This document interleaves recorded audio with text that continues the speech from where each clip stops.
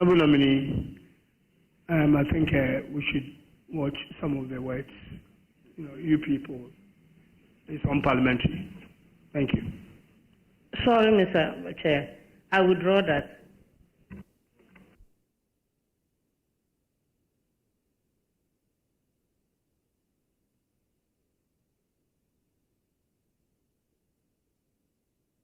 Please, Honorable, please. Honorable Nominee, I think you are forgiven. Colleagues are forgiving you. In one of your statements, you said if, and you premised your statement if the President, His Excellency, will implement a 24-hour economy. I find that very questionable because I know His Excellency has appointed a substantive officer at the Presidency who is in charge of the 24-hour economy. So the question of if doesn't come in at all. Is it the case that you are not aware or you are not sure the 24-hour economy will work? Which is which? Thank you very much, Mr. Chairman. In your submission, your first submission, you mentioned that the President said to do or not to do. So that if that I used was premised on to do or not to do. Thank you. She defined public sector reform earlier. You recall you defined that, do you? You recall you defined public sector reform? Please answer. Yes, please. And so, based on your own definition of public sector reform, are you able to apprise us, and you have received some due briefing from your ministry, some of the important interventions by the previous administration, which you had already agreed that given the nod, you are going to ensure continuation and sustenance? Would you be glad to run us through some of them that you find important and should be sustained going forward? Thank you very much. What I'm going to mention is captured in the National Action Plan 4 and is co-created with the National Action Plan 5. Those were the achievements in the public sector when it was being overseen by the senior minister, Honorable Osofo-Maafo. I recall during the briefing, I heard there was some activities that was done with the passport office, DVLA, births and deaths, just to mention a few. And again, in legal terms, some laws were also passed, some acts were also passed during the implementation of the NAP 4. I think I've seen a couple of things that has been done. Thank you.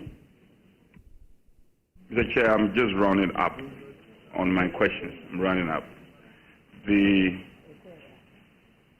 The advocacy on anti-corruption, apart from the effectiveness, efficiency in the public sector that we've all been desirous of seeing, the call on anti-corruption is important.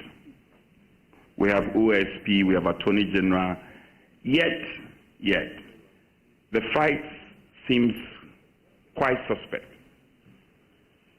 Going into this office, what are you bringing to the table towards the march fighting corruption in our country? What specific interventions would you want to undertake for you to be remembered for? Thank you very much, Mr. Chairman. Some of the interventions I mentioned earlier is about the use of technology and innovation. 2 is about engagement. 3 is about capacity building of the employees or service providers. Thank you. the success of our public sector reform interventions also depend on how we relate to the private sector. Do you agree to that? Yes. So, if you do agree, what interventions should we engage in to strengthen the dialogue between our public sector reform? Because if we reform our public sector and it doesn't cascade into our private sector reformation, it will be lopsided. So is it the case that you are not looking at it from just one angle? You're also looking at how the private sector and the public sector can both marry effectively? Thank you very much, Mr. Chairman.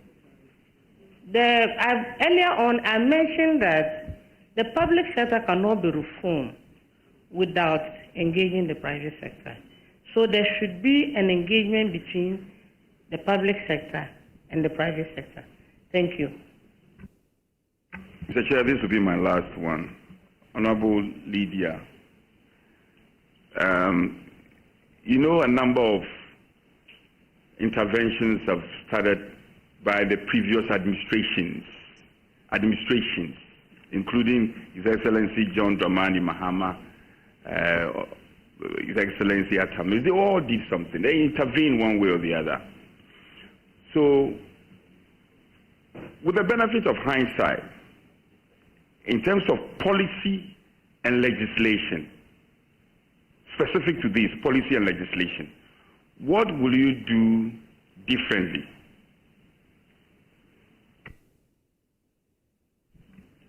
Thank you very much, Mr. Chair.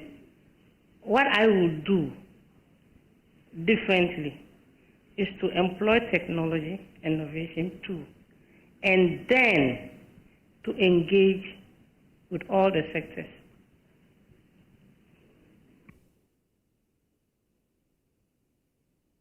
Thank you very much, Leader.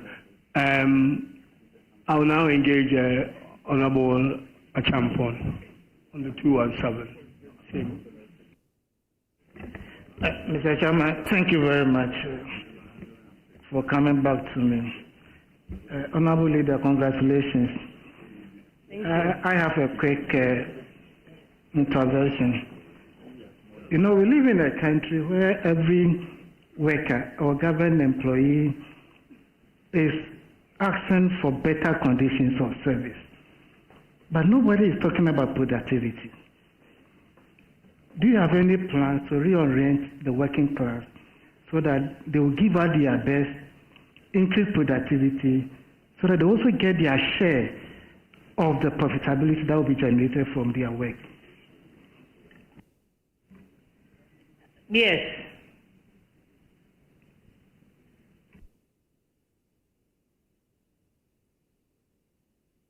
Thank you. Now I will let Honorable Roxanne, and then I'll come. Yeah, you're done. Yes, he just asked a question.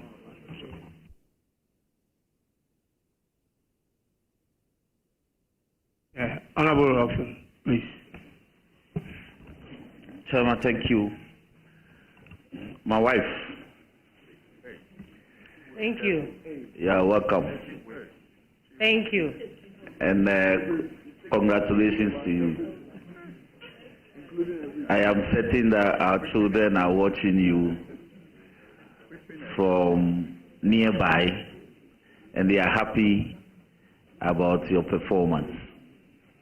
I have no doubt you will succeed. Thank you. Now, public sector reforms. It took on this name from about 2005, but from between the middle of the 80s to the 90s, there have been major reforms in our public sector. And so by 2005, when President Kufuor was about to end his first term, as part of the African peer review mechanisms, an office ought to be created under the aegis of the then senior minister, if you recall. And so concrete, deliberate government policies were channeled or were implemented via that office.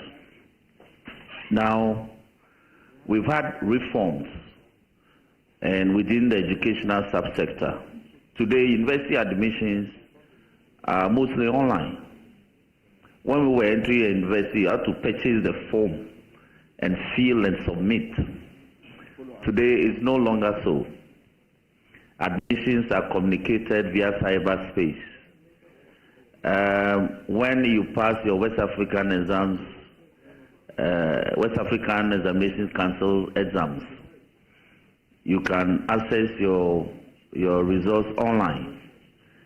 And when you are qualified to progress, GES has rolled out a platform called School Placement. And so you no longer travel to your school to ask your headmaster to admit you. You were placed, and then you only go for your admissions. Now, you no longer go to notice board to check whether you've been admitted or not. Land administration, major reforms. I recall championed by my own professor, Professor Kwame Jan, led the major land reforms. Land transactions are generally becoming smoother now, even though we still have bottlenecks. The judiciary, today court processes are filed online. Judgments are delivered via online. Lawyers receive court judgments online. As part of our rules of procedure today, a defendant or a party to a case can be served online.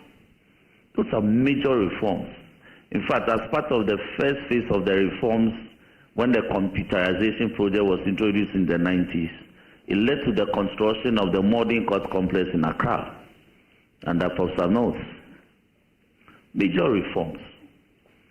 And just a couple of months ago, the immediate past government was running or had an office for public sector reforms and had a project for reforms for performance.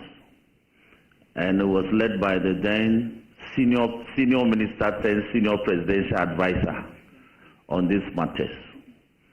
So, but the secretariat is there, they are operating. And our national program between 2018 and 2023, the 5-year program is ended. We need a new action plan. Will you consider finalizing that this year under your aegis so that we can have focused and improved sector reforms, especially even Parliament? We are about to go online. Consuls have been provided. Members of Parliament now can read proceedings on their consuls, correct votes and proceedings online. And statements of colleagues can also be posted online for members to comment on, so that this can be further improved. Because for me, in the public sector, the only constant is positive reforms. Will you consider doing that? Thank you, Mr. Chairman. Yes. The NAP 4 is ending in June. And the NAP 3, the NAP 5 has already started. It's supposed to start this February. So by the end of December, or at the end of the year, we are supposed to assess the implementation of the NAP 5. And it's one of the briefs that I had from the Secretariat. Good. One other area within our public subsector that I think also will need your attention in terms of policy implementation is our births and deaths registry. I think it should consider rolling out a program where births are captured contemporaneously, records of childbirth. They are captured and certificates are produced contemporaneously. You don't have to go for weeks and months before you get the certificate for the birth of your child. So should be this, so that in our hinterlands, with an app, when the event occurs, it's entered, it's registered online, and a certificate online is generated.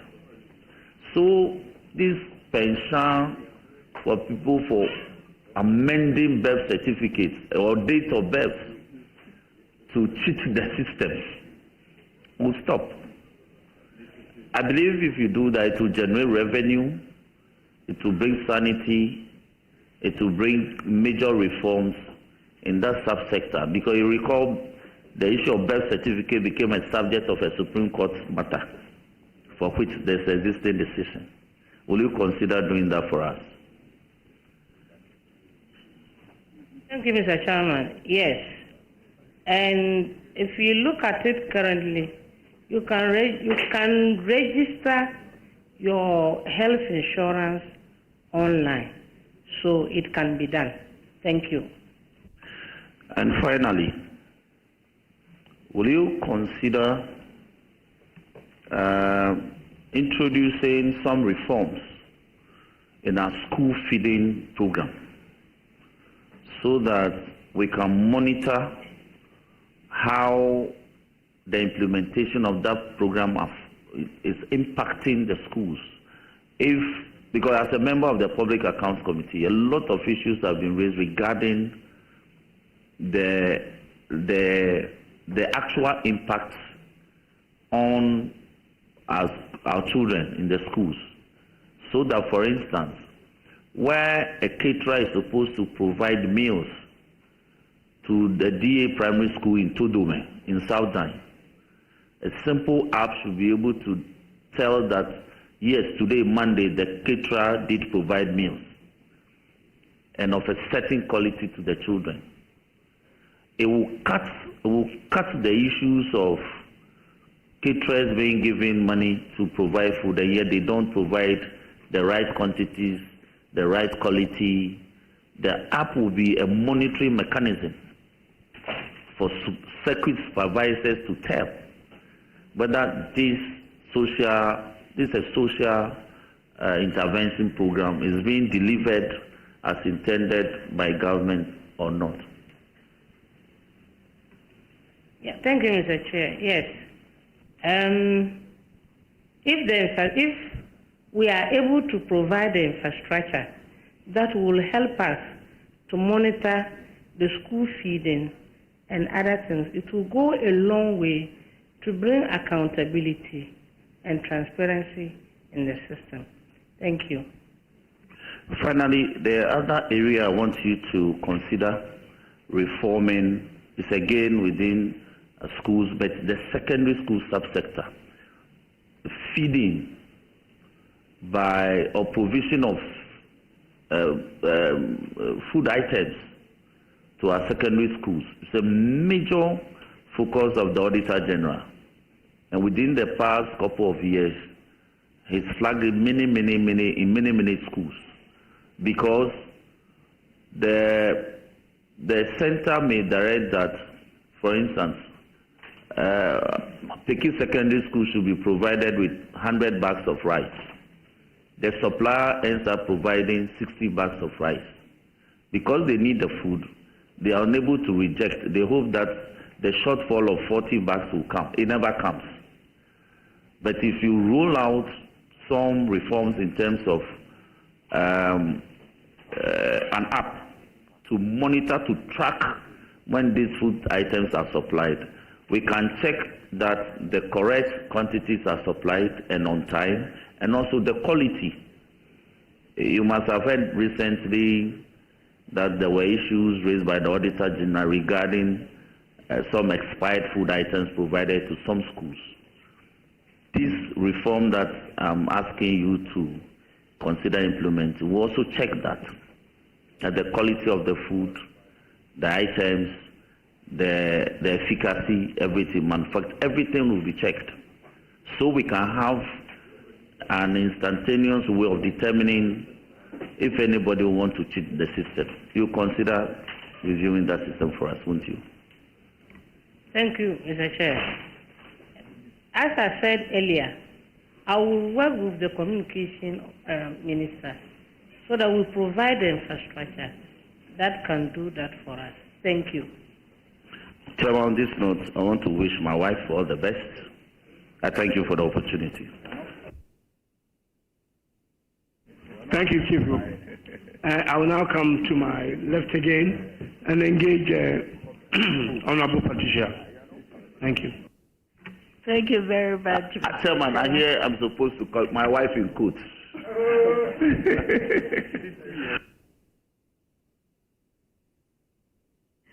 Thank you very much, Honorable Chairman.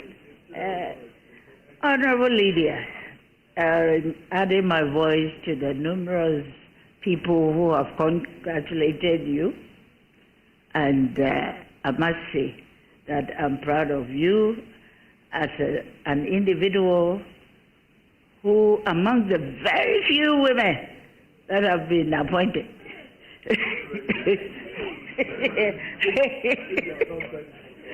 I know people are asking because, yes, and I must say that somewhere in February, sometime last week or so, you faced a criticism from a private legal practitioner in the person of Martin Pebu, who questioned your suitability for the role of the Minister of State for Public Sector Reforms. Mr. Pebu argued that based on your credential, you lacked the necessary experience to lead the ministry effectively. Do you think this comment stems from the patriarchal nature of Ghana? And if not, how are you going to position yourself to prove him wrong? Thank you. Thank you very much, Mr. Chairman, and thank you, my sister, for that observation. It is when people are in the public domain, everybody has the right to express his or her opinion. I started my career as a staff nurse, rose to the rank of a senior nursing officer. I have been in the public service for not less than 15 years. From there, I went to NADMO. I worked as a senior disaster management officer. My responsibility at the ministry is to collaborate and provide leadership so that the structures at the ministry will work.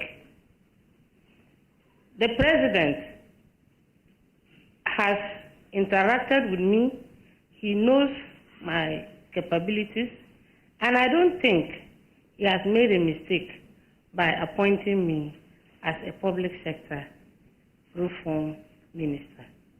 And I want to assure Ghanaians and lawyer Martin Pebu that if it is about your experience, they would have asked professors to be the president of this country because they have a lot of experience, they have learned a lot, or the Minister for Health should have been a professor in health and not any other person.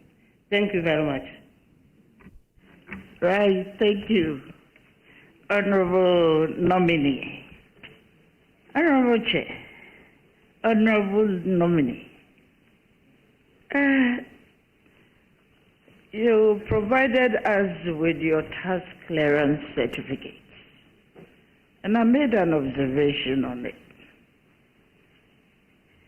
And I realized that in 2023, you paid more taxes than in 2024. If I go through your CV, you don't have any extra business going for you. And I believe that maybe we'll have to cross-check and find out what kind of information did you provide them to give you that kind of, because the 2024, you paid something far less than what you paid in 2023. Thank you. Thank you very much, my sister. What really happened in 2023 was that the previous years, I didn't file my tax returns, so I was given a penalty to pay, and that rose the figure to that level. Thank you. Rightly so. There's something that I normally do, and it's, since you are going to undertake public sector reform, one of the questions that I would like to ask you, my sister, is whether you are very conversant with the Affirmative Action Act. Thank you. Thank you very much, my sister. Mr. Chairman, yes, I was part of the discussions. If you remember, when we went to OFORI-ATTA together, I was a friend to the committee, and I was part of the discussion. I can't read all the sections in that bill, but at least I have some knowledge about the Affirmative Action Bill. And it was one of the achievements of the NAP4 in 2023 and 2024. Thank you. Right, thank you very much. Then to follow up, may I know what you're going to do? Because you are very much aware that women's participation in politics and leadership still remains very low. So what initiatives would you push to encourage more women to take up those leadership roles? Thank you. Thank you, Mr. Chairman. And thank you, my sweet sister. I myself am a role model.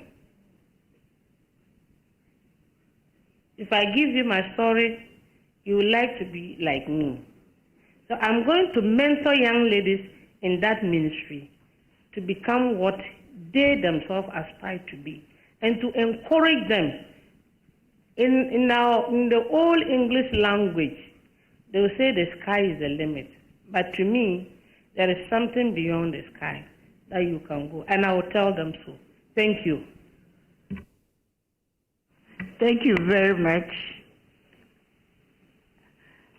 Are you aware that under clause 15, there's a specific activity that your sector will have to undertake to ensure the gender equity or inequality finally, and therefore, and then also make reference to the third schedule. So, my honorable nominee, I would like to find out from you, what exactly will you be doing? Because there's a specific responsibility for you to undertake that action. Thank you. Thank you, Mr. Chair. As I mentioned earlier, I've not been able to go through, and I cannot remember everything that is in that act. But as you have brought to my attention, I will go and read and practice it and make sure that whatever has been provided there is achieved for the interest of women and for the interest of gender. Thank you. That's exactly what I wanted to achieve. If it's happening on your blind side, I want to bring you to speed on that. And one aspect that we are also trying as much as possible to ensure that there will be reforms in that is that what strategies will your office adopt to ensure public funds are equitably allocated to programs specifically targeting welfare and women and children? Thank you. Thank you, Mr. Chair.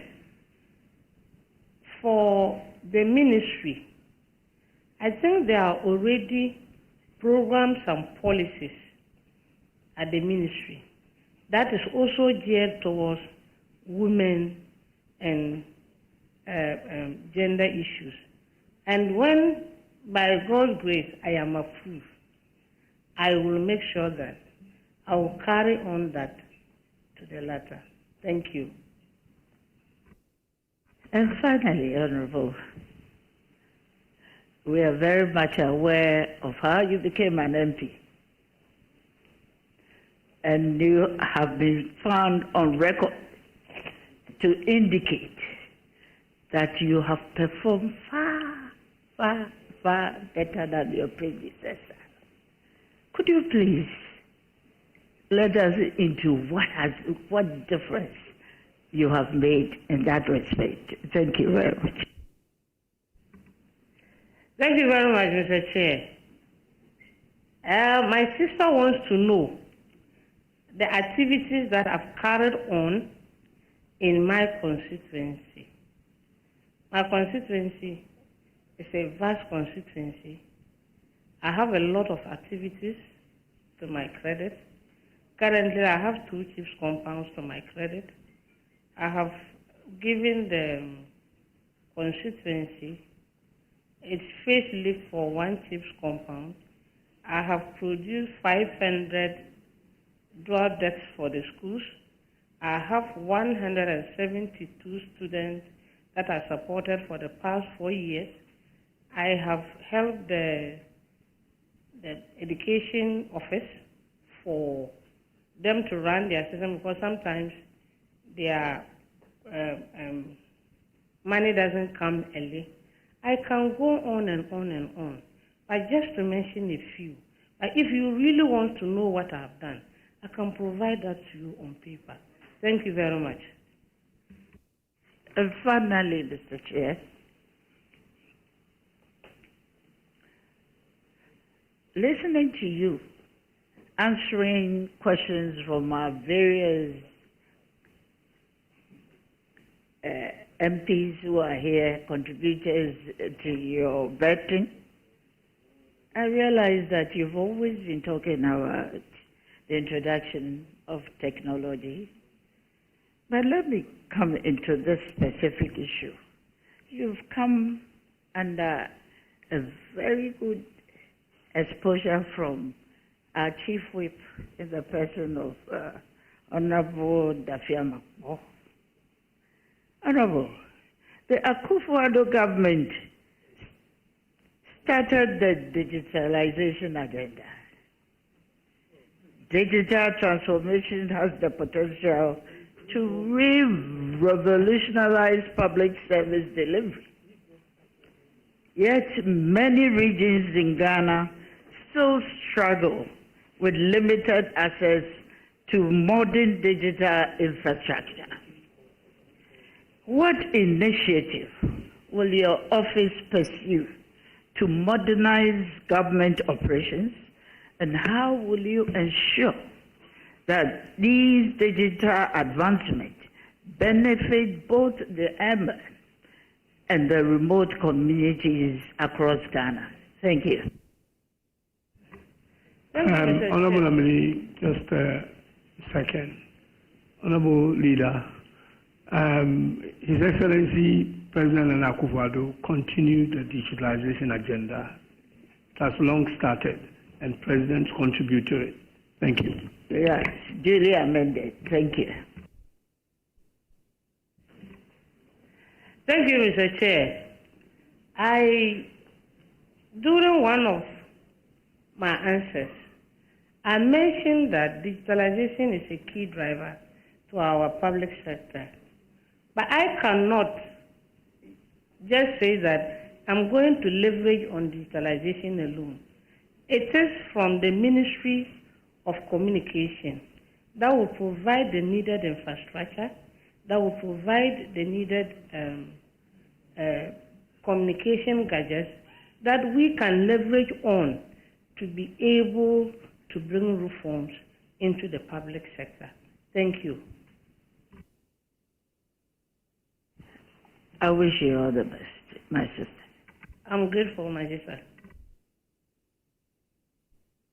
Thank you very much. I will now invite the Honorable Minority Leader, and then after I will wrap it up. Thank you.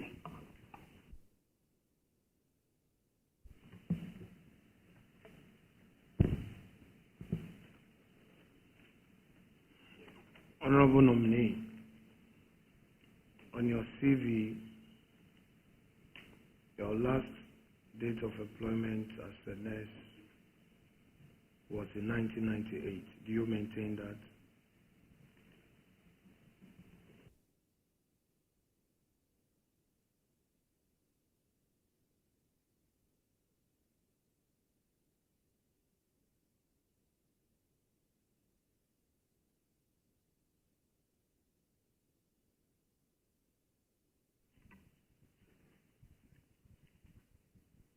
Thank you, Chairman. I don't know which page my senior leader is talking about. Page 2 of your CV. Page 2 of my CV says that Educational background.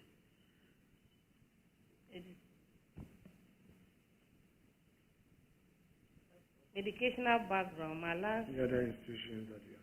Yeah, but my last educational. And then you indicated the employment. So I just want you to help me on that. That's why I said, do you maintain that? Yes. Okay.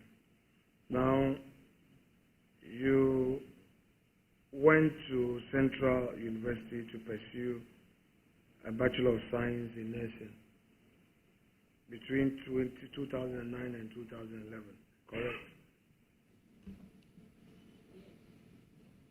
Yes, Mr. Chairman. Were you on steady leave with pay, or you went on your own? Please, I was on steady leave with pay.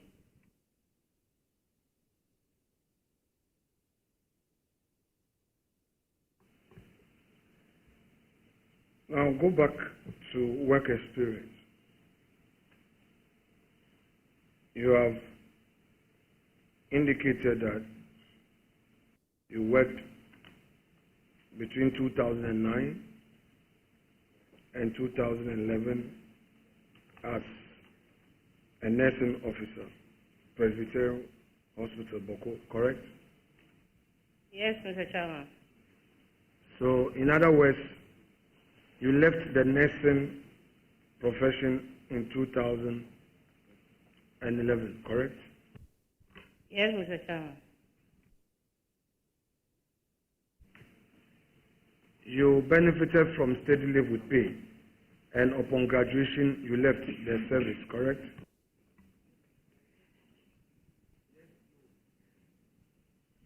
Yes, Mr. Chairman.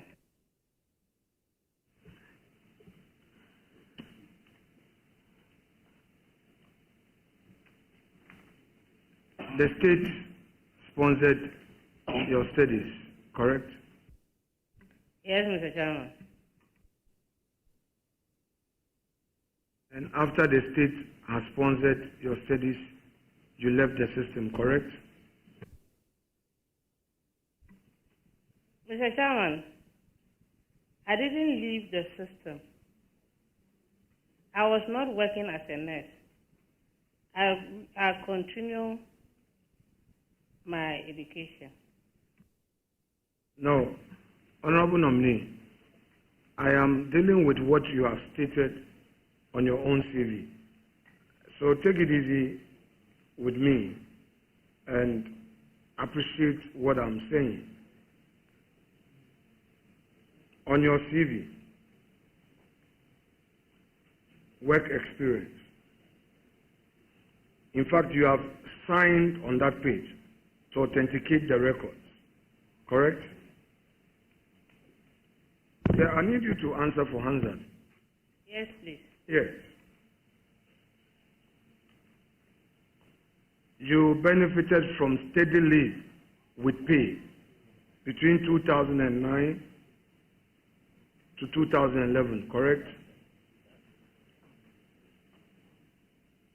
What Bachelor of Science in Nursing. Nursing. Yes. What really happened was that I went to school in 2009, and my salary was stopped in 2010. Did you take a steady leave with pay? I took a steady leave with pay, but Boko Hospital didn't sign for me because it's a church institution, it's not a government institution. It was under the administration of the Presbyterian Hospital. So what about 2011? 2011, I sponsored myself in the school. Thank you. So you left the system soon thereafter? Yes, please. After graduation? So how many years did you practice as a nurse?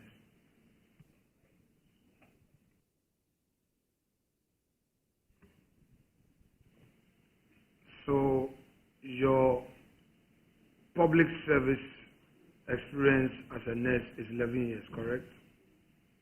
Yes, please. You okay or no? Ni ngbefa ni otayega. Ofane no mi awa colleague on kamami. Kanya mi men. You no chunu ye jame. Ofane da bi no mi ya school. Ini le na ote bokuno ya ote school ye jame, correct? Ofane ni ngbe middle school na ni ya chano ye new driving. Ngbe new driving na ninte transfer ya send my secondary school ni ya gbena. Ni ya chano ya boko nurses training college. Ni ngbe ni ne ta cholete six form na.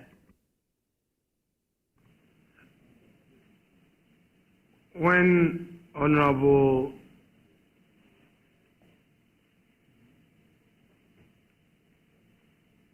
Patricia Peje was asking you a question, she conditioned her question. You did not condition your answer. I want to give you an opportunity to clarify. To help you, she said you had publicly stated somewhere that you have done far better than your predecessor.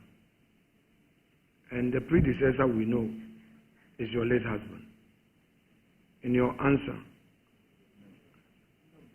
you succeed.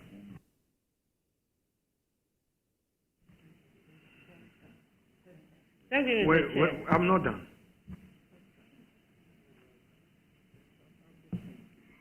Your predecessor,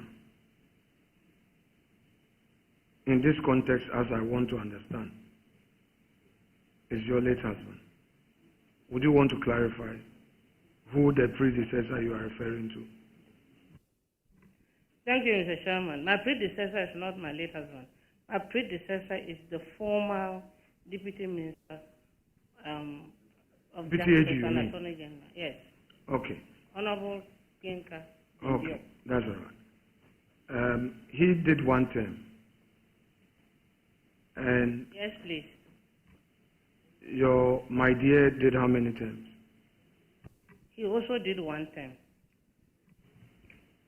So your issue of having done far better is only limited to Penkwa, not your husband, correct?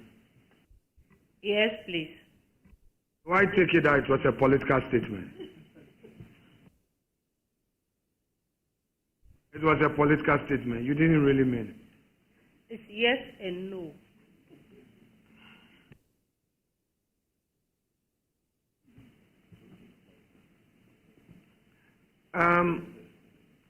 You had an issue with Mr. Martin Kwebu's comments. No, please.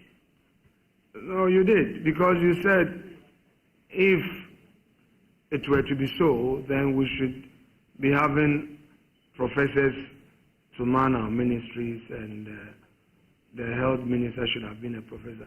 Are you therefore suggesting that you need to only be a professor to have the requisite knowledge? I just wanted to understand what you meant. Honorable Member of Parliament seated right by the nominee, be reminded that the nominee is on oath, and if you will be engaging in this, you will not be helping. No, please, Honorable. He is capable. She's very capable, please. She's very capable. Yes.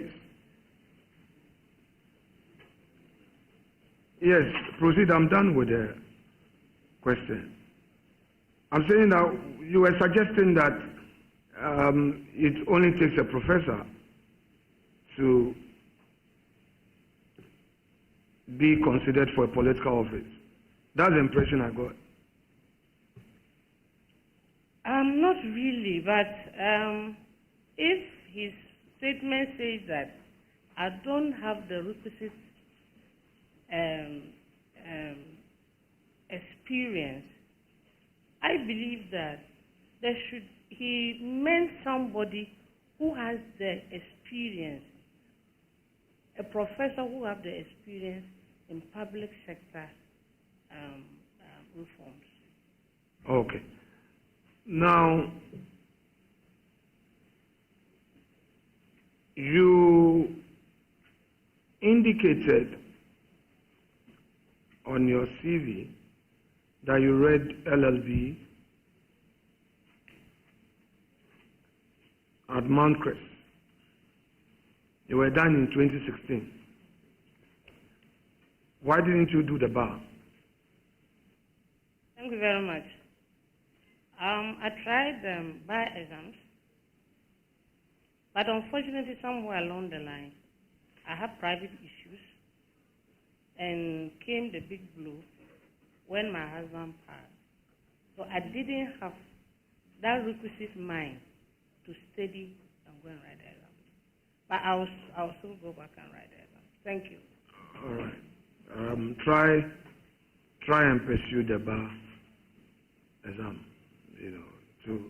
I'm sure you want to be called to the bar someday. Thank you very much, Senior, for your...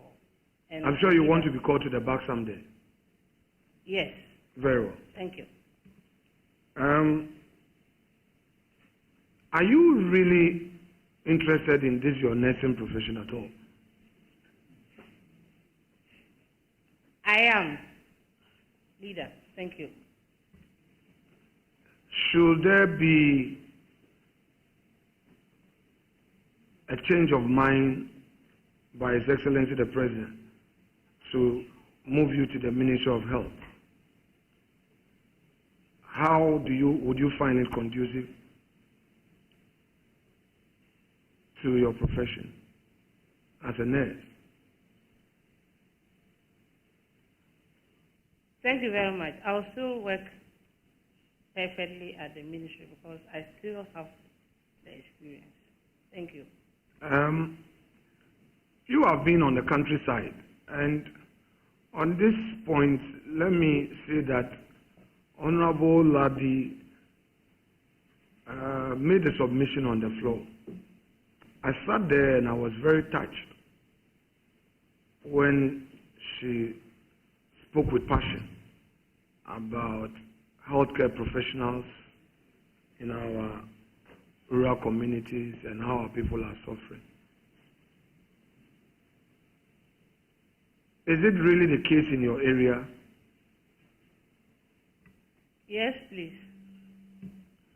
So would you encourage more recruitment of nurses in our deprived communities? Yes. Would you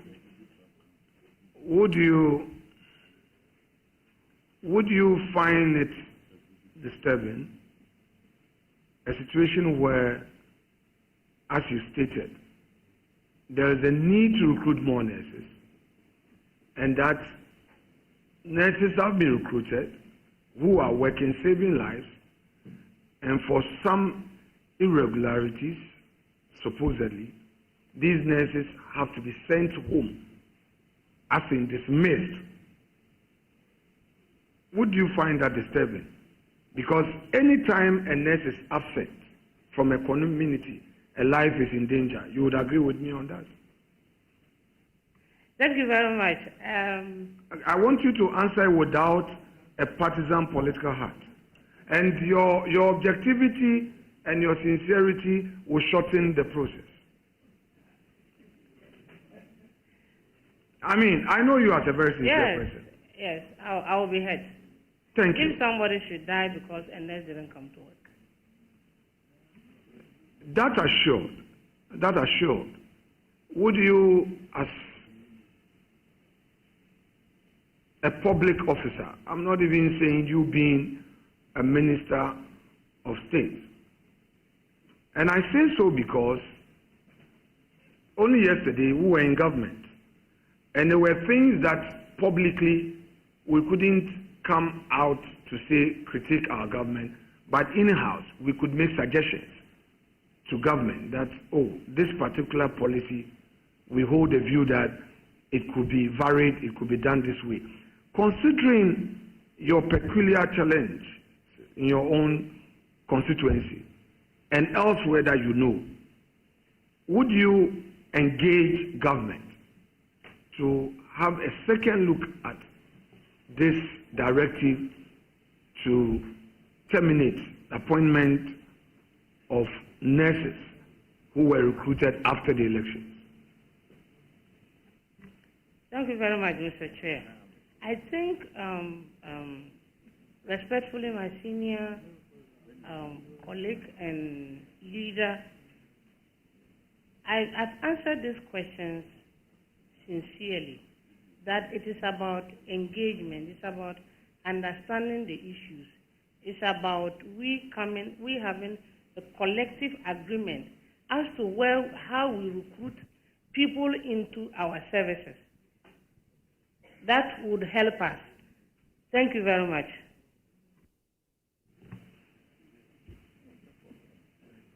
Now,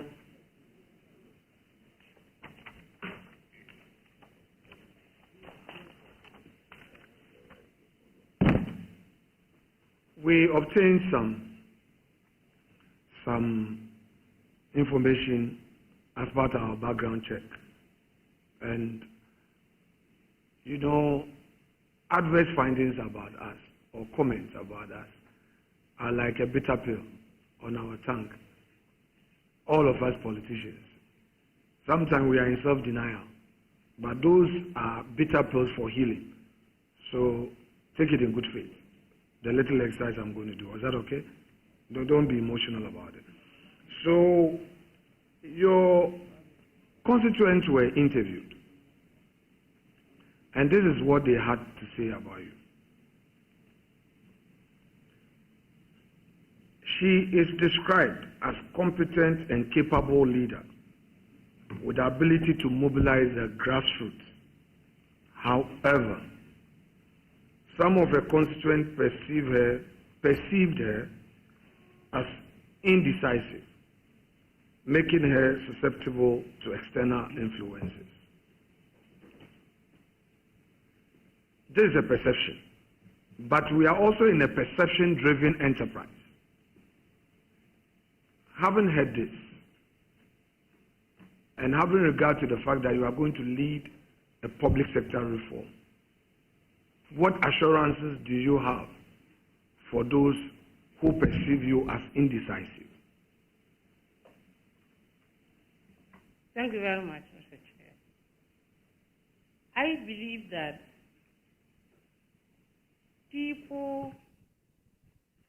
when people are interviewed, everybody has something to say.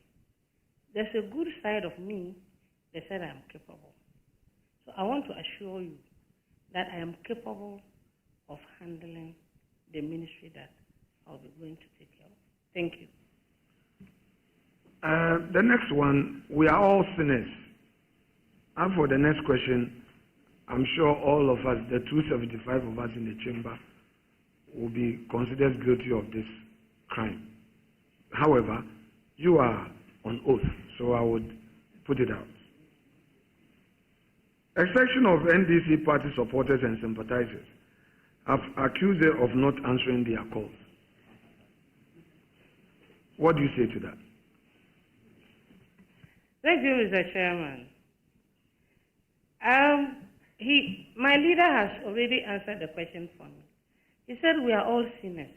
And I pray that those people that I didn't answer their calls will forgive me. Thank you. But what assurances have you for them? And I want to assure them that I will work on it and I will now answer their calls. Now, can Honorable Nominee, let me suggest to you what I have done. Maybe it will help.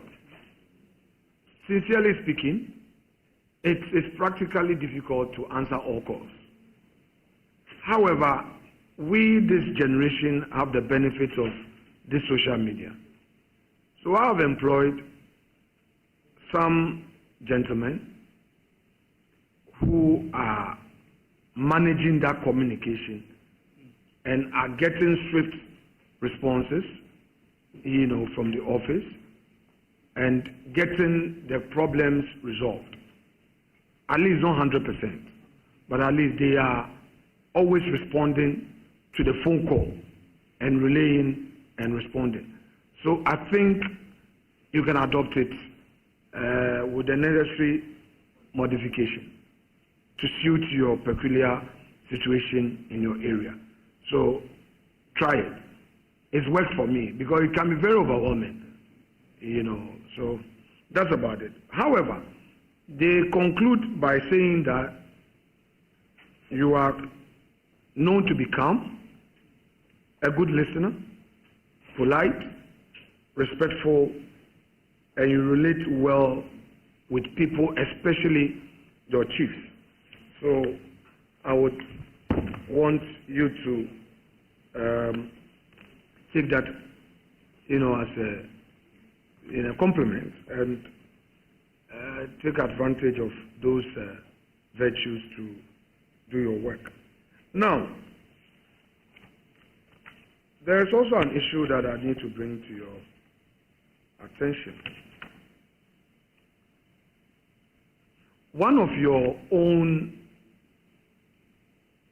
referees, you have provided referees, and one of your referees describes you as humble, respectful, but states strongly that you ought to be assertive in your dealings.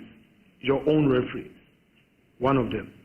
It says that you are humble, respectful, but you ought to be assertive in your dealings. What do you say to that? Thank you very much for all the narration and the compliments. Those who reveal who I am, I'm grateful. Once somebody says something about you, the person wants you to work on it. I will work. I will do everything diligently in my power to work on all those my flaws. Thank you. Honorable Nominee,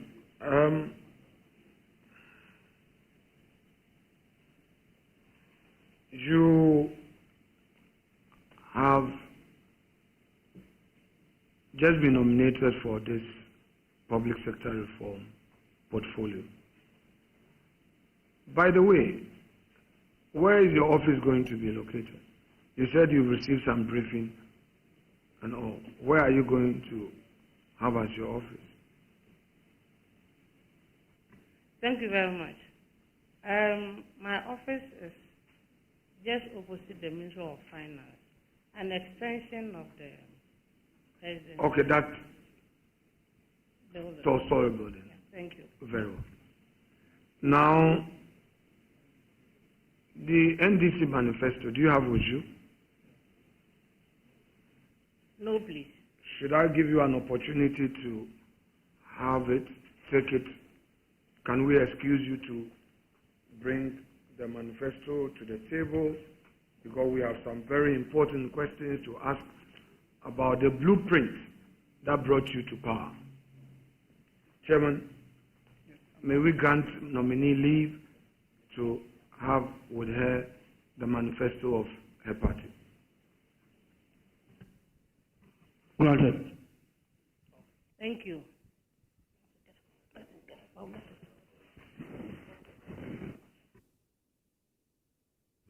Please, Madam Nominee, please sit, please. Yeah, unless you want to stretch.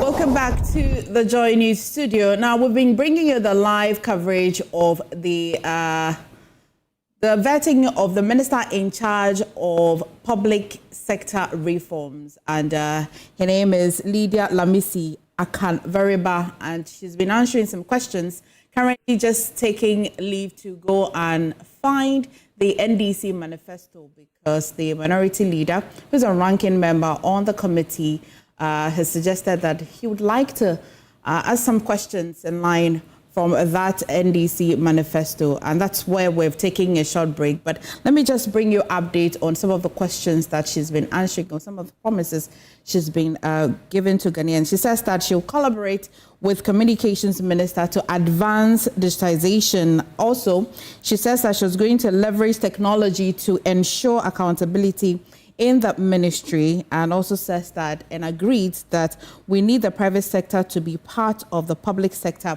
reforms as well, and says she'll lead to ensure ministries function effectively. Also, she also believes that digitalization is a key driver of our public sector, and also we've just been bringing you all of that vetting. But we've gone for a quick break, and when we come back, we'll go back to that live coverage where we're going to be continuing with Lydia Lamisi, who is being vetted.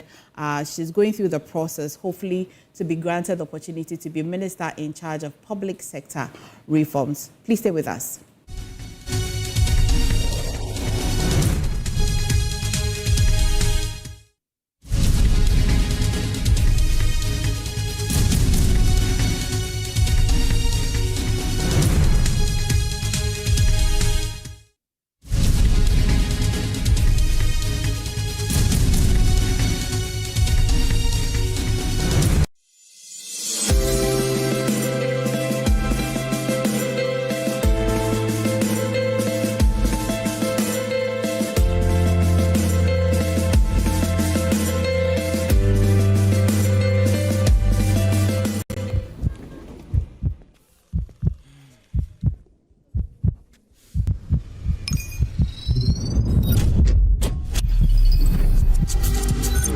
Download OneXBet app and enjoy the variety of sports anytime, anywhere.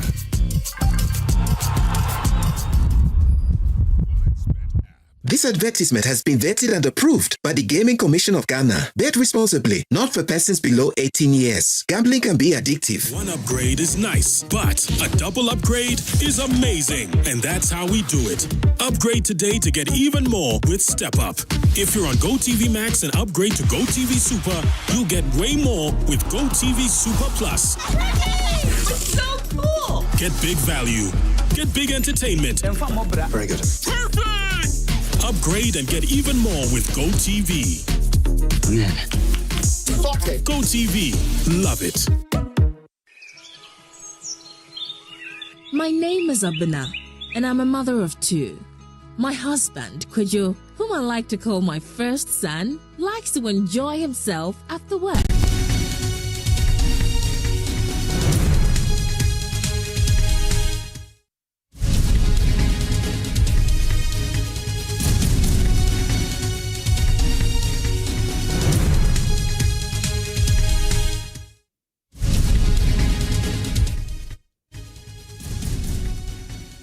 We shall take you back to Parliament, specifically where the vetting of nominees is ongoing, and Lydia Lamisi taking her seat back again after she sought leave to take a copy of the NDC manifesto to be able to answer questions from there. We'll take you there live. Some other exercise so that you can patiently take your time. Is that okay?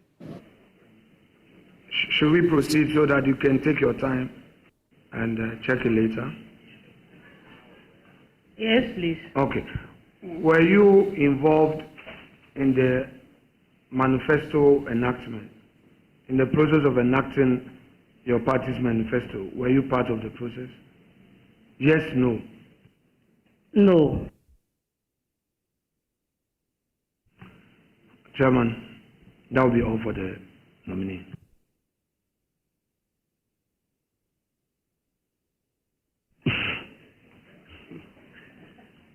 Thank you very much. Honorable nominee, congratulations. Thank you, Mr. Chairman. I know that we hold the manifesto dear to our heart, but it's not a driving license that you have to carry around. So if you don't have it, it's okay, but if you have it, it's fine. Mr. Chairman, respectfully, I left it in my office. That's great.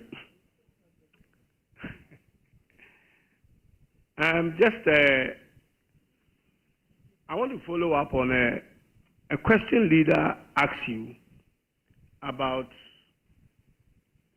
if you should lose your work. I remember I'm sure you remember the question. In the circumstance he described, will you be sad? And you said yes. Now let me ask you the same question in another way. If you lose your job under the same circumstance he described, but you find out later that the proper process was not followed for you to get a job, and that you probably got a job at the expense of someone, would you still be sad? Thank you, Mr. Chairman.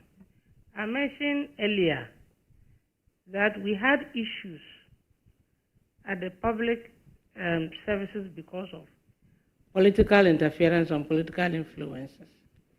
We have favoritism.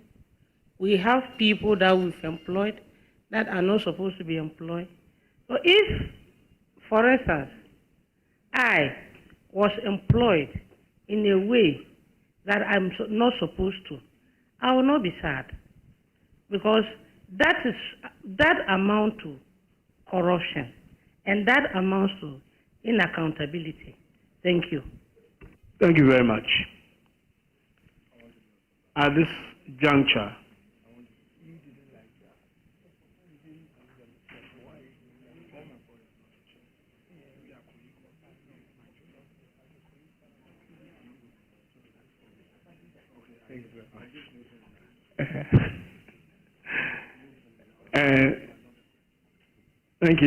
thank you very much. At this juncture, I think that we have exhausted all the questions, on the floor this morning. And Chairman, with respect, except that in good faith,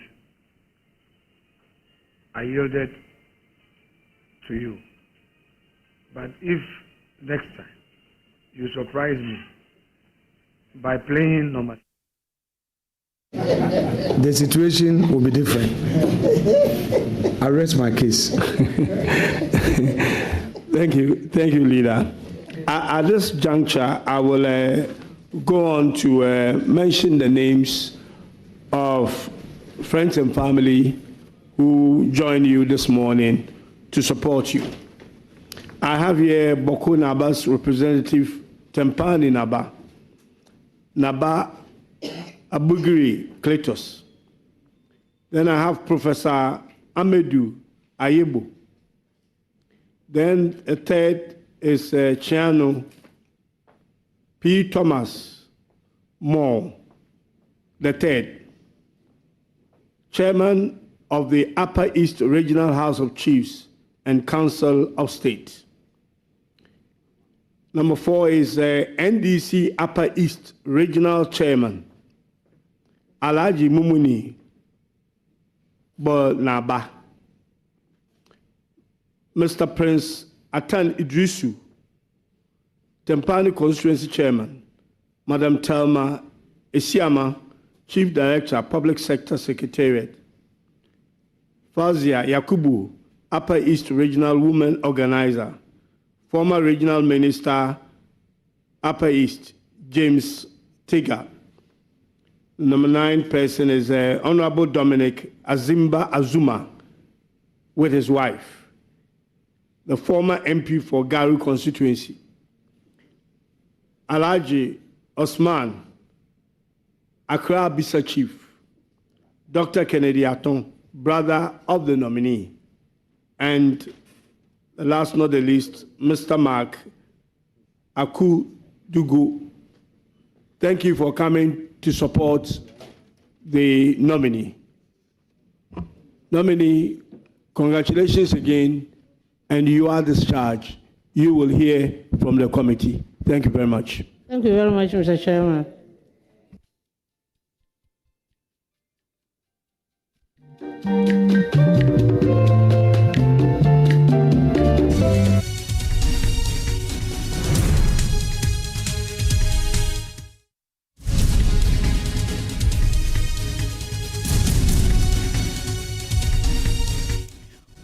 looks as if that's just the end or the wrap on the vetting for the Minister-Designate who would be in charge for public sector reforms.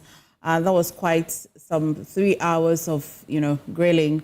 But it ended at that because she didn't have the NDC manifesto, that part of the questioning was not going to happen. But a little later today, we have a few more coming through. We hope to see Thomas Nyako Ampim, and we're hoping to vet him for the Deputy Minister in charge of Finance. We also have Ebenezer Oklete Telabi, who would also hope to want to take the responsibility of being Interior, and also Samson Ahi, who hopefully would want to be Deputy Minister in charge of Trade, Agribusiness and Industry. And also a little later, hopefully that will be the last person for today, Yusuf Isaka, who would also be vetted, hoping to be responsible for tourism, culture, creative arts as the deputy. That's how the flow for today's vetting looks like. Tomorrow as well, there's going to be some vetting, but we've just finished with MP for Tempane. She is currently the MP for Tempane and hoping to be the minister in charge of public sector reforms. But do stay with us, as this is the JoyNews channel, and we promise to bring you every update. A little later, we shall connect with our parliamentary correspondent to bring us more updates. Do stay with us.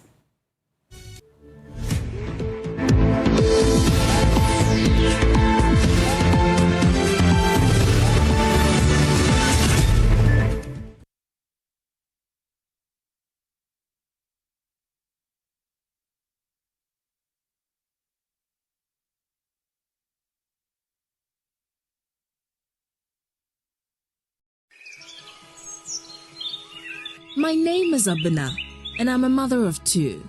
My husband, Kwejo, whom I like to call my first son, likes to enjoy himself after work. My daughter, Nanekia, loves nature and flowers. She wants to become a florist in future. As a result of these, they are always exposed to parasitic worms. And because I'm aware of the harm the worms can cause the human body, I protect my family with Z400 albendazole. Z400 is effective against worms such as tapeworm, roundworm, and hookworm, and it comes in the form of syrup and tablets. Z400 albendazole is good for both adults and children from 2 years and above. Z400 albendazole, good protection for the whole family. Not recommended for pregnant women and lactating mothers. This advert is FDA approved. Download OneXBet app and enjoy the variety of sports anytime, anywhere. OneXBet app, at the heart of the game. Every day, people have money emergencies. Ma, I need my school fees emergency. Mommy, chop money emergency. Emergency. Catch it. I'm your rent emergency. Now, there's a new emergency number in town. More money, challenge and enjoyment. At the top life regardless. Dial star 770 hash for all your money emergencies and chop life. Dial star 770 hash for money emergencies and get easy and quick access to your money, loans, and other banking needs. EcoBank, the Pan-African Bank.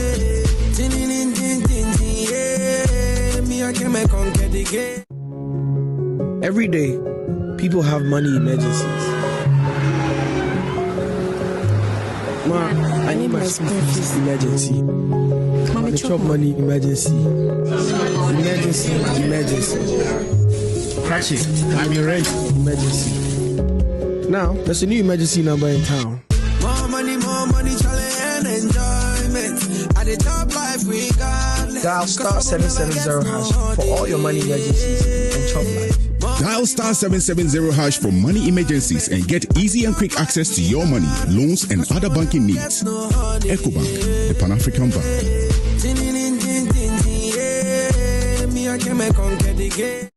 You're strong and you're tough. Syntax tank A by A. Syntax tank. Ladies and gentlemen, I beg you, check your tank and get Syntax. CES. Where you're trusted over 25 years, we are made in Ghana water storage solution. You were green, you were blue, colors in there. Great. That's it, your baha, your mom free water. We have over 400 agents nationwide. Trusted Ghana Finance, yeah, baho, yeah, baho. Find us on social media, Centers Ghana, not nominate here. Say Giovanni, Centers say, I need you in this community. And it's that simple. I will be there myself. Centers Ghana page. All right, so just like that, we're wrapping up inside Tessie. Centers Bank! Hey, strong! Hey, strong!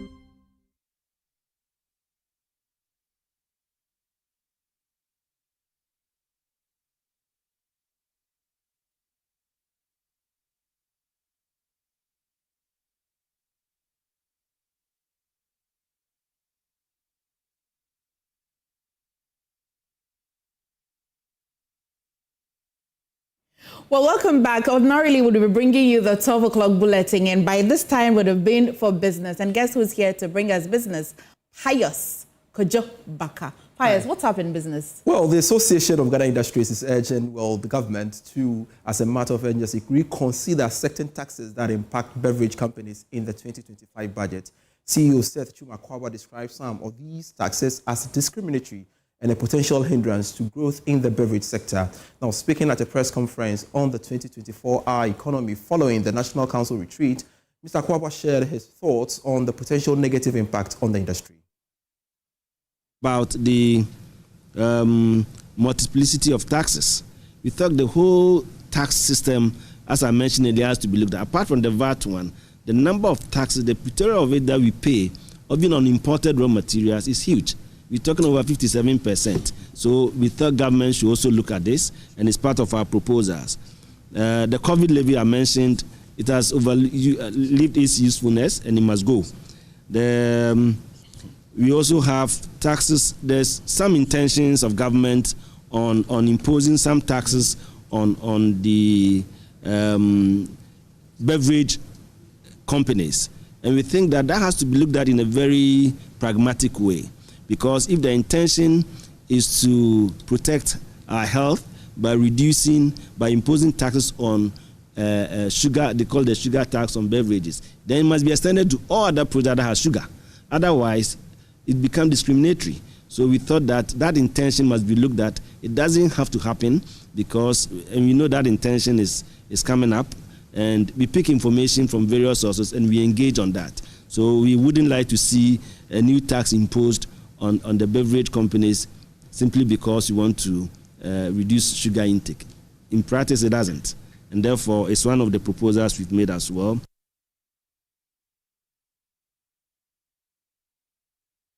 The International Monetary Fund is now raising serious concerns about the government spending last year, highlighting it is as a key issue during their recent visit to Ghana. The IMF's concerns could have significant implications for Ghana's fund program and even this year's budget. George Yafe tells us more. Based on Ghana's program with the IMF and even the 2024 budget, the country should have ended that year with a surplus when it comes to its primary balance. However, what we are picking up shows that we ended 2024 with far higher budget deficit than estimated. It is not clear for now whether it could be captured under election-related spending. But this has serious implications for Ghana's program with the IMF. That is because some aggressive measures are needed to be taken now to save the IMF program and ensure that Ghana can go to the board in June this year for the next IMF cash. It could also mean that the 2025 budget may have to come up with some austere measures to make up for this overrun to bring the program back on track. This may have some serious implications on the proposed tax cuts like the e-levy and the fact that government may have to embark on some serious expenditure cuts in the 2025 budget.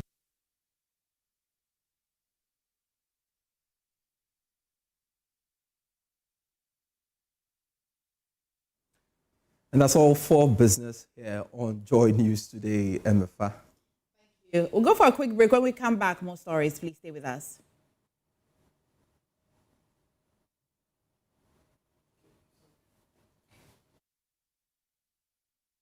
Ghana, based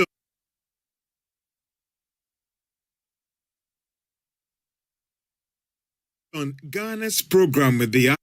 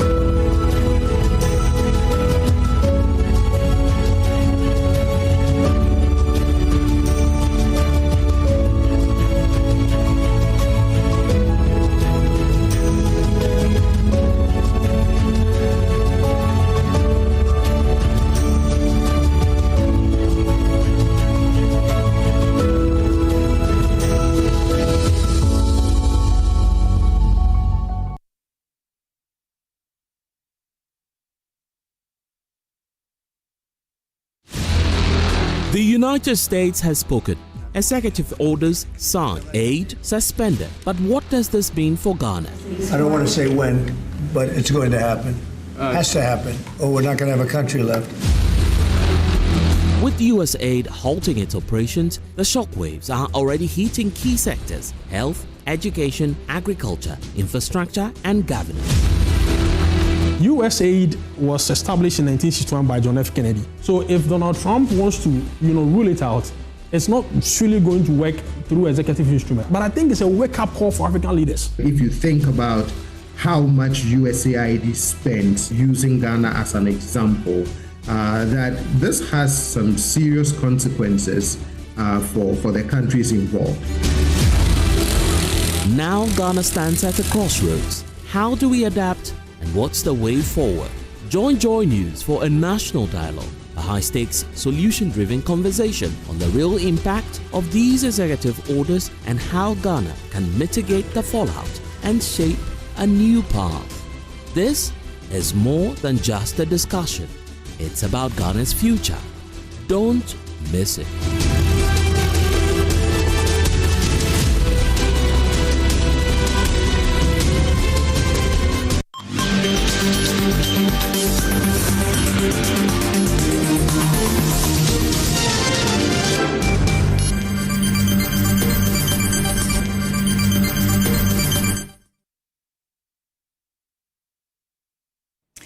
Hello once again and welcome aboard to JoyNews today. I am Emefa Kosiadeti. We shall take you a little later to the vetting committee, but right now though, one person has reportedly suffered a broken wrist and another left with a swollen eye after military personnel allegedly brutalized them at Bimisi near Walewale in the northeast region.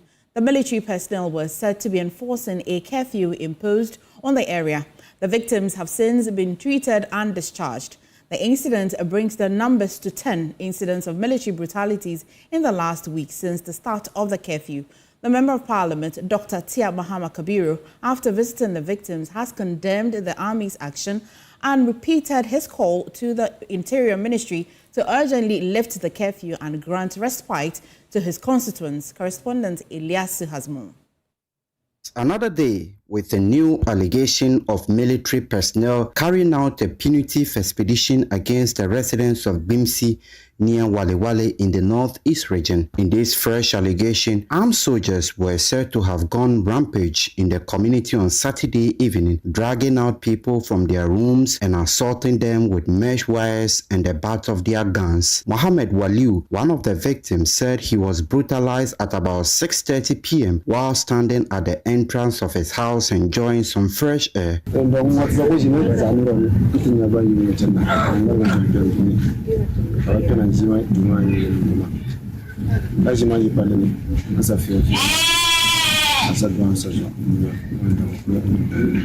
He showed us evidence of military brutality. He is now left with a swollen eye and severe bodily pains.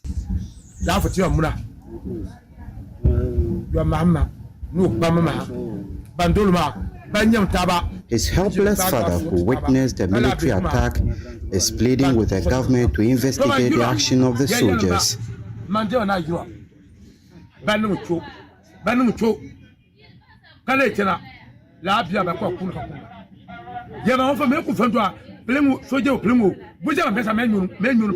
He reminded the government that their continued presence and alleged illegal act will rather endanger the peace of the area. This 42-year-old elder of the community, Daniel Yidana, also accused the military troops of causing injury to his wrist and showed us the damaged hand.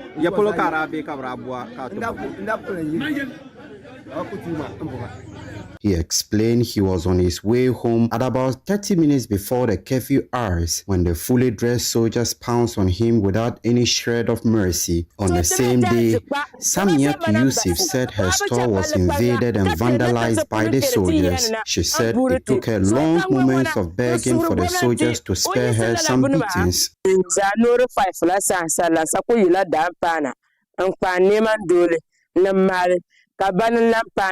So bampana sheka mnema la zwanjera kama ya zwan kwa shela kacha kanje ya kabapana yana vama kampara suguru ka memba no suguru kana vanne mama Kabaza sika dan bunan base on pu pa nun tia de manation ka fa de man la taba ka ni bu bang pa bugo nyua nema ka sa pa ba suru ka ba ya ne be chang na ka lamna ne be lamna ka na ba ne ban tuma kan bangi. Since February 15, when the government imposed a dawn-to-dusk curfew on Walewale, Logre, Kukwa, Gbimsi, and Wulugu, all in the West Mamprosi municipality, there have been almost daily reports of military brutalities in all the communities under the curfew. These reported brutalities have since led to the death of 2 residents in Walewale and Logre and left many with severely varied degrees of injury as well as the destruction of personal properties. This latest alleged attack in Gbimsi brings the number of such incidents to 10 and follows the raid on private homes at Kukwazugu, Nayilifong, Foni in Walewale on Thursday night. A member of Parliament, Dr. Tia Abdul Kabiru Mahama, speaking after a visit to the victims, expressed strong condemnation while appealing to the residents to exercise profound restraint and continue to abide by the restrictions imposed on them, assuring that back-channel discussions were ongoing at the highest level for the restoration of their freedom. First and foremost.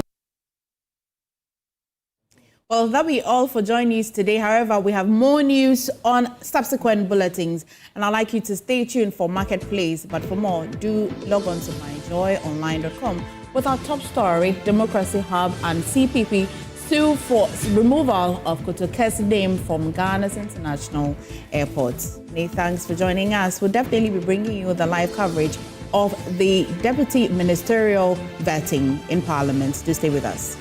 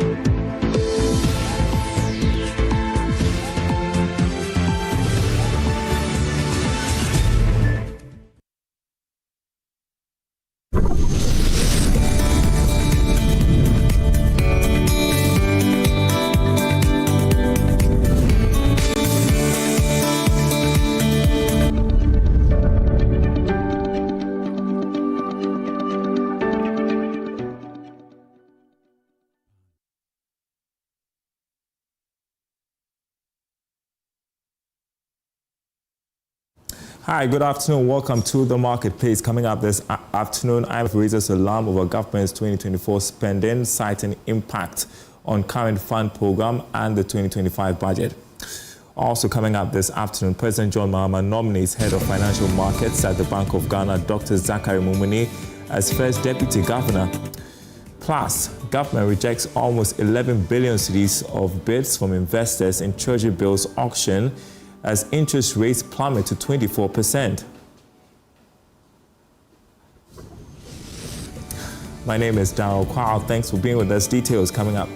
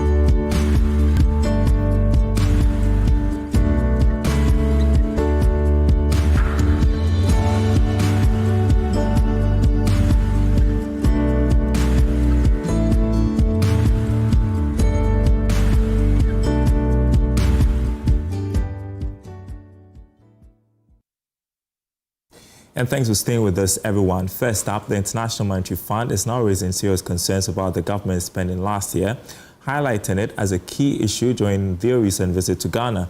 The IMF's concerns could have significant implications for Ghana's fund program and even this year's budget. George Afe has more on how this development could impact the country's financial plans. Based on Ghana's program with the IMF and even the 2024 budget, the country should have ended that year with a surplus when it comes to its primary balance.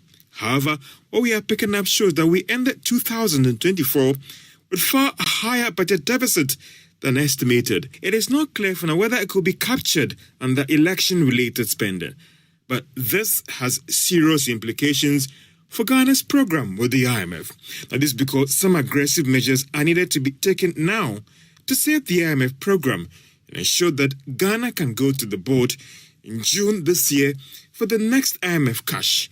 It could also mean that the 2025 budget may have to come up with some austere measures to make up for this overrun to bring the program back on track. This may have some serious implications on the proposed tax cuts like the e-levy and the fact that government may have to embark on some serious expenditure cuts in the 2025 budget.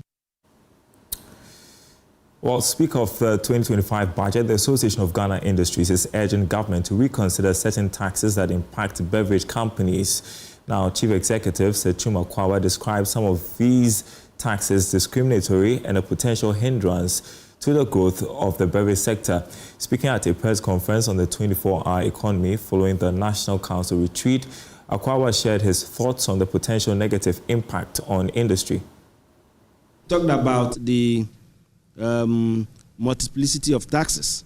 We thought the whole tax system, as I mentioned earlier, has to be looked at. Apart from the VAT one, the number of taxes, the material of it that we pay, even on imported raw materials, is huge.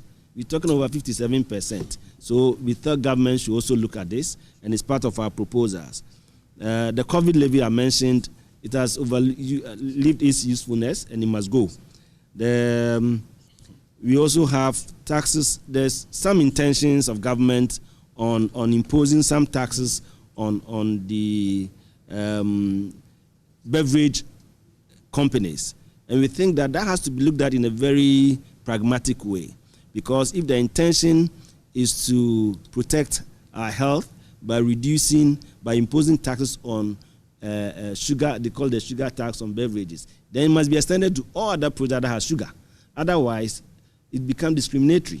So we thought that intention must be looked at. It doesn't have to happen because we know that intention is coming up, and we pick information from various sources and we engage on that.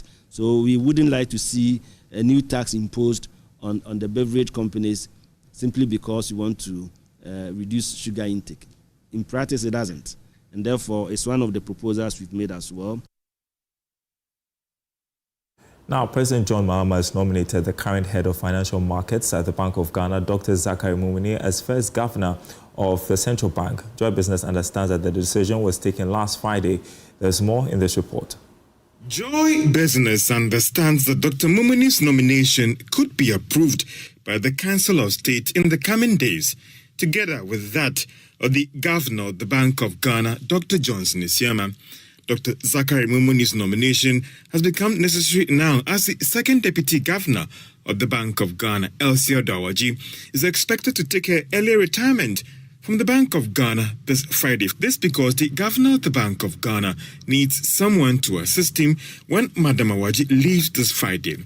Dr. Zachary Mumunyi was the one Joy Business was talking about when we reported earlier this month that President John Mahama has settled on someone from the Bank of Ghana that he would nominate as the first deputy governor of the Bank of Ghana to replace Dr. Maxwell Pokuafai. Dr. Mumunyi has over 20 years of experience in central banking and public sector management. He holds a PhD from the School of Economics, University of Nottingham, and Master of Philosophy from the University of Ghana, Legon, and a BA Hunt in Economics from the same university. Meanwhile, the Bank of Ghana Governor Dr. Johnson Isiama has assured that the regulator is committed to reviewing the cash reserve ratio for banks.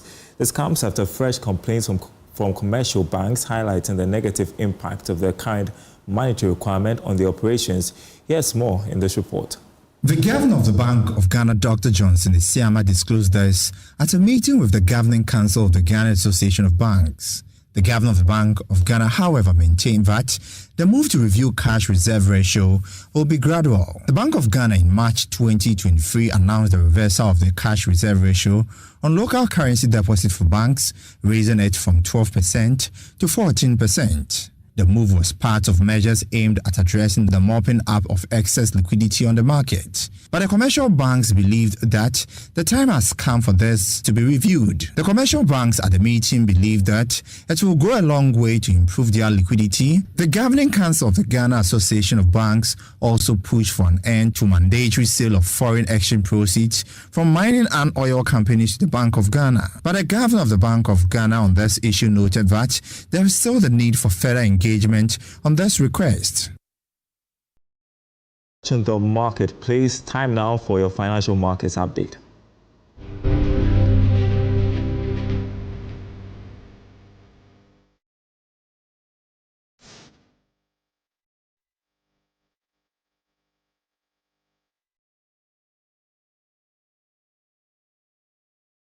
So government rejected almost 11 billion cedis of bids from investors in last Friday's Treasury bills auction. Interest rates plummeted to 24%. Now, head of trading at Republic Securities, Patrick Edemagama, joins me on Zoom for an update. Thank you so much for joining us. Talk to us about how trading went last Friday as government continues to reject a significant amount of bids. Well, Daryl, good afternoon. On the money market last week, we noticed that a huge amount of money was tendered in. We saw 20.5 billion being the total amount tendered in, but the government only accepted 9.6 billion against a target of 7.7 billion Ghana cedis. Again, the trend is continuing. We are seeing the rates dropping. The 91 day dropped more than 200 basis points. The 182 day also cleared more than 170 basis points. And then we saw the 364 day closing as to 27.3%. The surprising thing about this auction is that if you look at the bid range again, the 91 day, we have people bidding as low as 23% in order to be successful. So that should tell you how the demand is, and people are willing to go as low as possible just to be successful at these auctions. In the secondary market, we are seeing a lot of money in the market, but there are no bills to be bought because people who are holding it are not actually trading it. They want to hold till maturity. Yeah, I mean, we spoke a lot last week about what's happening on the market and what the implications are. But for the benefit of our audience, what do you think government strategy is here? Well, it's pretty clear that they really want to drive interest rate down. And then, there have been a lot of calls from different sectors complaining about how high interest rate is. And for government to be able to show that they are really listening, they need to drive interest rate down, which will help the economy and also reduce stress or the pressure from them. And so far, it's clear. There is also an information that they want to issue a 2-year note. So with a 2-year note coming in, we expect interest rates for the low tenors to be really low, so that the 2-year note can be in the range of maybe 25 to 30 level.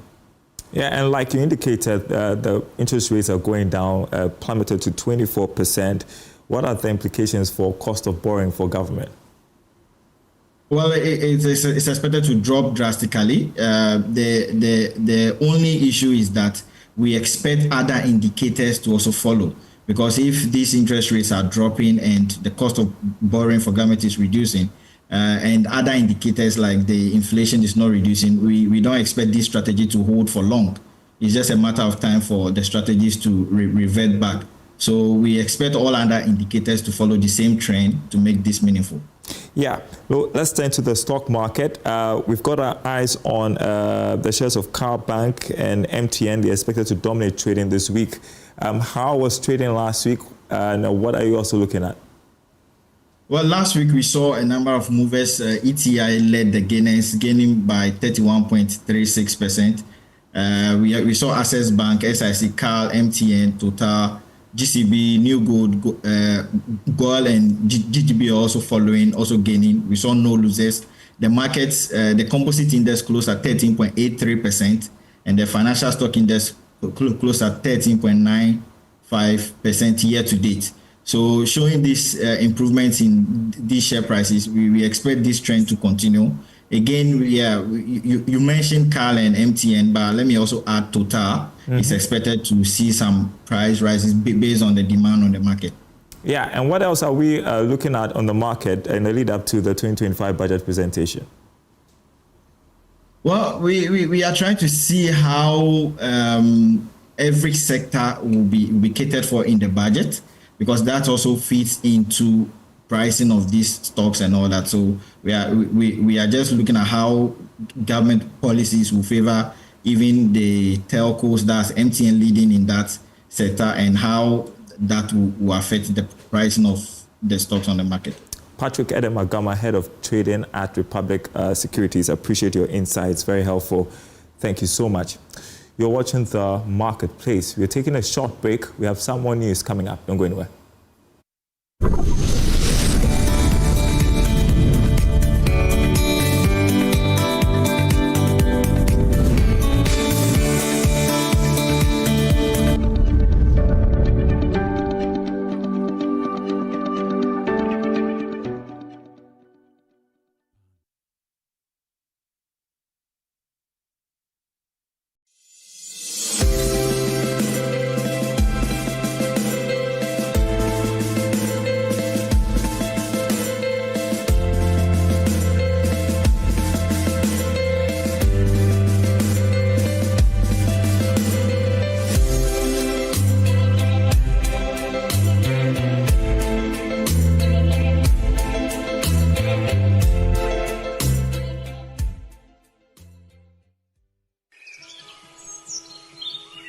My name is Abena, and I'm a mother of 2.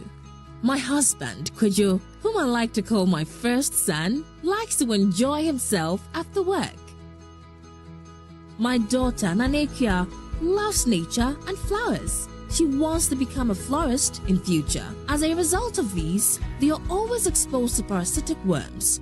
And because I'm aware of the harm the worms can cause the human body, I protect my family with Z400 albendazole. Z400 is effective against worms such as tapeworm, roundworm, and hookworm, and it comes in the form of syrup and tablets. Z400 albendazole is good for both adults and children from 2 years and above. Z400 albendazole, good protection for the whole family. Not recommended for pregnant women and lactating mothers. This advert is FDA approved.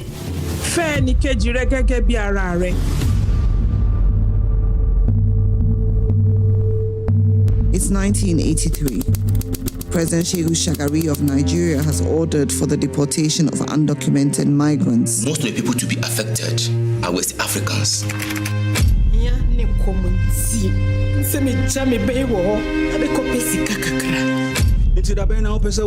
Even today, if you can make it happen. I could see you ready and eager. Well, it's going to cost you 1, 2, 3, 4, 5, 6, 7, 8, 9, 10 plus 10, 20 grand. Now make it happen.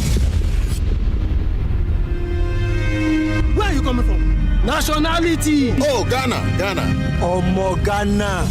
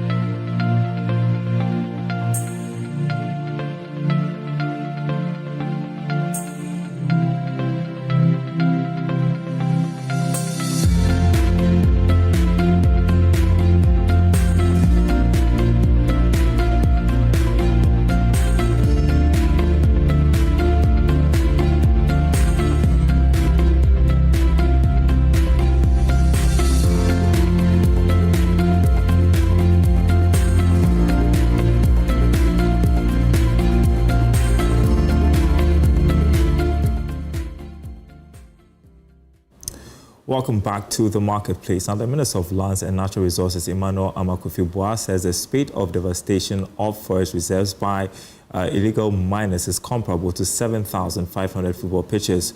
According to him, over 44 forest reserves, which amount to 30 hectares, have been destroyed during a tour of the Ofin shelter belt at Enyuafutu in the Ashanti region. He says steps are being taken to secure the greenfield. Here's more.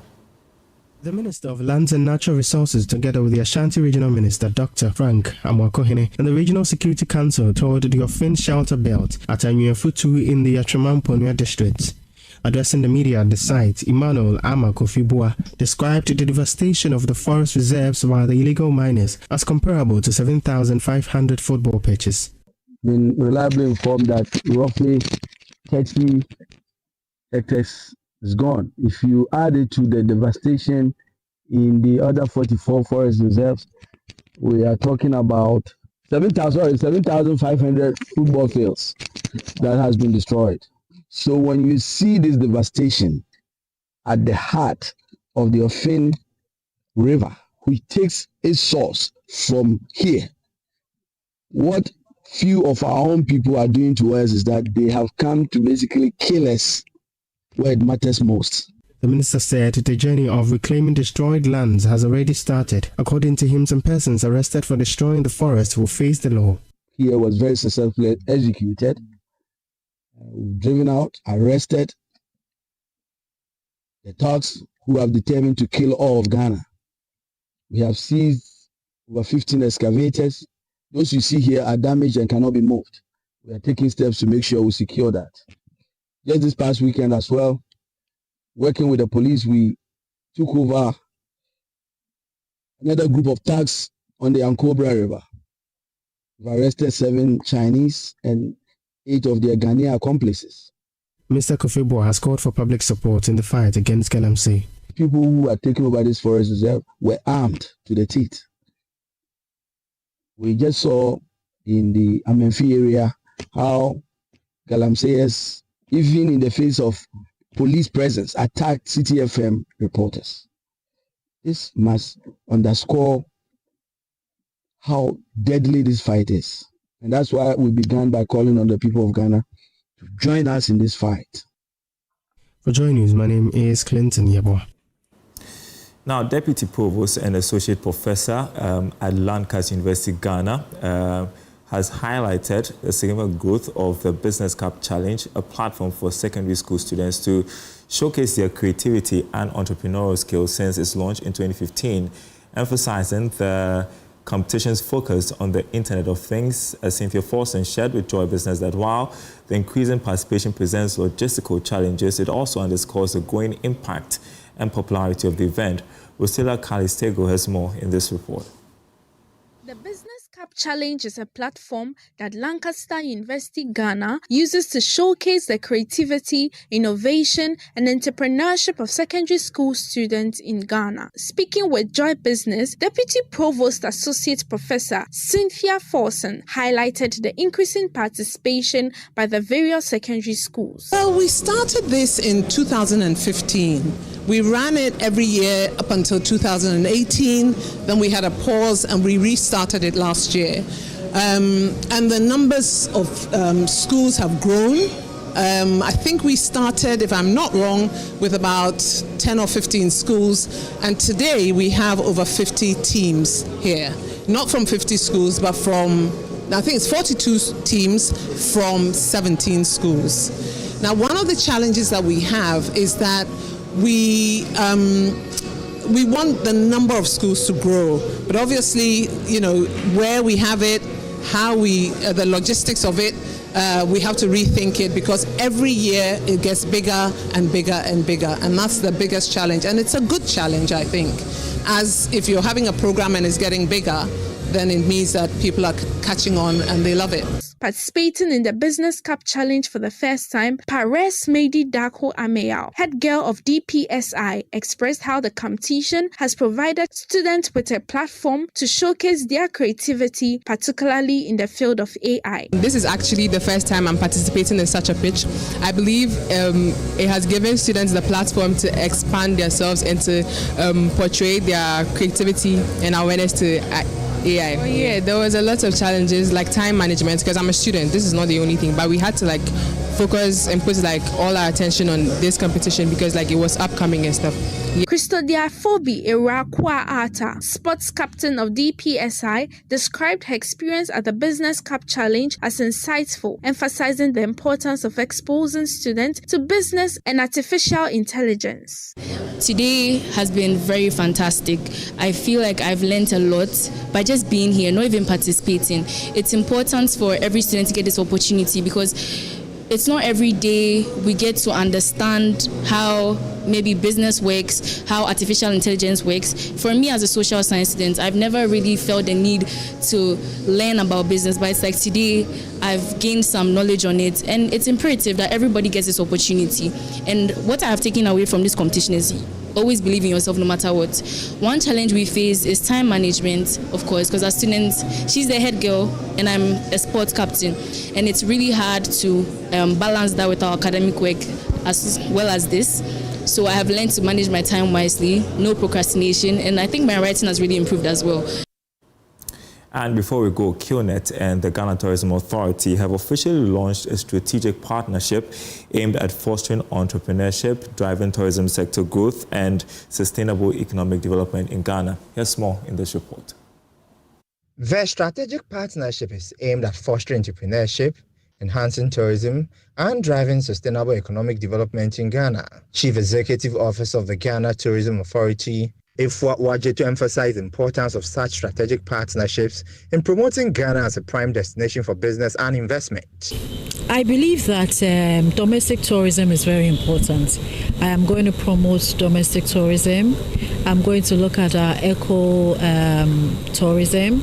I'm also going to campaign heavily on the green agenda, sustainable tourism as far as the green is concerned. You know, we want to encourage renewable energy, we want to encourage growing trees, we want to encourage anything natural so that we can hold our tourism and our history together. These are some of the things that I'm going to promote alongside events that we'll have down the year. On his part, Chief Executive Officer of KillNet, Trevor Kuna, reaffirmed KillNet's commitment to ethical business practices and compliance in Ghana across Africa. Anybody that wants to make a living selling our products, they just have to register as an independent representative, which costs $40 to register. It's an annual membership. And they can choose to sell our products, and they can earn commissions from the sales of our products. It's that simple. So why Africa? I mentioned Africa is a bedrock for entrepreneurship. I mean, Ghana everybody is so entrepreneurial here as well. I've been to many countries in Africa, but even just driving in the car since arriving from the airport, driving to press conference to press conference to press conference. Chief Executive Officer of V Global Management, Naresh, expressed his enthusiasm for this partnership. One of the challenges that we're facing with regards to having these events in Malaysia or that part of the world, it is very, very expensive for Africans to fly all the way back, stay for an entire week, and then fly back, all right? And so we said it's not fair. It's not fair to just have these events in that part of the world. So we decided to bring it. All right, and that's the marketplace. Thanks for watching, everyone. More news on our website, myjoyonline.com/business. Head of Financial Markets at Bank of Ghana, Dr. Zakari Mumni, nominated as first Deputy Governor. We brought you that story. Read more about that. Plus, T-bills auction. Government rejects 10.865 billion Ghana cedis. Interest rates plummet to 24%. You have a good read on our website, myjoyonline.com/business. My name is Darryl Kwao. Thanks for watching. We will be back same time tomorrow.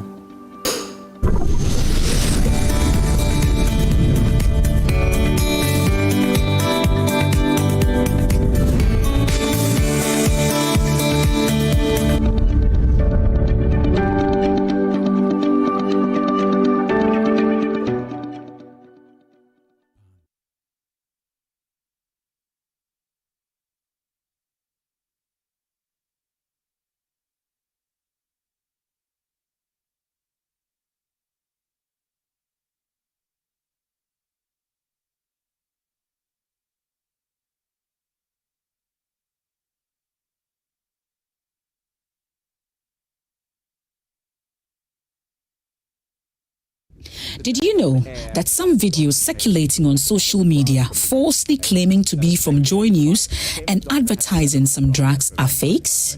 These fake videos advertise unapproved medicines using deep fakes of our presenters to endorse these.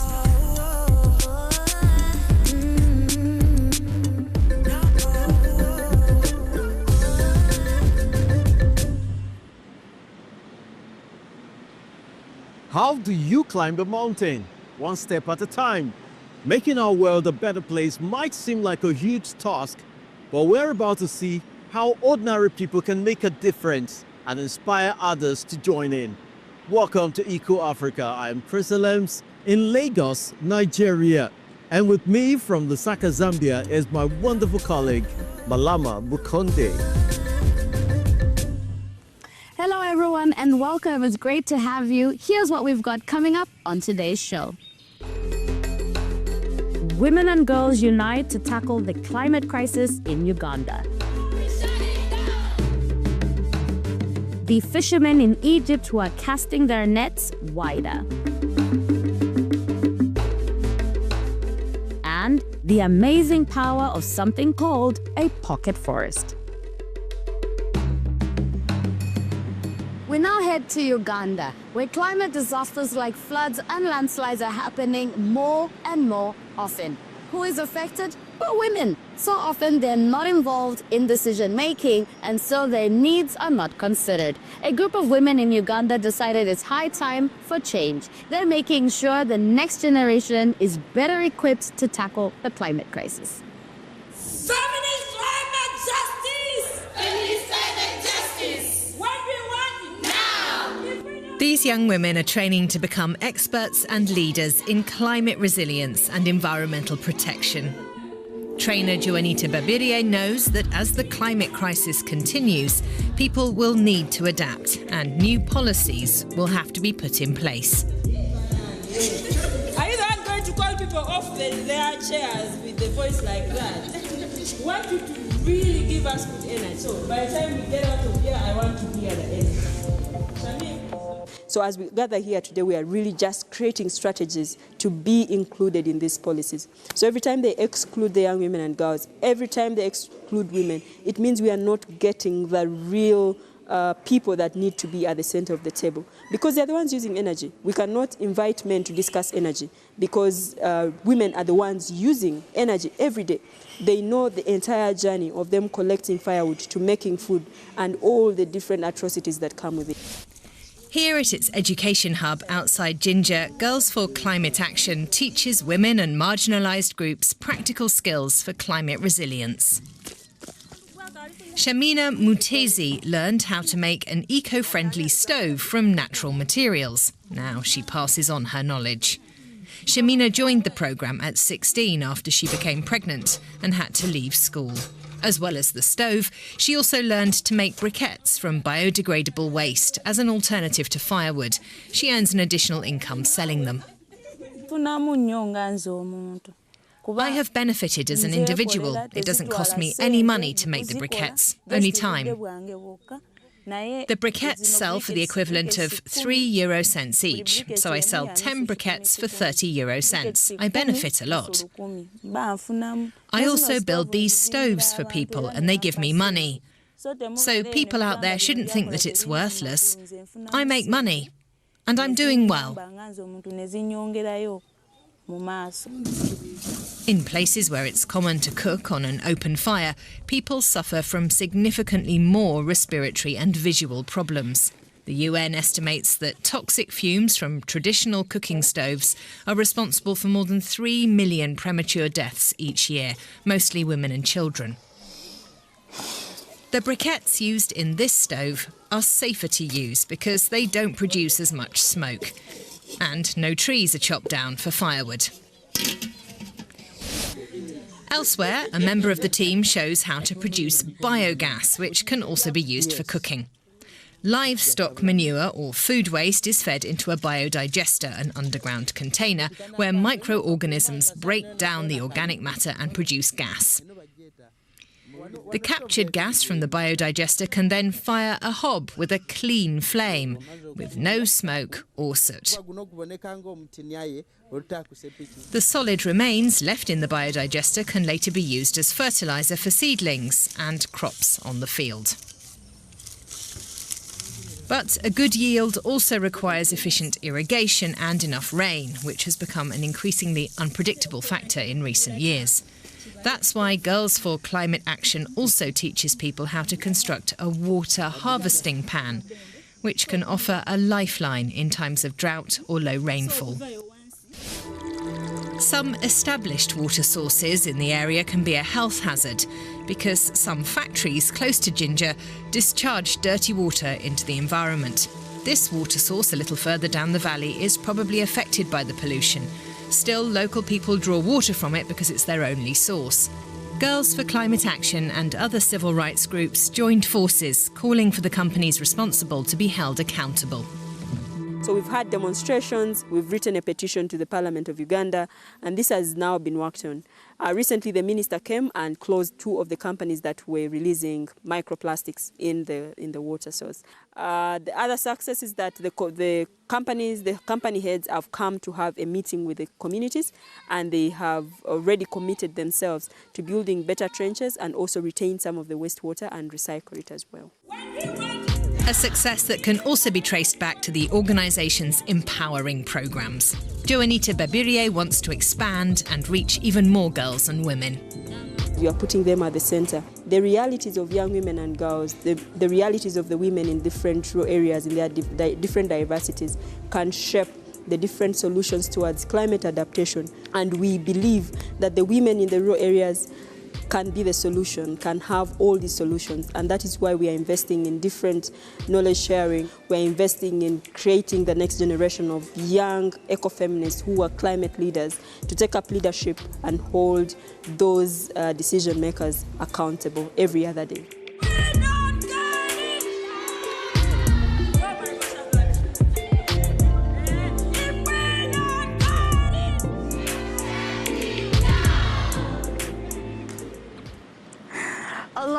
love our cell phones and spend hours on social media. So how about using that to benefit the environment? That's the idea behind an initiative in Senegal that's inspiring people to clean up their neighborhoods and make them a nicer place to live. When it comes to waste management, Senegal is ahead of many countries in the region. But there's still room for improvement, and the residents are rising to the challenge. This residential area in Rufisque, just east of Dakar in Senegal, has become famous. Jokul Ndioren is one of the cleanest neighborhoods in the country. It has been awarded runner-up in a nationwide contest carried out online and in social networks. Umar Diop and his neighbors have worked hard to give their streets and alleys a facelift. We didn't think we would win this award. It's first and foremost a community effort. But it really motivates the residents. People now call me for all over the surrounding neighborhoods to get plants and make their living environment better too. What has spread fast about the cleaning competition? In Thies, community activist Sheikh Tijiani Fall has been reaching out and encouraging residents to revamp their neighborhoods. In many places, he sees potential for more growth and more greenery. The nature lover must know, on his terrace, in the Lami neighborhood of Thies, around 60 kilometers west of Dakar, he watches over the prize-winning fruits of his labor. He too, in a team effort with several of his neighbors, has given the area a proper makeover, which won them an award for the cleanest neighborhood in Senegal. We went to nurseries and tree farms to buy plants. We bought 150 plants, and with the help of a gardener, we planted them. Once the work was done, passerbys were amazed by the change and began taking photos, and TikTokers shared videos on social media.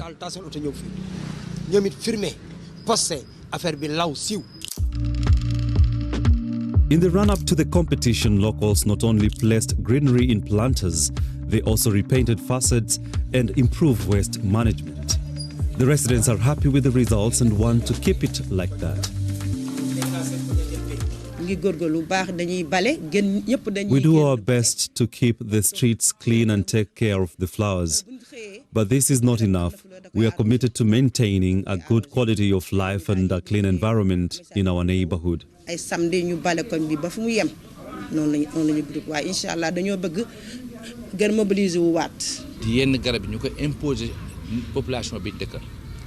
think we should focus on planting fruit trees and continue to raise awareness. That's how people can learn the importance of a clean and healthy environment. Besides that, they will also learn to understand that there is no life without plants.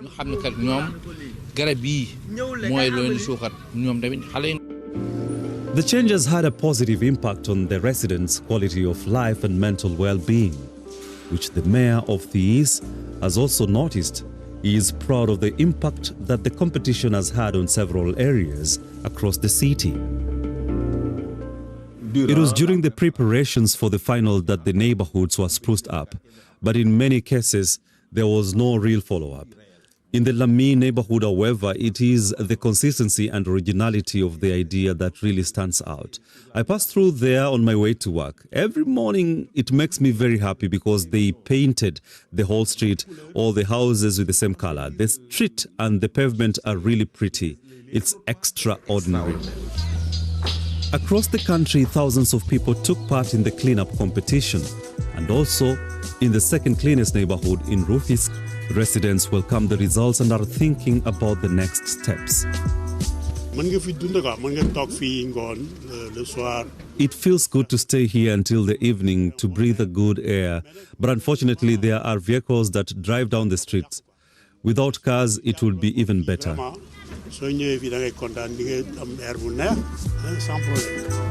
Umar Diop regularly posts clips on social media to inspire others to follow his example. He is determined to keep his neighborhood clean and beautiful and win more awards in the future. Bringing back more green spaces to our neighborhoods not only makes them more pleasant, it also helps control temperatures and safeguard biodiversity. And every little bit of greenery helps, as we see in our next story from one of Africa's most beautiful cities, Cape Town, South Africa.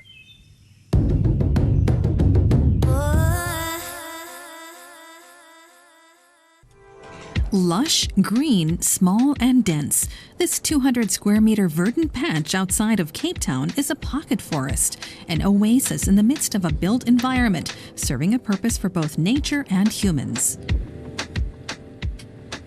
We planted 3 trees per square meter over here. This is what we'd find in a forest after 2,000 years, so we're trying to really speed up the process because this would take thousands of years to naturally form. Using the Miyawaki method to plant pocket forests is a great way to boost biodiversity and restore ecosystems in urban areas. The Miyawaki method, it started in the 1970s in Japan at Yokohama University by Dr. Akira Miyawaki. And he came up with this method when he saw in Japan rapid urbanization taking place and the green spaces disappearing extremely fast. Planting native trees and the most diverse species possible in the tiny forests can help build climate resilience and create community well-being in urbanized areas. The sites for pocket forests are chosen carefully. Their social and historical significance are also taken into account. This forest is in recognition of First Nations people because this is the site where the First Nations people used to live freely before they meeting with the Portuguese and with the Dutch settlers. Ahmad Kamieldeen has teamed up with the Sugi Project, a group that helps to plant pocket forests all over the world and bring nature back to where it's missing. For many people, it's very hard to access the natural environments of the mountains. It may take them 1 hour to 2 hours just to reach there. So we bring this forest closer to people. And it's really become a space to boost mental health and mental well-being in very rough fabrics of our society. The Sugi Project has helped plant more than 200 pocket forests in 50 cities around the world, and Cape Town now has 5 of them. Day by day, the more biodiversity that we are seeing returning to the forest and the more stories we are hearing from community members, it's really emboldening us to keep going forward with courage in creating pocket forests in South Africa. Planting more trees and cleaning up our cities helps wildlife to flourish. But modern life impacts wildlife in other ways too. Noisy cities, bright lights and airplanes, power lines, they all pose problems for birds and animals. We cross now to Spain, where Europe's largest wildlife clinic sees many casualties, and they do more than just treat their patients. Another feathery friend rescued thanks to Nacho Otero. He nursed the kestrel back to health in a Spanish wildlife clinic.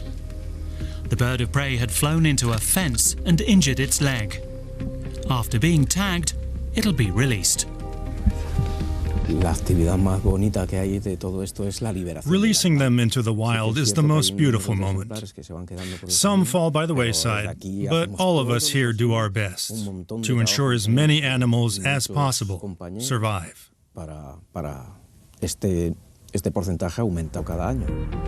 We're in Majadahonda, on the outskirts of Madrid, visiting Europe's largest wildlife veterinary clinic. In just 1 year, 6,500 native animals were treated here. Brought in by hikers or foresters, mainly birds, but also reptiles. And the odd oinking mammal. This baby wild boar was found roaming around alone after a hunt. Most likely its mother was shot. Wild boars are not protected. In fact, several places have problems with population control. Still, they will treat the little squeaker. We might release this animal in a hunting reserve, or it might migrate to an area where hunting is allowed. but it can survive. We don't decide which animals can be shot and which cannot. But in this facility, everyone gets a chance.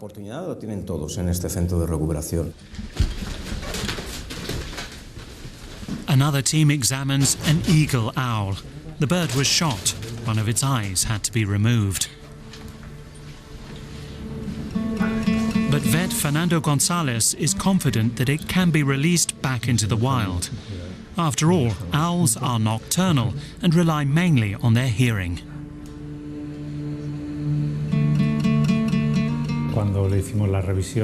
On first examination, we discovered that he had been hit several times, once in the eye. Unfortunately, we see quite a lot of this here. Too many protected animals being shot at. Like all birds of prey, eagle owls are protected in Spain and mustn't be hunted.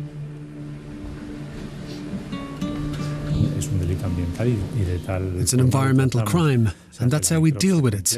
We perform autopsies and report to the authorities, so the offence can be legally pursued. This griffon vulture didn't make it. It hit a power line. Irene Lopez finds severe burns on its wing.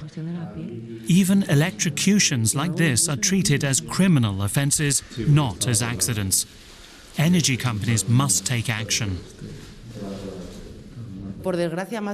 Unfortunately, this happens quite often. Although we actively search for dangerous spots, asking energy companies to better insulate their power lines, birds keep dying, especially the big ones.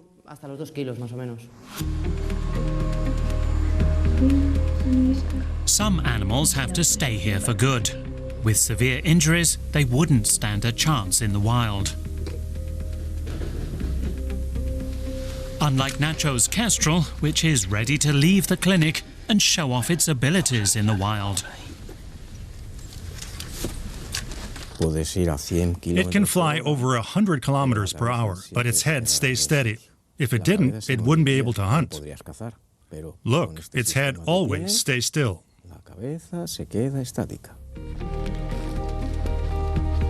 The time has almost come. A thrill that never gets old for Nacho and his colleagues. It touches you. No matter the animal, be it inconspicuous or even majestic, it's always something special. Finally, the moment of truth.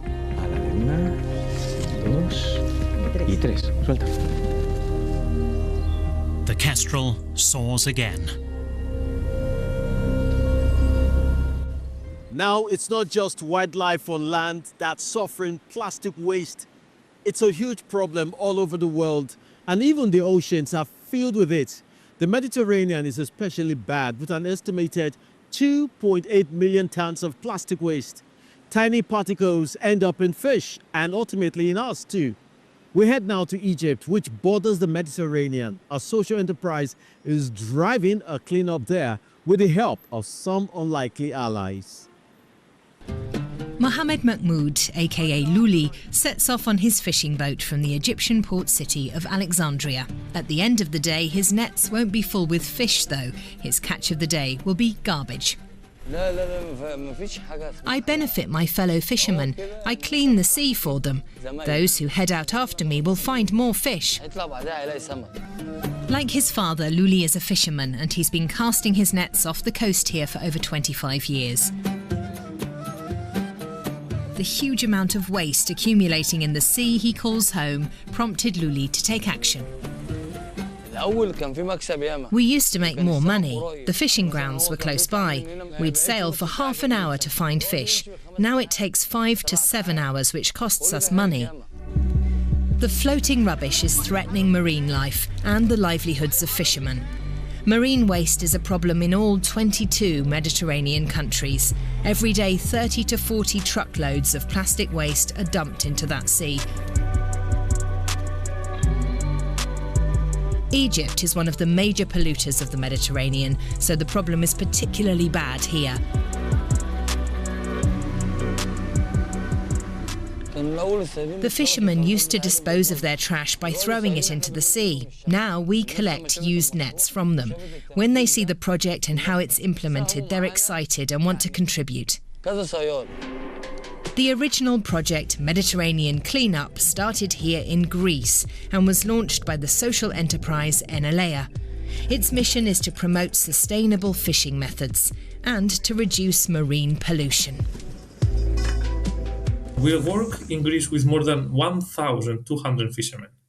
And more than 800 of these people are from Egypt. And they were telling me all the time, Lefteris, we really need to do this project in Egypt. So, like 1.5 years ago, I said, okay. Enelea extended its mission for a clean Mediterranean to Egypt, with the project in Alexandria overseen by Ahmed Yazin. Convincing the fishermen to catch waste instead of fish was anything but easy. The challenges included the fishermen themselves, which gave Luli a key role. He understands the issue and is well aware of the community. He started to talk to them in a different way. Now, around 100 fishermen are involved and their numbers are growing.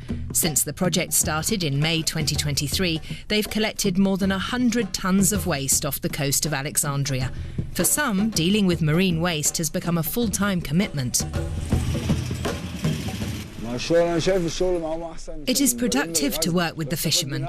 I collect the ghost nets for recycling, and at the same time I preserve the wealth of marine life. These ghost nets and debris collected from the sea are transformed into something new. In recycling facilities, they're processed and turned into raw material for plastic products, ropes and interlocking tiles.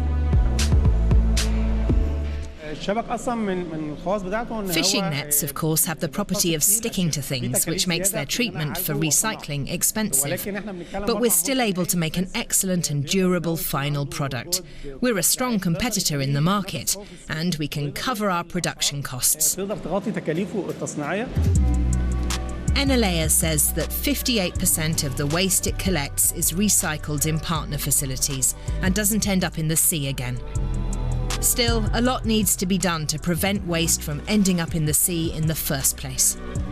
Until then, fishermen like Luli will have to continue trawling for garbage. And their efforts have inspired them to make their own waste fishing nets. They're special, much lighter nets, so we're not competing with our fishermen friends.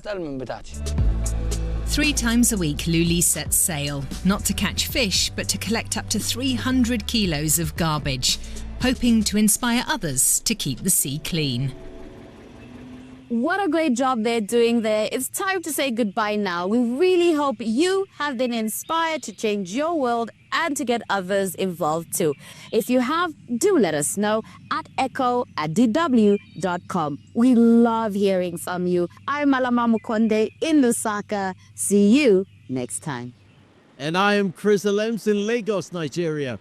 If you'd like to watch more uplifting stories, just search for Eco Africa online. You'll find lots of content.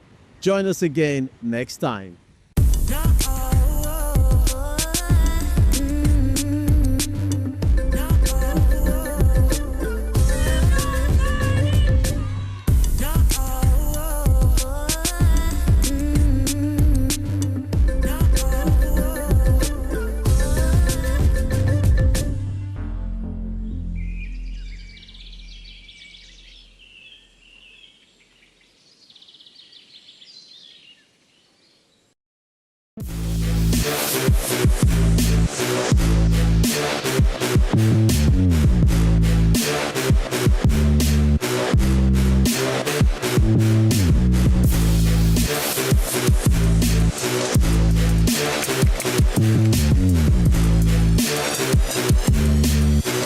An impact maker is a change maker, a person or an entity or group that brings about improvement, okay, or an enhancement in the societal, livelihood or an individual's livelihood.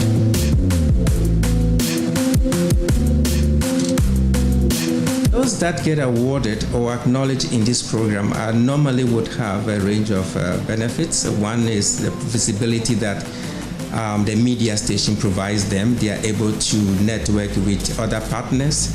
And most importantly, they get an increase in credibility ratings, because this is a time that many people don't get trusted, even, when they are doing something good. So that trust deficit is right there. So it provides credibility, and it gives them the ability to be able to network with a wider network, a wider scope of individuals.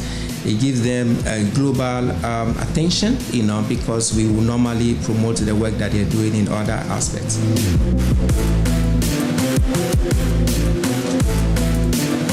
In the Ghanaian economy, we know that the education sector, in terms of the role that NGOs and humanitarian actors play, is the biggest, followed by health sector, because the health sector is a bit more requires professionalism, so we can classify the educational sector or programs as the biggest. And we see the impact in various ways, especially when you talk about education. Education is one of the very basic requirements that every individual needed to have in order that this person can make it, in life.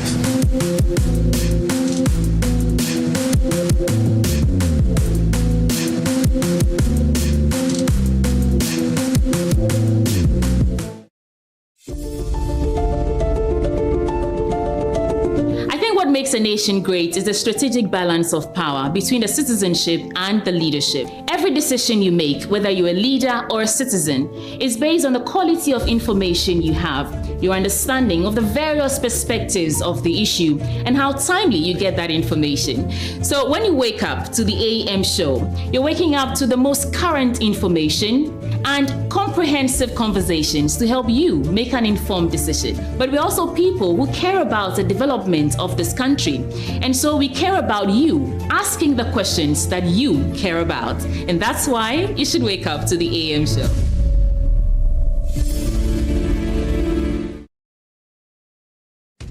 Cut out the noise, the anger, the hostile opinion, the spin around the issues, the superficial colors and effects.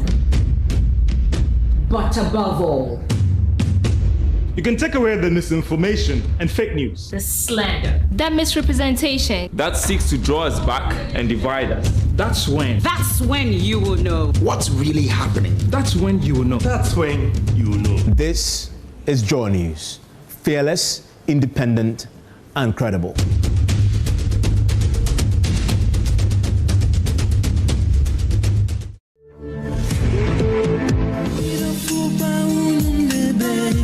Love has a way of finding us in the most unexpected places. For Abishak and Hezron, that place was Facebook. A simple chat over a movie that would unfold into a journey neither of them saw coming. I've been on Facebook, social media. Facebook, I think she's been a friend since 2019 on Facebook, but we hadn't really, had a chat before.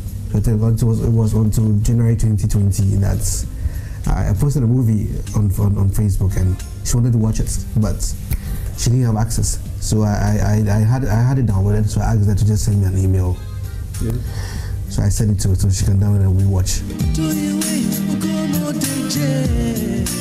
As their conversations deepened, they found themselves opening up about their personal struggles. Both had recently suffered heartbreak, and in their shared pain, they found solace. He had liked this girl for long, but this girl didn't want to give in to his proposal. And now she says she's in the US, and before he realized she's gotten married to somebody else. Yes, so we were actually discussing that issue, and he was like, he's heartbroken, he doesn't know what to do. And I was comforting him with it, that it doesn't matter if she's married, it's okay, you can also move on with your life. And he said, okay, he'll try.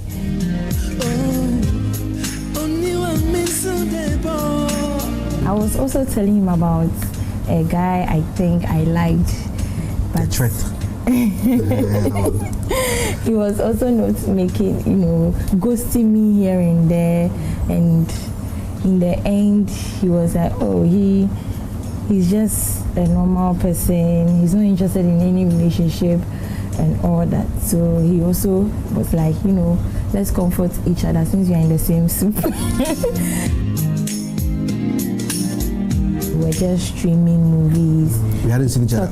We hadn't seen each other. Yes, talking about work. He would come and tell me, oh, today this happened about work. How did yours go? Then I also tell him what happened at my workplace. So from January down to October, we're just back and forth on Messenger. Then I think we came to WhatsApp.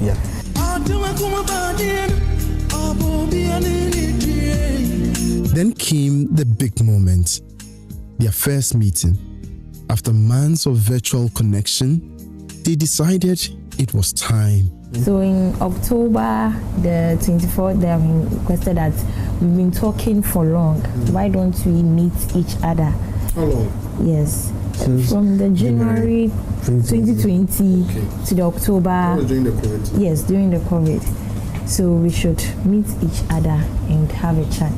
And I said, okay, no problem, I'll come. Where does he stay? And he said he's at Dansuma. Before I bought it, I was like, madam, my house is not flashy. So when you see, like, don't run, that's for comfort. So I was like, really should run, like what I put. I was looking at her face. Actually, she didn't even have any, she didn't even bother, she didn't care. So she just gave me entered, and then I brought my mom. And she was, I don't know where she got that hat from. She was wearing that hat, came out, I think, did she hug you? Yes, she came to, she doesn't do that. That was true, she doesn't do that. So came to hug, and then I think my younger brother, I introduced to my younger brother, and then my elderly brother. They are very close together, so they don't hide anything. Yes, so, and when I came, everybody came to welcome me. We had common interests. So his common interest was playing games and watching movies. And he wasn't the outing type. He was always indoors playing games and watching movies. And I'm also not the outing type. I'm also a movie fan. So I can stay in the room and watch Korean series all day.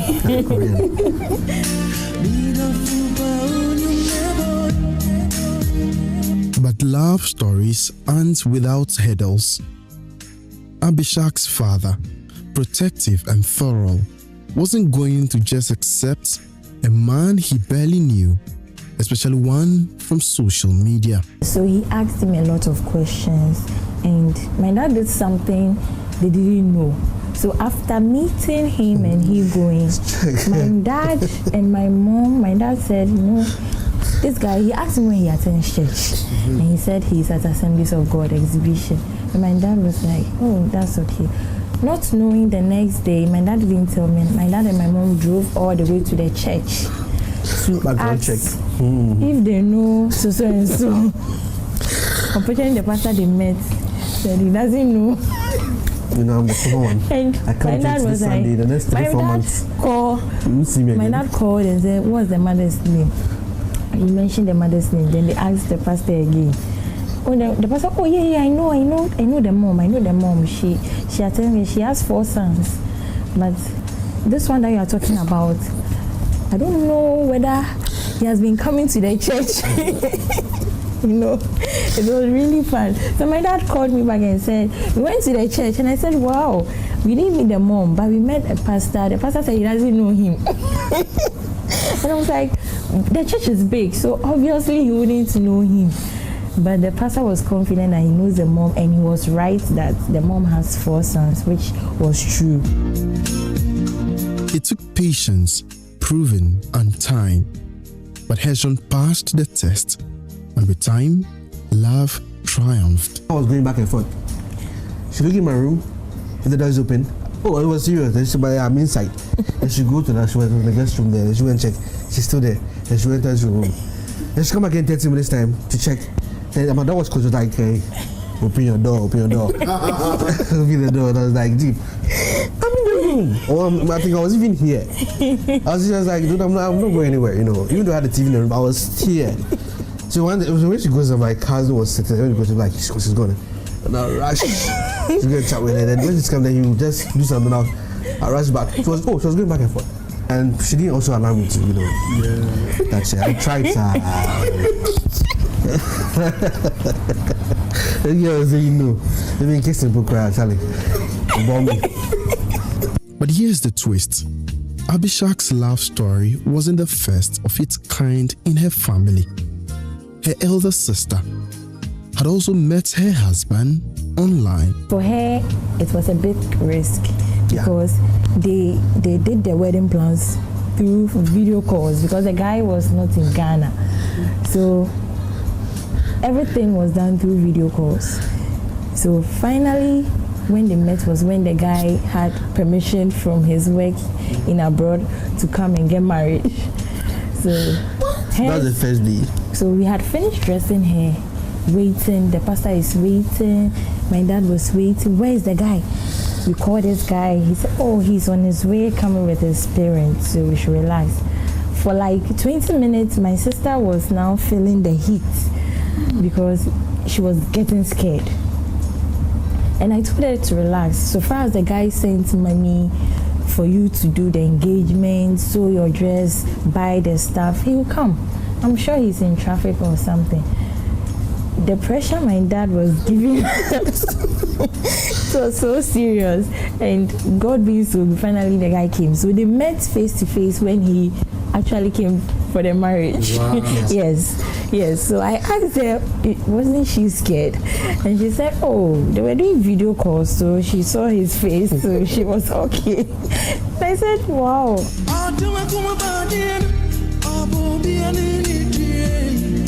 Today, Abishak and Hezron have built a life together, a love that started in cyberspace but became something real, something lasting. This Saturday is my birthday, so I'm so proud. She's also a February born. And so maybe you might pick it up together. We'll think of something. Yeah, some people it has been a curse, others has been a blessing, but for us, it's been good. A simple chat, a shared experience, a bond that grew.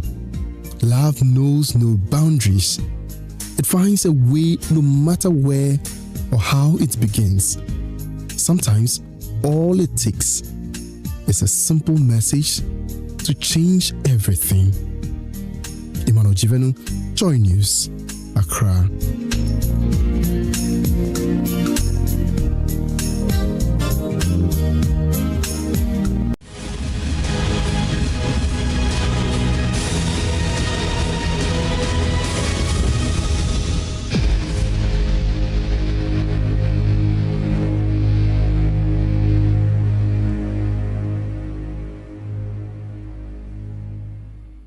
A discussion on the acquisition of meters on primetime radio on any day is one that will surely reveal the ordeal many power consumers encounter to get electricity to their homes.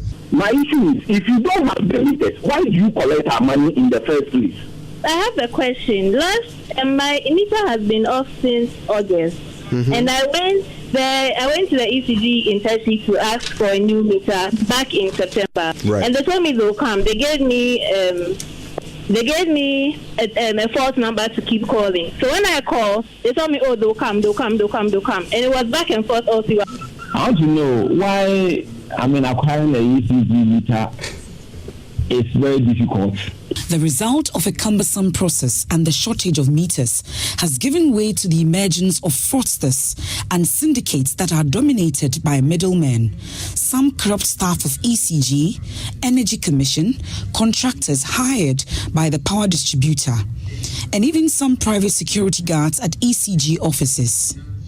The result of the activity is the proliferation of fake meters scattered across the country.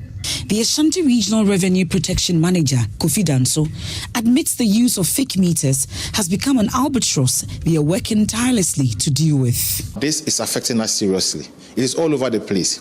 A lot of the customers who owe us They abandon our meter and they go for these fake meters so that they never pay. I have a lot of cases. They charge between 1,000 and as much as 2,500. A recent exercise to map and rope meters onto the ECG database at the Kwabenya district revealed there were 15,000 users who were using power without paying a dime to the state. A reality that the managing director of ECG, Samuel Dubik Mahama, is unhappy about. After we finished the Kwabenya exercise, we realized we had over 15,000 new customers that we didn't know of in our system. According to him, ECG loses an estimated 2.8 billion cedis as a result of illegal power connections. This thing is a big moral responsibility and values fight. We need to stop. We need to stop. Because one of the newspapers tried to do a calculation, but he's not far off. We lose over 1 billion Ghana cedis in illegal connections. Why? And actually, I'm saying it's close because it's more. So you lose more than 1 billion? I believe strongly we lose. Your calculations, how much do you lose?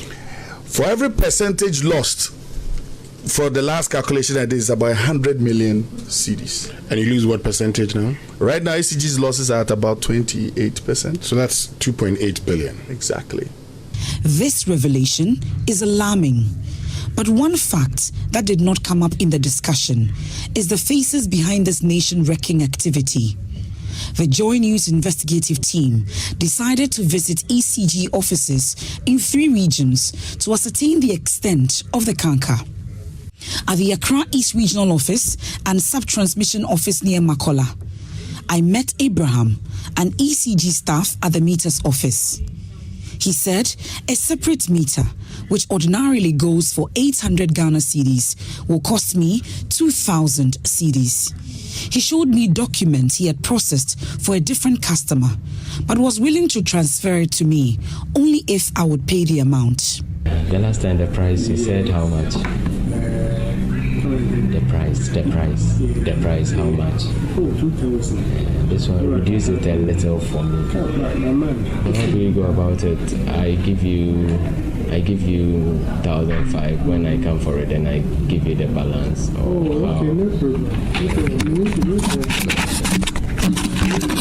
He advised that if I followed the established process, I would have to wait for almost a year to get the meter. He, however, promised that he could assist me to get a meter if I paid just a little more than the statutory fees to him.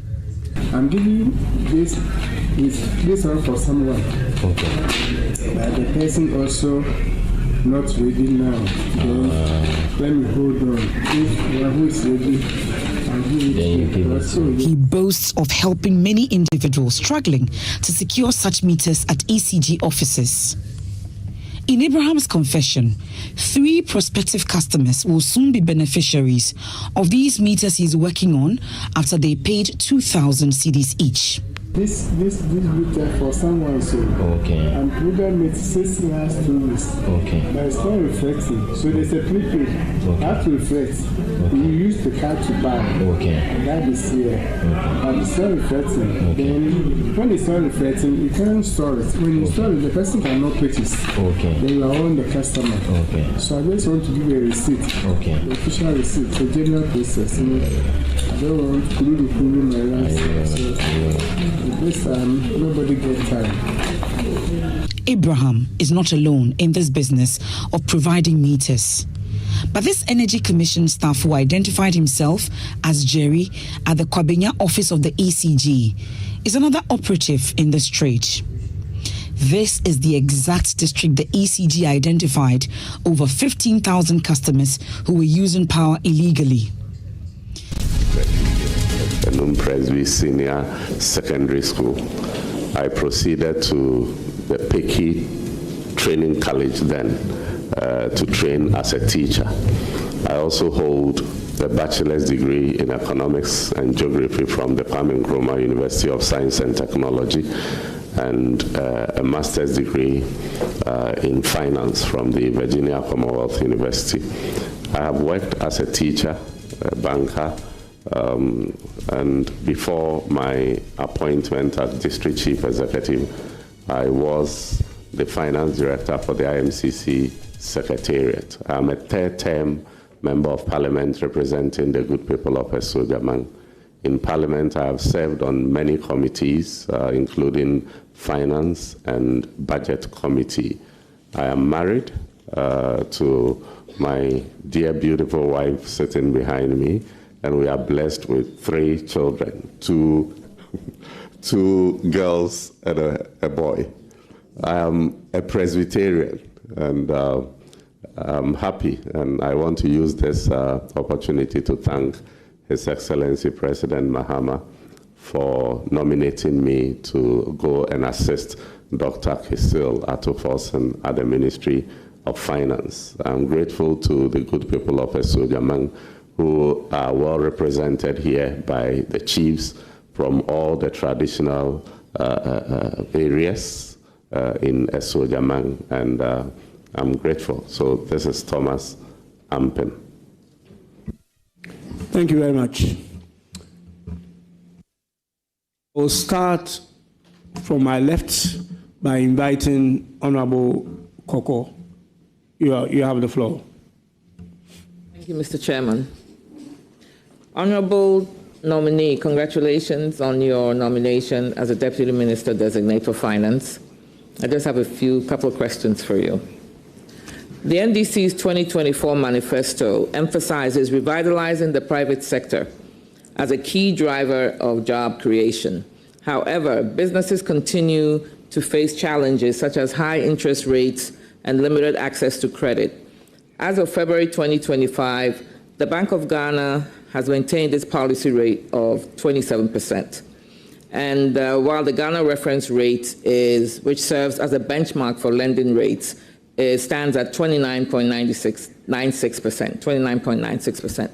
So what concrete measures will the Finance Ministry, where if you're approved, you'll be the deputy, what measures will be implemented to foster a more business-friendly environment that promotes private sector growth and job creation?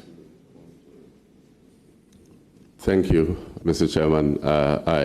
When you are kind enough to recommend me for approval, I'll be going to the ministry to support the Finance Minister to deliver on the mandate.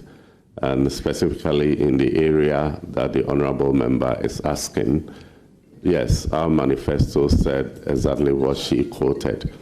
But I think that we do not have a one-fit-for-all policy or intervention for every aspect of the private sector. And so we will have to have specific interventions for instance, agric.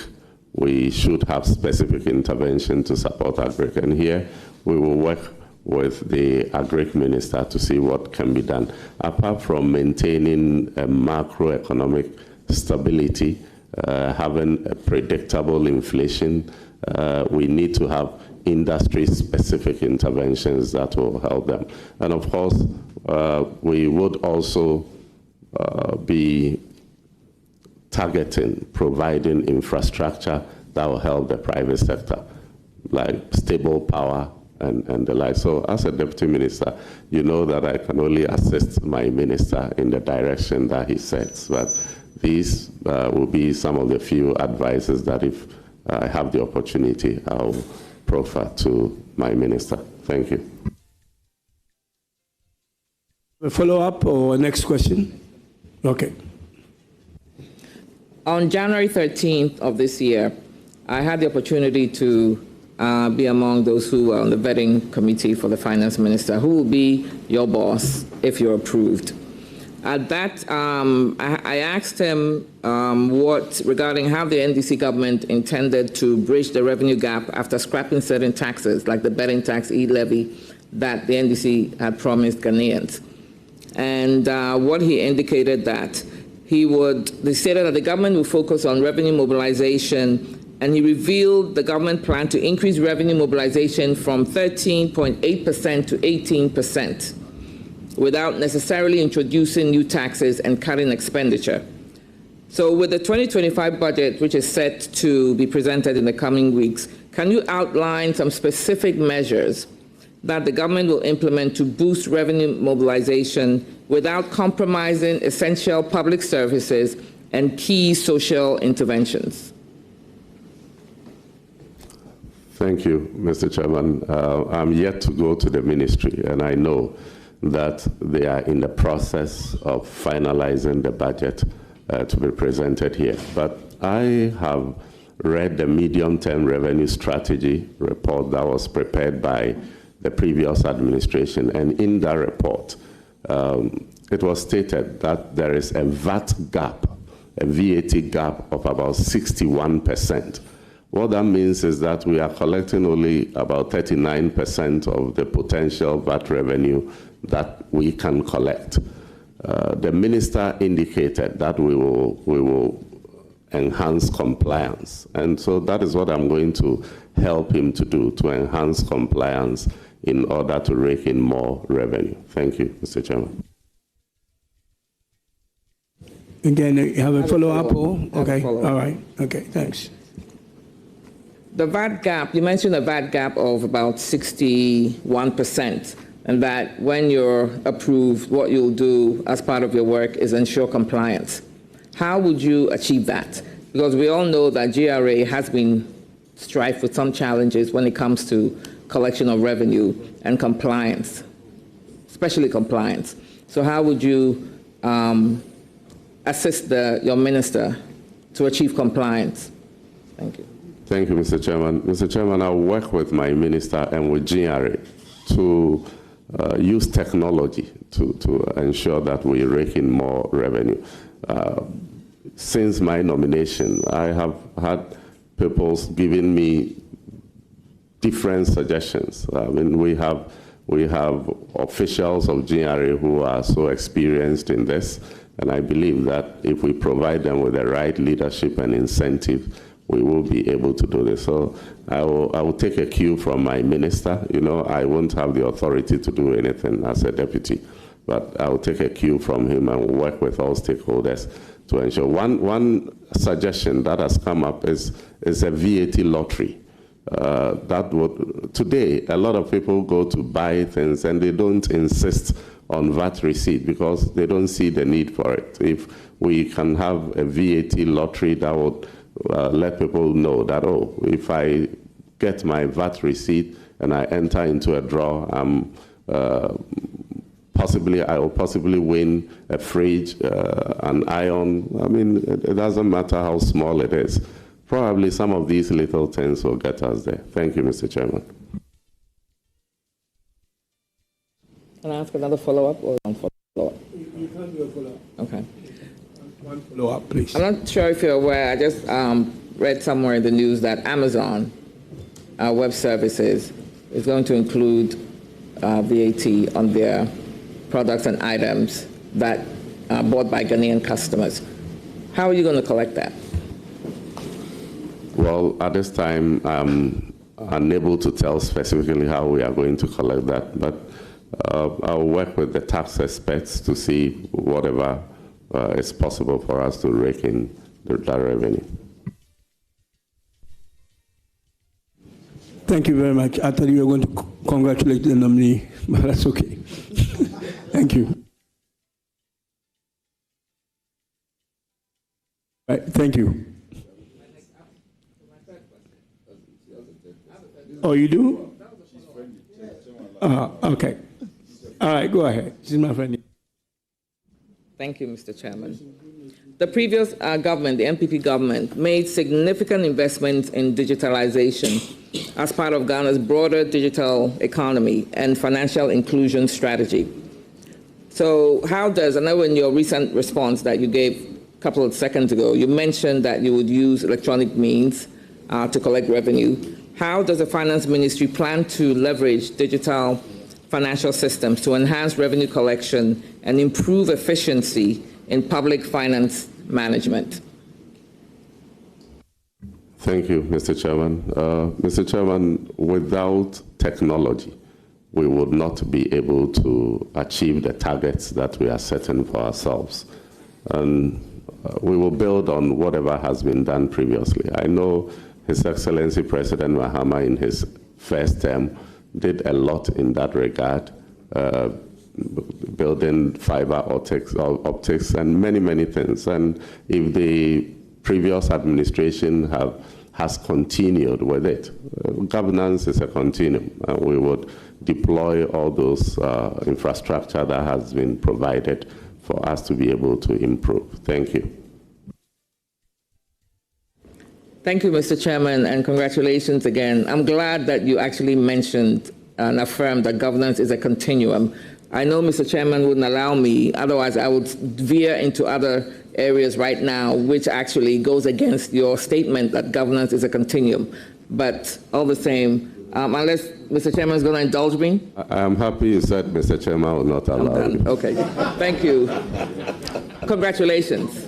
Thank you, ma'am. Thank you very much. I think you've asked beautiful questions. And I will come to my right hand and indulge Honorable Achampon. Please, you have the floor. Mr. Chairman, thank you very much for the opportunity. Honorable Ampim, congratulations. Thank you, Senior. You've been at the Finance Committee for some time, so I know your worth and I know what we can do to support your minister to deliver on his mandate. Mr. Nominee, my first question has to do with the GiftMe platform.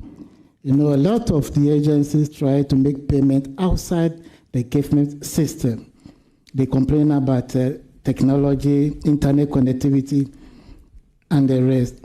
So if you want to get financial discipline in place, would you keep your eye on the operations of the GiftMe system in respect of payment so that at least we can make a lot of savings? Thank you very much, Mr. Chairman. Mr. Chairman, the honorable member has said it right.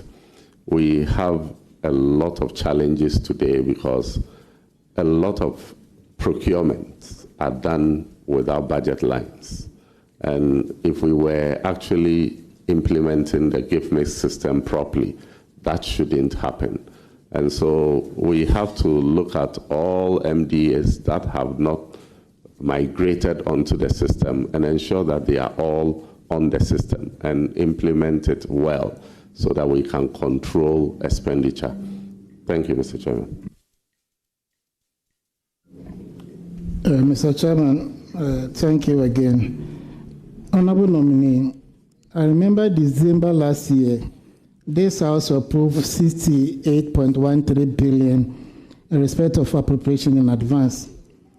And in the report, we got to understand the utilization Honorable of... member, just one sec.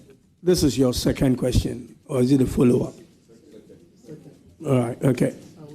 Just to be clear. All right, thank you. This House approved 68.13 billion in respect of appropriation in advance. And we got to understand the utilization of the 68.13 billion, tax, refund, salaries and wages, and the rest. But just last 2 days or so, people are just writing a whole lot of stuff claiming that your boss has made some payments to some contractors, which in the report, there wasn't any line in respect of that payment. Can you share with this committee if indeed the finance minister has made some payment to a politically exposed person?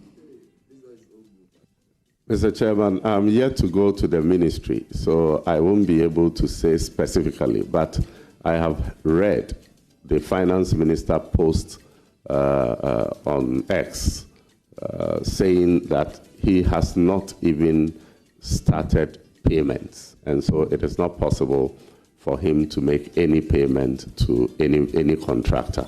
So, and I trust the finance minister that that has not happened. Thank you. Go ahead. So, Honorable Nominee, is it the case that we should not entertain those writings?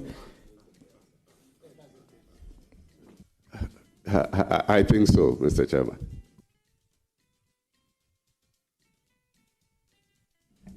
Mr. Chairman, thank you very much. Honorable Nominee, 7 days ago, the Minister of Finance made a payment of 6.08 billion to DDEP bondholders. Can you share with this committee how your minister managed to do this payment? Chairman, I beg you. This question is a very important question that a nominee who is yet to go to the ministry is being asked. I didn't give you the floor, Honorable. But Chairman, this one, we expected you to intervene.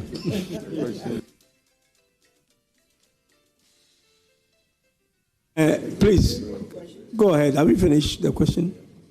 Did you get the question? Yes, Mr. Chairman. Okay. Mr. Chairman, yes, we heard that the minister has been able to pay an amount of 6.081 billion owed to our bondholders. And the other good news was that provision had been made for an additional 9 billion plus to pay the debt that will fall due in July. Following this, there have been some back and forth trying to politicize this, but I think that we should rather concentrate on the good news that this sends to the market, the signal that it sends to the market, rather than trying to say that, oh, I mean, we also did this, we didn't do that. I sit at a very disadvantaged position, so, Mr. Chairman, this is all I can say about it. Thank you. Mr. Chairman, my last question. Please go ahead. Honorable Nominee, even my sister did raise the issue about how to deal with the funding gap because we are going to do away with the e-levy, the betting tax. So in terms of revenue mobilization, how are you going to go about it? But in my view, to start with the lean government of 60 ministers, in itself, there has been a cut of expenditure. So if we are prudent enough and we are physically disciplined, financially disciplined, I think we can make a lot of savings to deal with all those issues. Would you agree with me? Chairman. Yes, Mr. Chairman, I agree with you. Mr. Chairman, at this stage, I wish the nominee well, and I know he will deliver. Thank you very much. Thank you, Honorable Member. At this stage, I'll go back to my left and engage Honorable Dr. Gideon Boakum. On the floor, Honorable. Thank you, Mr. Chairman. Honorable Nominee, you're welcome.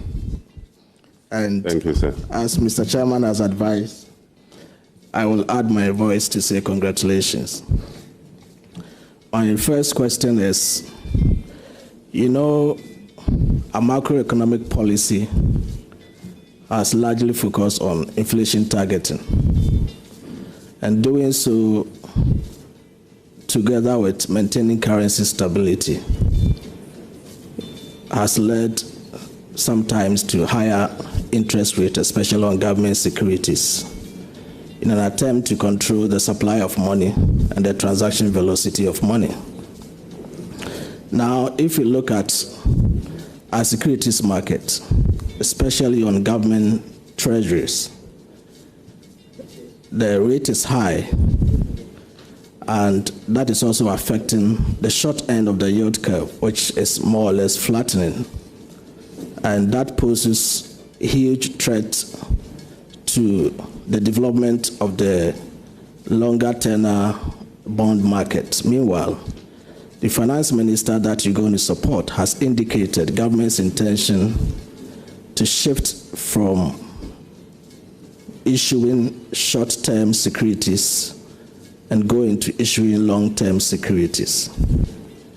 Here is the case that from January till now, the securities that government has issued on the treasury bill market is having bid to cover ratio of about 1, which is indicating oversubscription. And that also suggests that because the rates are high, it is incentivizing people to patronize such government securities at the expense of crowding out the private sector. As you go to the finance ministry to support the finance minister, what advice would you give to the finance minister to work closely with the Bank of Ghana to ensure that the interest rates on government securities in the short term are brought down, because mainly following the Bank of Ghana's recalibration of the base rate that focuses now on monetary policy, about 40% weight, treasury bill about 40% rate, how much price is put on government treasuries affects lending rates at the retail, and that is why the interest rate is ticking downwards. So what advice are you going to give to the finance minister so that he works collaboratively with the Bank of Ghana to ensure that we have the rates coming down from the government treasury side, the interbank side, and also at the retail side to impact positively on businesses in the country? Thank you, Mr. Chairman, for the long lecture-like question. The honorable member couldn't have said it rightly.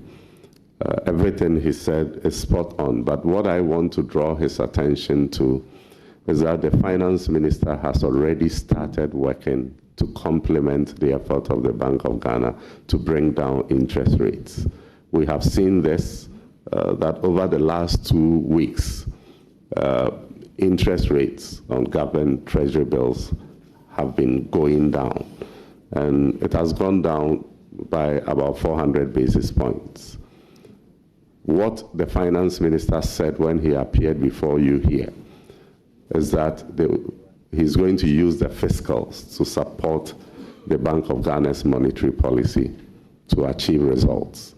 And one of the things that he's doing that I'm going to support him to continue to deepen is to constrain expenditure. If we are able to increase revenue and bring down expenditure, the gap to finance will go down, and government will not need to borrow more. And as that goes on, we'll be able to bring down interest rate as it is happening. Thank you, Mr. Chairman. Mr. Chairman, a follow-up. Honorable member, I think there is a question you asked that I wanted to just intervene for a sec. You did say that the oversubscription of the treasury end of the market means that they are paying high rates. But you do know, I know you are a great economist, you do know that on the long side of things, there's actually no participation, the unavailability of the long end. And also, our being cut out of the external market means that there's over-concentration on the treasury end. And that explains the reason why, in addition to yours, why the rate is very high there. So it's not just the one point that you lifted, but there are multiple reasons why the situation is what it is. Just a contribution.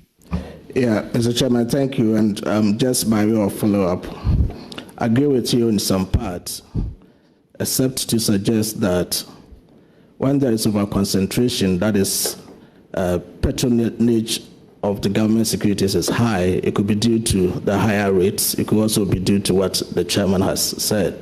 But to bring it down, government must also signal. When it happens that patronage is high and government is also absorbing, it doesn't deter the people patronizing to also stay back. And that is the follow-up question I want to ask to you. If you follow the trend within the month of January alone, contrary to what we have been told by government, that we want to cut down borrowing and bring down the rates down, this government in 4 weeks has borrowed 38.5 billion cedis in 4 weeks. That is not a good sign to signal rates to come down. But that is not even the thrust of my question. if government decides to slow down on borrowing, which is to the contrary what is happening, how are you government expenditure if you decide to go against the current borrowing trends and lower the borrowing as you have indicated? How are you going to fund government expenditure? Thank you, Mr. Chairman. Mr. Chairman, I'm not too sure if the information he's given about the quantum of government borrowings is accurate.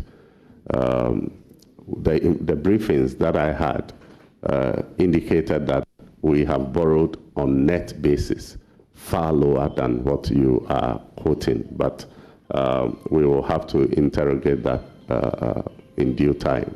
But Mr. Chairman, the question is asking how we are going to fund government programs. In fact, the minister stated this over here, and that is exactly what I will repeat, that we are going to aggressively pursue revenue generations, and we will cut expenditure. As for expenditure, we need to constrain it. Without that, there is no way we will be able to achieve our targets. And the way that the president has started, Honorable Achampo started by giving us some hints, by cutting down the number of ministers by about 24, is signaling that the government recognizes the challenges that we are in.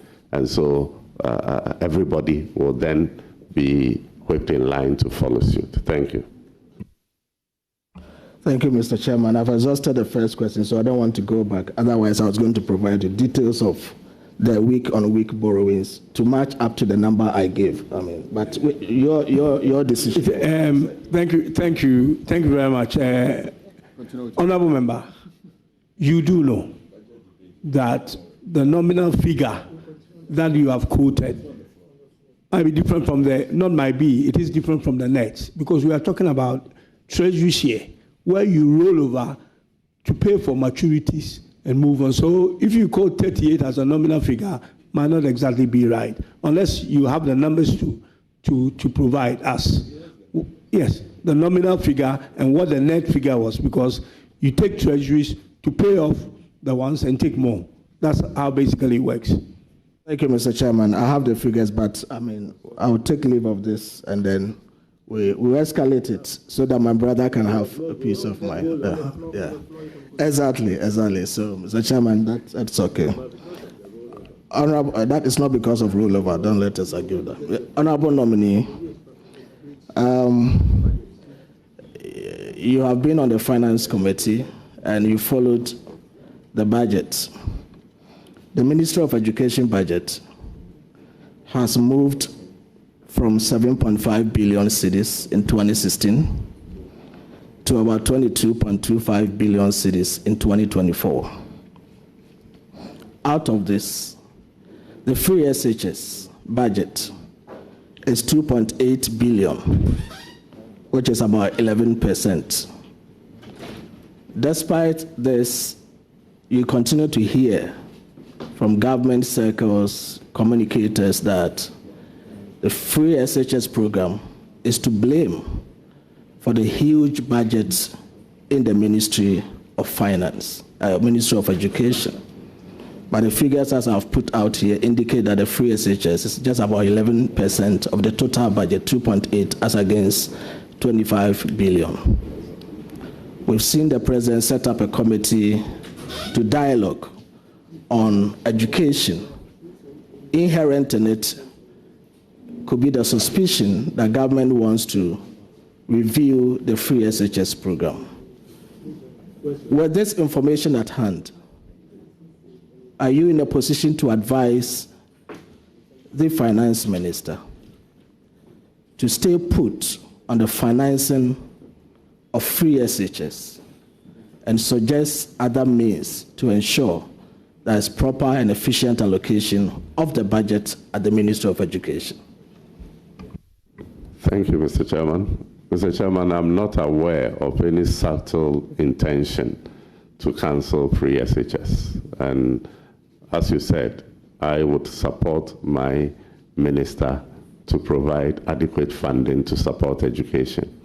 As to the outcome of the Education Forum, if Ghanaians are consensus on a particular direction and it becomes government policy, I would support it in any way. But like I said, President Mahama gave Ghanaians the assurance that he would not cancel free SHS, and I know he's a man of his word.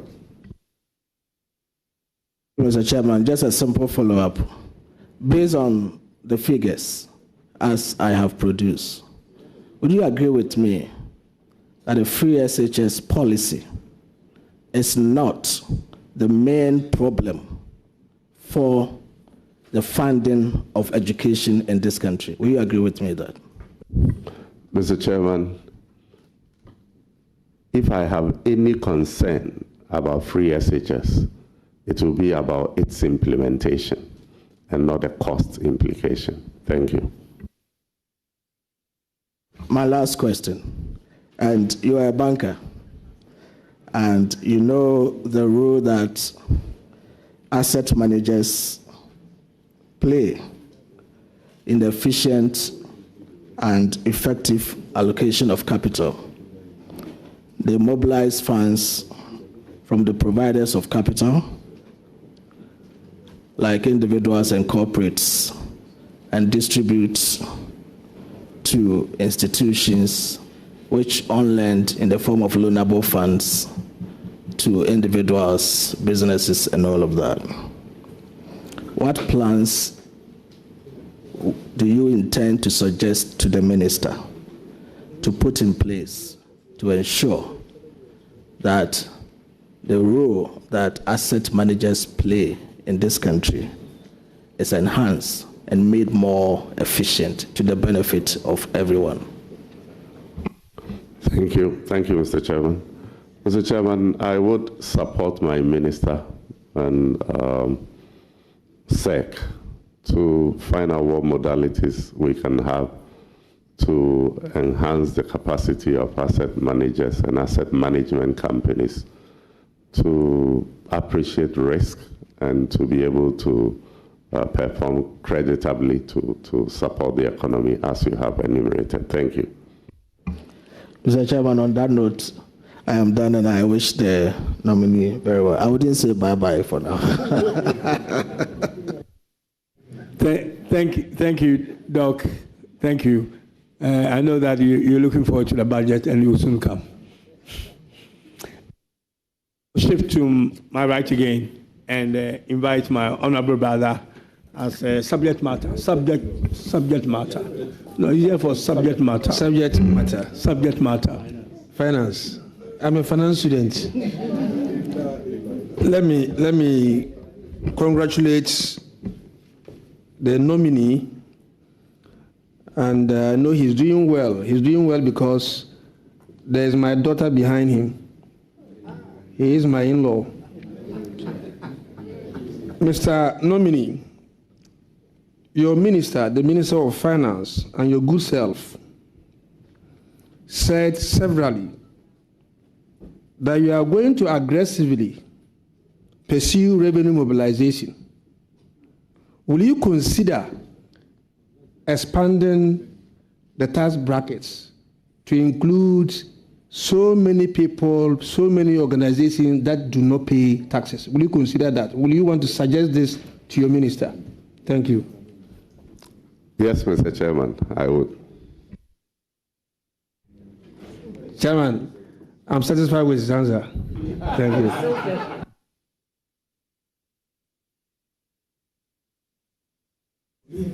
So, are you done? Oh, no. If you want me to ask another one, good. Yeah, so my second question is that the nominee, I want you to tell us how you're going to help your minister to prudently manage the debt that you have inherited. Mr. Chairman, the issues about debt is a very huge challenge for us as a country. And the minister has given a lot of indications that is going to be one of the areas he's going to focus on. We are in a fund program, and the fund program restricts us from adding onto more debt. We have a program, a scheduled payment that we need to go through. So I'll support my minister to go through the fund program to the end. But most importantly, what we do when we exit the fund program in order not to come back to this challenge is what we all as Ghanaians need to start brainstorming about. And I'll support my minister very seriously in this regard. Chairman, thank you. I'm done. Thank you very much, Honorable Member. It's now the turn of Honorable Jerry. Yeah, okay, go ahead, Honorable Patrick. Yeah. Just to congratulate Honorable Ampem and to ask that he assists the Minister well to secure the needed funding for the dualization of the roads ongoing, especially on the Accra-Kumasi belt. And I know the Afinia to Akosombo stretch too. It's very important to the country. I've worked with him. I used to chair the finance committee, so I know Ampem, and I believe he will assist at well. Thank you. Congratulations. Thank you very much. Thank you very much, Mr. Chairman. Yeah. So now, Honorable Jerry, you have the floor. Thank you very much, Mr. Chair. Mr. Chair, just like Honorable Patrick Boama said, I've as a chief executive then been before the finance committee on several occasions, and I've seen the posture and demeanor of the honorable nominee, and I want to put it out that he's a fine gentleman, and I pray and hope that he's going to exhibit the same fineness in the ministry. Mr. Chair, coincidentally, he happens to hail from Enum, where my wife, the mother, comes from. Yes, my mother-in-law comes from Enum. I was in Enum over the weekend, and yes, for a funeral, and I saw one of his big houses. So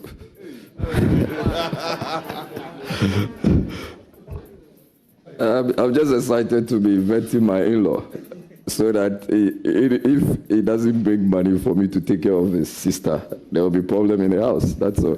So just by way of introduction, and I want to congratulate you, Honorable Nominee.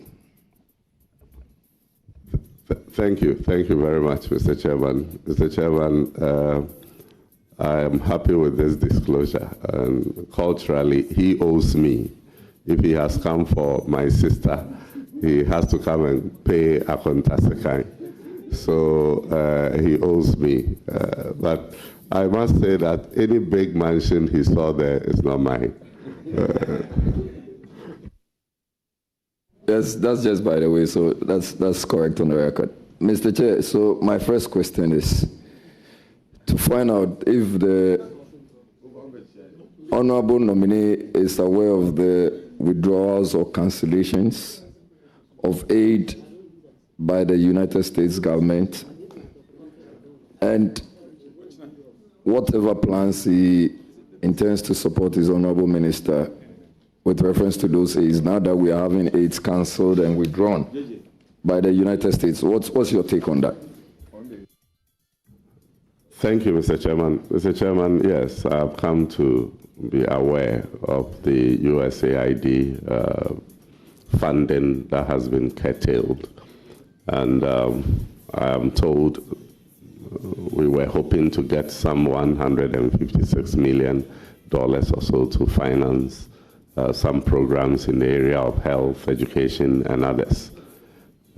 Subsequently, His Excellency President Mahama has instructed the finance minister to look for funding to bridge the gap.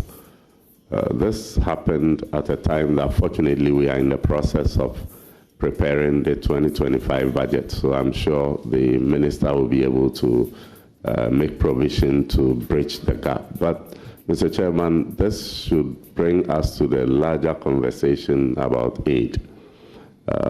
We know that aid to our country has been dwindling over the years. Danida is no longer supporting programs in Ghana as they used to. United Kingdom, for instance, has reduced their aid budget from, I think, 0.75% of GNP to 0.5%.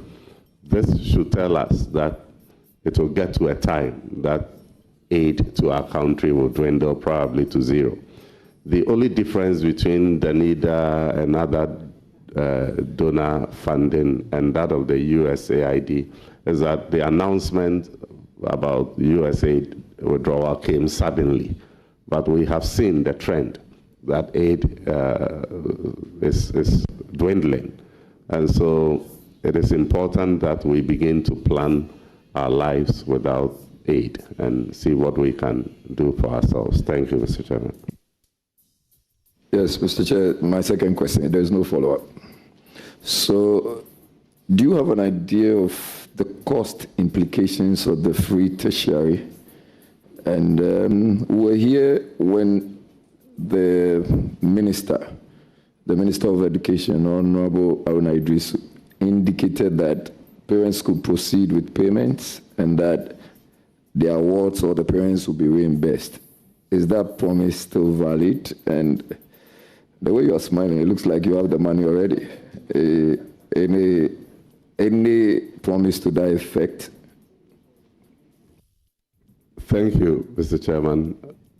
In fact, being a member of Parliament, and I know all of you are aware of the challenge that young ones go through, especially when they have to enter into tertiary institutions for the first time.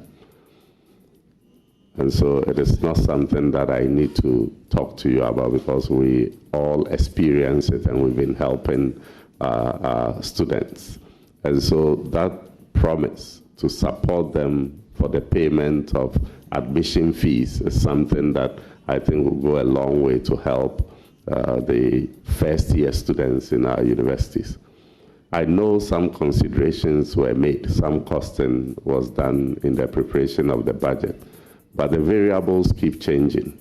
In fact, even the number of students admitted in the universities keep changing. Recently, I heard that KNUST had admitted over 50,000 students. So it is always not possible to give an accurate figure. But we are in the process of preparing the budget, and I am sure that provision will be made about it. With regards to the Education Minister's statement, if you know Honorable Haruna very well, and Honorable Anodon Pre is here, he can testify, a former student leader who is very passionate about student welfare and student issues. So sending him to the Education Ministry, I know that he will do everything possible to support the students in any way that he can. As to whether we start the payment of the admission fees from this year, from last year, or from the September admissions is an issue that I cannot speak directly to. I don't know whether we will want to consider admissions that happened before President Mahama became president, or we'll start with admissions that happened from the time he became president. I'm sure when I get to the ministry, I'll be able to get accurate answers for you in this regard. Thank you very much. This is just a follow-up. So can I tell my first-year tertiary students in Wejagbawe that Honorable Ampim is on record to say that before August, they would have received some payments or reimbursements from the government? Mr. Chairman, I didn't talk about reimbursements. What I am confident about is what this year's budget can accommodate. That is why I said that I am not too sure whether that policy will take retrospective effect or it will happen with the first-year students who will come this year. My final question, Mr. Chair. Oh. So I think I heard you earlier talk about an education forum, and we currently have, there is an organization, or there is another forum that has been organized or is in the offing, which is an economic dialogue. Is it a way of diverting attention and not dealing with the issues, the economic issues directly? Or you guys, or the National Democratic Congress, headed by the president, has a master plan? Mr. Chairman, I think that in our manifesto, President Mahama promised that he would have a national economic dialogue for all of us to brainstorm. And this is intended to build consensus on the way forward. In fact, President Mahama is focused on delivering, but it is always important to carry people along. And so all these fora are to build consensus so that we are all on the same page in the direction that President Mahama intends to send us. And I want to hope and pray that when the time comes, unlike the Sinchi consensus, our brothers and sisters on the other side will participate in this one, so we all put our hands together to build a better Ghana, to reset Ghana. Thank you, Mr. Chairman. Chairman, that should be all. Just to wish him well. And I'm excited seeing Honorable Yusuf Jaja by him. That's another very supportive person on the Finance Committee. And I'm hoping to see him at his vetting as well.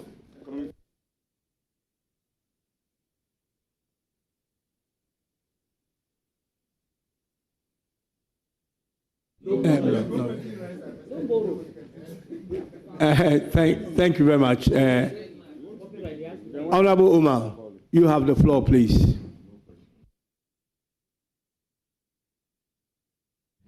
Thank you, Chairman. Mr. Nominee, Honorable Ampim, congratulations. Thank you, sir. I was here with you from 2017 to 2020. I know we did good job as backbenchers. I believe you've been to the ministry and received some briefings. And I would like to know from the briefings, how much debt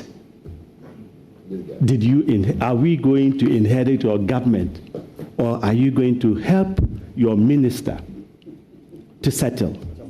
How much debt did you go there to meet? Thank you. Chairman. Yes. The rules are clear that questions should not be asked, for which answers are readily available in official records or publications. So we all know the public debt. But you are a member of the transition team, Honorable John Jinapo. You know it. During the State of the Nation address, the President also, former President Akufo-Addo, mentioned it. It was in it. He's not there. He's not there. Don't lead the nominee into temptation. He's not there. Honorable members, let's make progress, please. Mr. Chair, just a second, Mr. Chair, with respect. The nominee is a good friend. You know, he's conducted himself so well, and so far it's admirable. I don't know why my honorable member wants to lead him into temptation. Why? He should just leave him to stay where he is. No. Honorable nominee, please stay on course and refuse his deputation, please. Mr. Chairman, the only reason I want to refuse the temptation is for us to hurry up before Apenyomaken comes. Any, you done? Then I'll change it. Thank you, Chairman, for still indulging me. Yes, Honorable, congratulations. But how about inflation? Why is the country having so much? I think our inflational history has not been good. How are you going to help the minister to reduce that kind of high rate of inflation and bring it down to the levels where Ghanaians will appreciate the resetting agenda? Thank you. Thank you, Mr. Chairman. Mr. Chairman, the minister on this platform made a commitment that he intends to bring down inflation to 8% plus or minus 2%. And I will support him to achieve this target. It is not going to be easy, but it's achievable.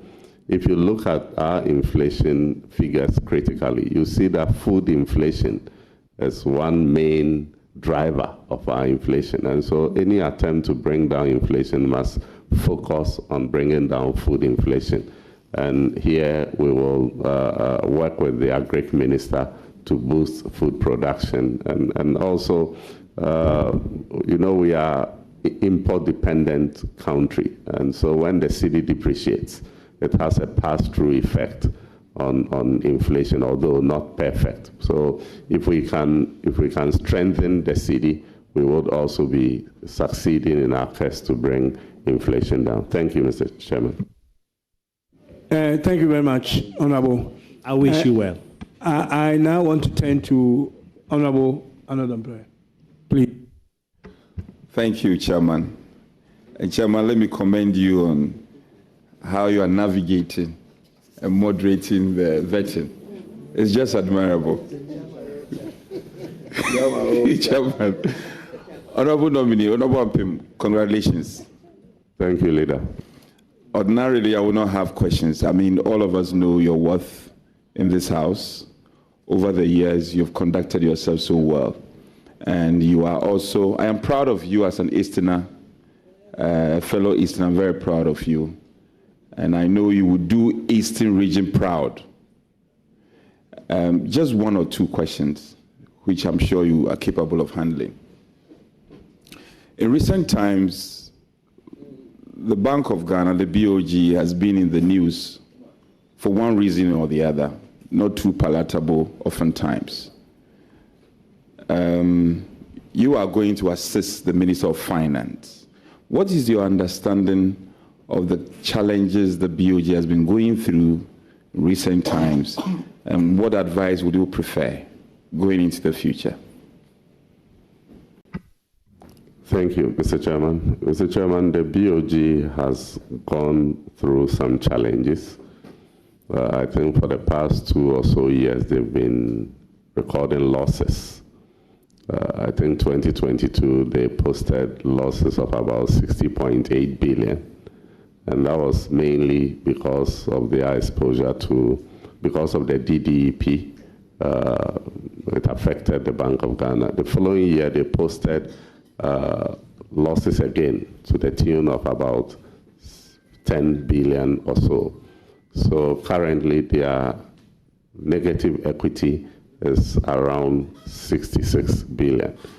I have heard people suggesting that we should use taxpayers' money to recapitalize the Bank of Ghana, but I think that in these difficult times, it may be too much of a burden on the Ghanaian taxpayer. I'm just hoping and pray that this year, maybe BOG will start making profits, so they plow back some of their profit to clear some of the negative equity. Thank you, Mr. Chairman. Mr. Chair, Honorable Ampim, I know even if it's last week or so, Government and Labour had agreed on a 10% increase in the base pay against a backdrop of some 23, 24 inflation levels. Do you consider that as fair and equitable? Mr. Chairman, normally, in order to preserve the value of wages, one would have expected that it will be at par with the level of inflation. However, we know that the times in which we are and how difficult it is for the Ghanaian economy. I must say that His Excellency President Mahama himself participated in the negotiation and has had cause to thank labor unions for the smooth negotiation that went on. The finance minister has committed to work to bring down inflation. And if we are able to achieve this, the effect of the modest 10% salary increase will not be too much a hit to labor. And Mr. Chairman, if you look at it critically, the 10% increase on base pay is leading to more than 11 billion increase in the compensation bill. And so it is also our capacity to be able to do this. And so we are happy and we are grateful to labor unions for this smooth understanding. I believe that when the economy picks up, we will be in the position to do more for labor. Thank you. Mr. Chair, my friend is a very patriotic and honest man. Are you? Yes, I am. So the erstwhile MPP administration, as you do know, offered some 30+% between government and labor. And yet it was described as inadequate. We've come from COVID and all the difficulties associated. Your government, our government, is now offering 10%. And you find it acceptable compared to ours? Mr. Chairman, I said earlier on that it is important that leaders demonstrate what they want Ghanaians to do. I believe that it was quite easy for President Mahama to achieve this because of the signal that he has given to Ghanaians. Look, it is significant, the decision by government to reduce the number of ministries from 30 to 23 and to reduce the number of ministers from 84 to 60. So the president is showing that things are hard. I'm tightening my belt, so help us to achieve this. And I believe that that is what is giving us the kind of smooth understanding that we had. Thank you. Mr. Chair, this is quite debatable, but I will spare my friend. I don't want to go into the nuance of that because the answer is professed and is debatable. I could have or emphasize the other side of the coin, but it's okay. We'll leave it for another day. Or maybe we'll meet him in the chamber when it's budget time or so now. We'll go much into that. So I'll spare you on that. But Leader, yes. Can I just a quick one? It is also when you are negotiating, these wages with the unions. It's also what you negotiate. It's an anticipation of what you expect inflation to be going forward. So if you do you're able to achieve a lower negotiation in terms of the rates and it's accepted, it means that the parties all believe that inflation will continue to go down. If the figure goes up, then it means that anticipation is that inflation will be much higher. So this is good news. Chairman, you are actually participating in the vetting. That's fine. Let's give ourselves time. It's only time. Honorable Ampim, let me test your mind on this. Statutory, I'm just finishing. I'm finishing. No, I'll just... Statutory payment obligations. And let me limit you to DACF, NHIA, and Get Fund. Your side had been quite critical over the years about payment of especially DACF obligations. Timeously, yes. Thank you, Leader. Are you coming up with something different in terms of prompt payment and the releases? You have been on the finance committee, so this is something you are very comfortable with. Are you bringing any insights to board which will help the minister to ensure timeous payment of these critical statutory payments, especially the DACF, which is very, very critical to our local government and our people down there? What are you going to do differently? Mr. Chairman, I'm grateful.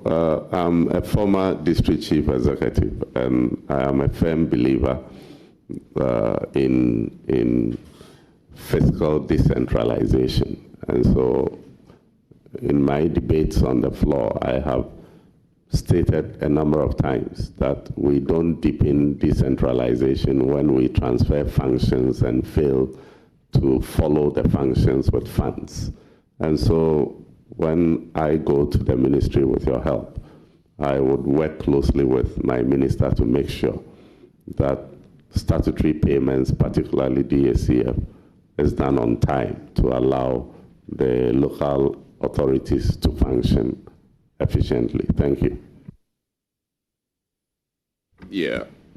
Okay, you spoke to your other position when you were district chief executive, and it's captured on page 2 of your CV. Page 2 of your CV. Are there notable achievements that you can apprise us out of the former DC for Esojaman? Things you are very proud of. Yes, Mr. Chairman, as a DC, I led in the development of Esojaman. I provided a number of clinics, school buildings. I did a lot, supported education, and that is why the good people of Esojaman continue to support me in my current capacity. Thank you. The chair, still on his CV, page 2. Let's stay at the same page. Your role as Interministerial Coordinating Committee on Decentralization Secretariat, Office of the President. Any key lessons that you are carrying into the ministry? Yes, Mr. Speaker. Mr. Chairman, sorry. Mr. Chairman, yes, the IMCC Secretariat was a secretariat that was established to support in the coordination of decentralization issues. And when I was there, we were being supported by the European Union with a program estimate that was funded to deepen decentralization exercise. And we did a lot at that time. I learned a lot of lessons there, and I'm going to bring that to bear in my new role. Thank you. The chair, he can take this on a lighter note. But now that the president has, found you and has nominated you to become, soon to become or confirmed deputy minister, your seat is one seat the MPP has been looking for a very long time. In my days as a youth organizer in the Eastern region, would you consider giving up a Sojaman seat now that you have been nominated as a Deputy Minister of Finance? Mr. Chairman, is that what will make him recommend me for approval? But on a more serious note, Mr. Chairman, I rather would want to entrench the seat. It has been swinging. I took the seat from the MPP, and that is why you haven't forgiven me up to now. But I think I'm gradually making a statement that you should keep your hands off a soldier man. Thank you. Mr. Chair, on that note, let me commend my friend highly for his nomination. I wish him well, and I wish him God's blessings. I thank you. Thank you very much. Honorable Hadia Lali, please, it's your turn. Thank you, Chairman. Take the floor.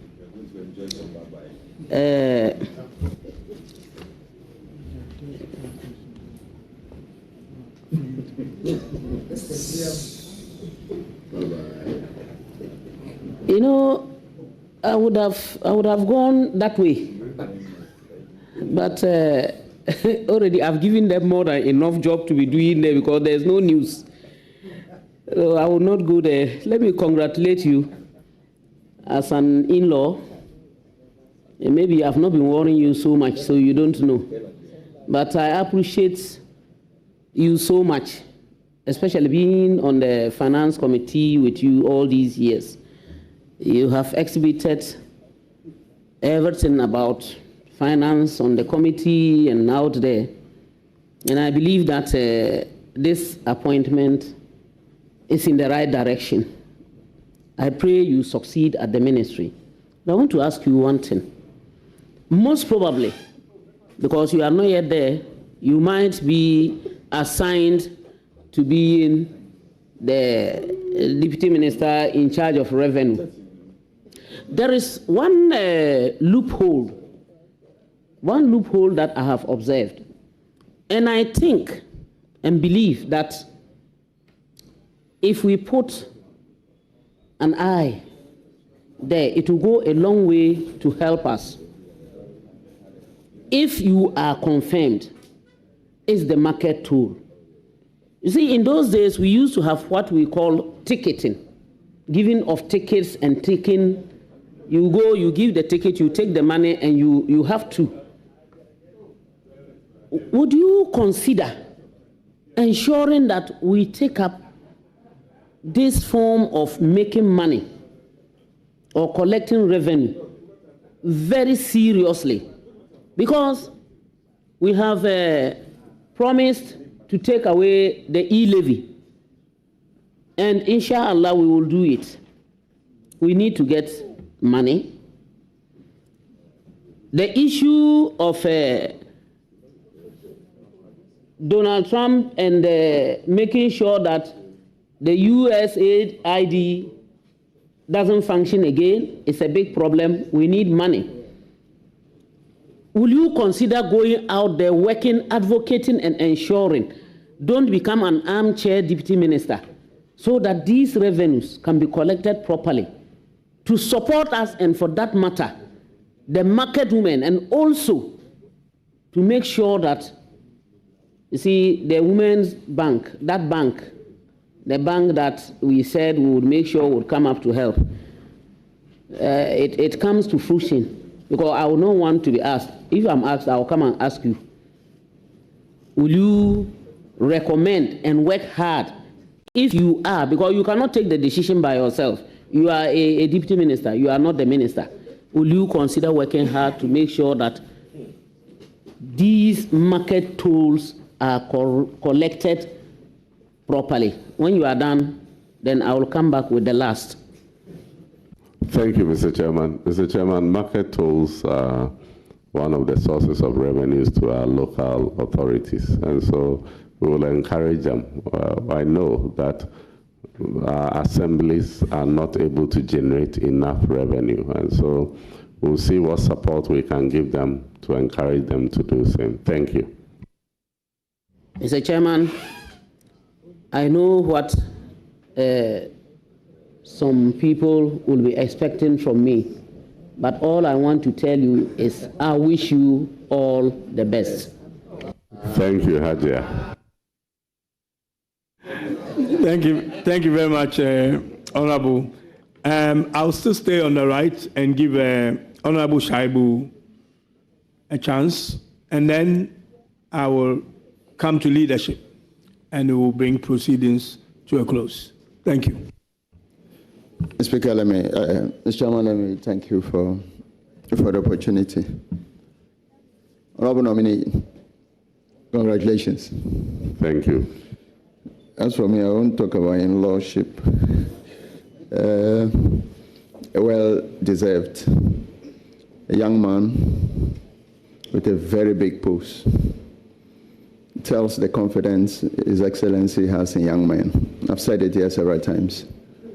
And so please don't disappoint so that young people tomorrow too late. I know you will make young people very proud in this country. Let's do board. I know of cocoa board. I know of several other boards. But what is this animal called gold board? Can you walk us through what it's about and why you think that it's something to set up? What are the advantages that we seek to draw from that? Thank you. Thank you very much, Mr. Chairman. Mr. Chairman, the gold board is... Chairman, yes. Just by way of bringing clarity to my learned colleague's question, you are not yet at the ministry. And if you've not been briefed, you've not been briefed. If you learn about it later, you learn about it. Just to be sure. Okay, thank you, Leader. I was going to give the little information that I have about it, but I will respect his views, and then because I was hoping I'll finish before he comes. And now that he's here and he's giving me a cue, I better take it. Thank you, Mr. Chairman. Please go ahead. Is there a follow-up?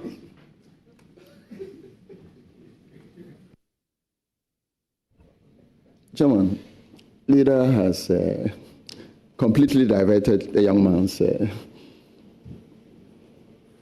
attention from the very good question that I asked. But let me just go a little bit. So let's run away from the gold board. And I know as for Scholarship Secretariat and its problems, you cannot run away from it. I'm sure some of your constituents will be on the scholarships outside.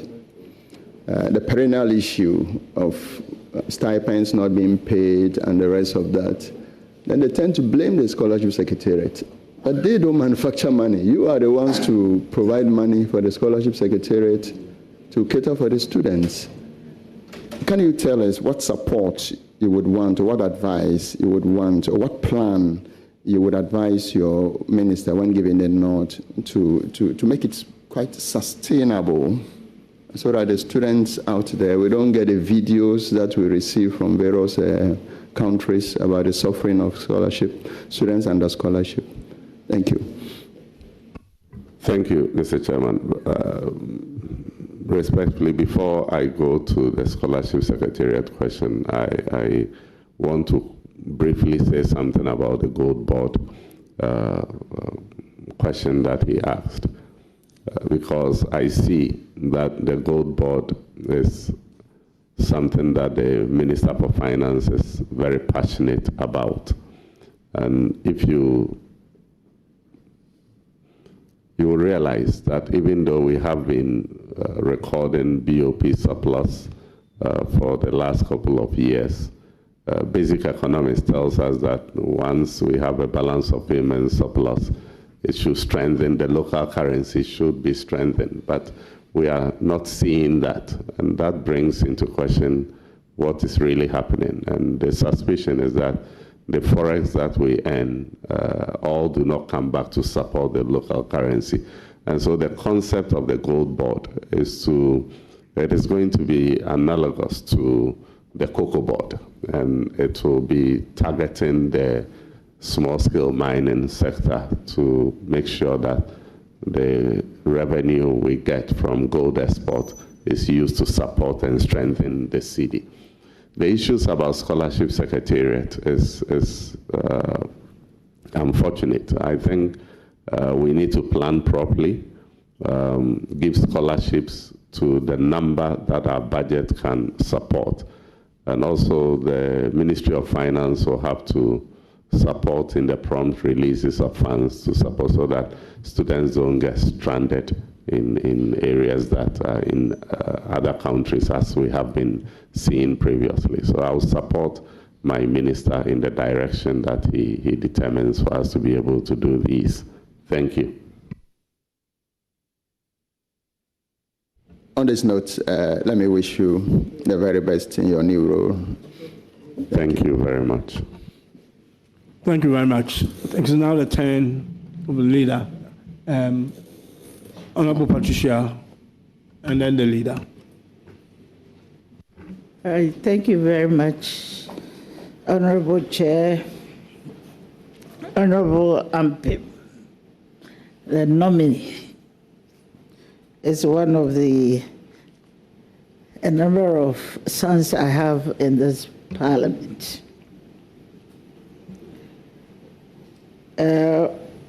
And I would like to take this opportunity to congratulate you for making us proud.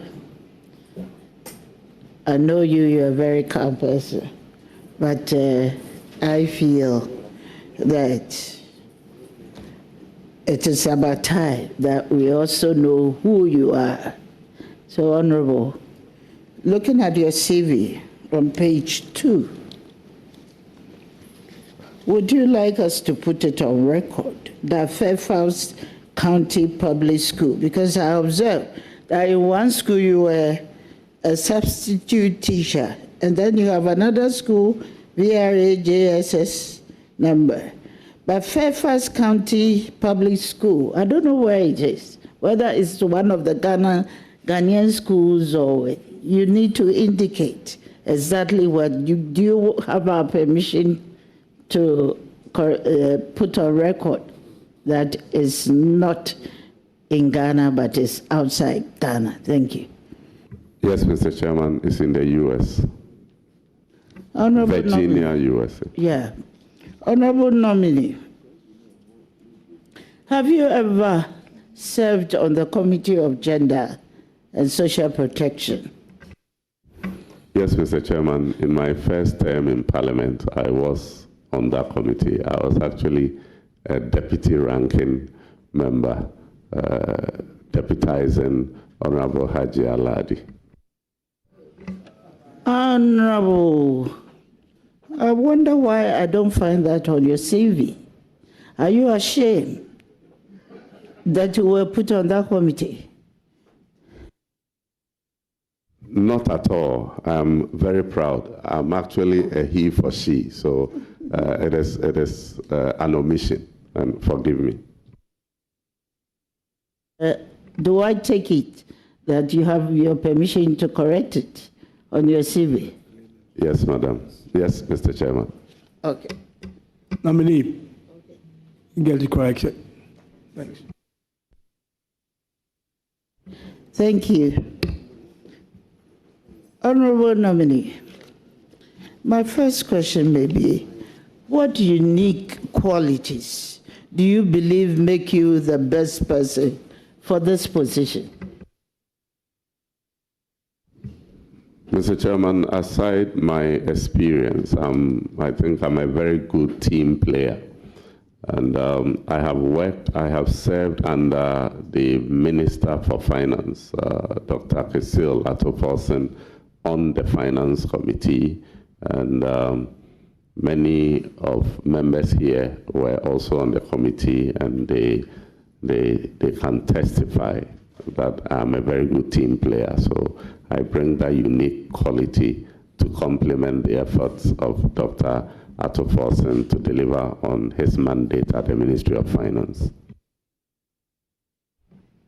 Honorable nominee, as a proud he for she ambassador,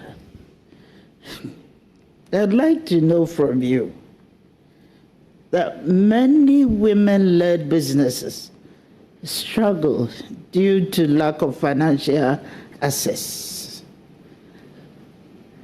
How would you advise your minister to advocate to support female entrepreneurs and other small-scale female females in other small-scale industries? Thank you. Thank you, Mr. Chairman. Mr. Chairman, His Excellency President Mahama and Vice President Professor Nana Opoku-Agyeman are passionate about this, and that is why they advocated for the establishment of a Women's Development Bank. If you are kind enough to recommend me for approval quickly, I would go and support the Finance Minister in the direction that he would determine for us to put in motion the process to actualize this important campaign promise. And that will help provide financing for female entrepreneurs. Honorable Nominee, my follow-up question is that, are you suggesting that we don't have other existing institutions that deals with such problems? Not at all, but what I'm suggesting is that President Mahama intends to place focus on this through the establishment of the Women's Development Bank. I did not intend to suggest that there hasn't been any mechanisms to support female entrepreneurs. Yes, then are you confirming that there are other existing institutions like the Ghana Enterprise Agency and then the LEAP and then some NIP, that's what I mean, and MASLOC, and there are so many. Yes, Mr. Chairman, there are so many that are available for everybody, both men and women alike. This is a special focus on women, and that is the only difference.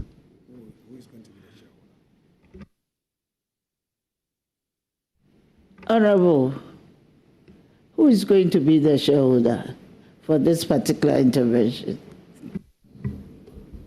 Mr. Chairman, these are fine details that I do not know. I would work with the minister to fine-tune these things, and they will definitely come before this August House. And so, taking a cue from the admonition by the minority leader, the revered minority leader, I want to defer some of these till I get to the ministry. Thank you. Well, have you read your manifesto? I have, but it's a source doc. I pray that the minority leader does not request that I go and bring it here.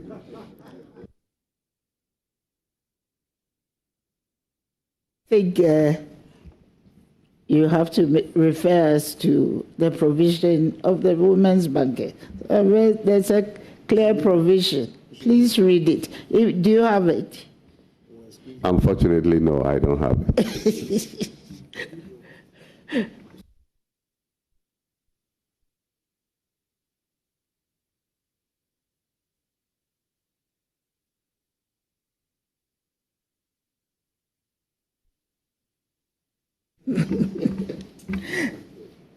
Yes, Honorable Deputy Minister, designate.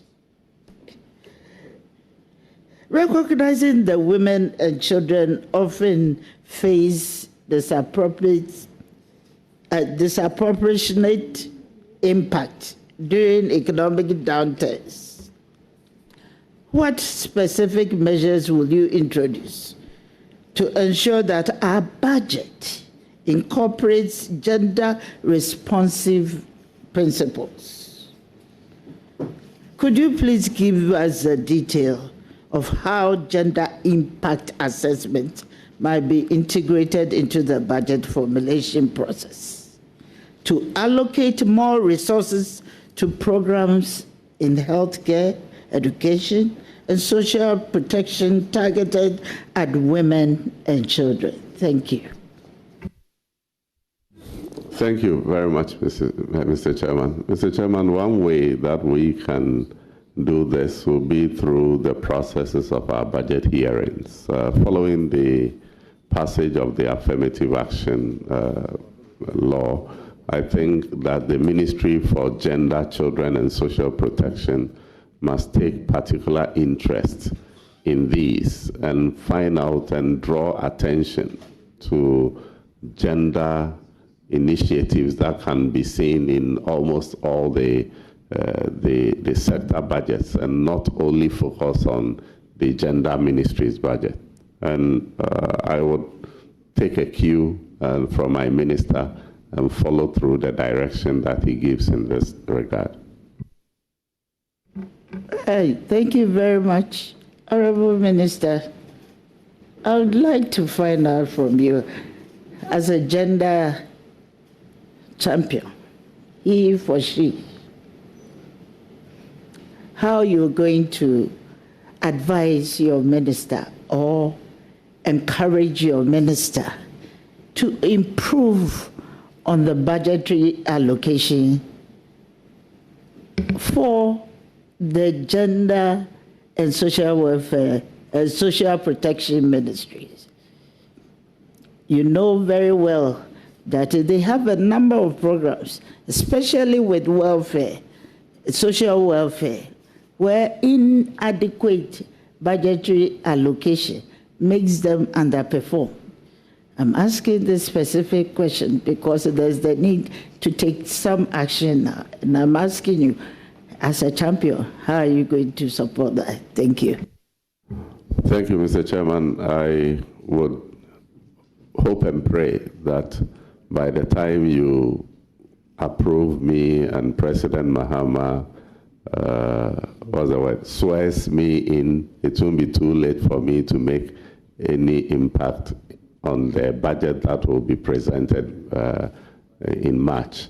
And so if you go through the process with dispatch, I would go to the ministry and suggest to the minister that we pay particular attention to the gender ministry's budget and make sure that enough provision is made to support all the programs that you have listed. Thank you very much for your answers to our questions, and we're going to hold you to all the answers that you've given as gender champion. Thank you very much. Thank you very much, Mama Pat. And congratulations for Thank you very much. It's now the turn of the minority leader. May I invite you?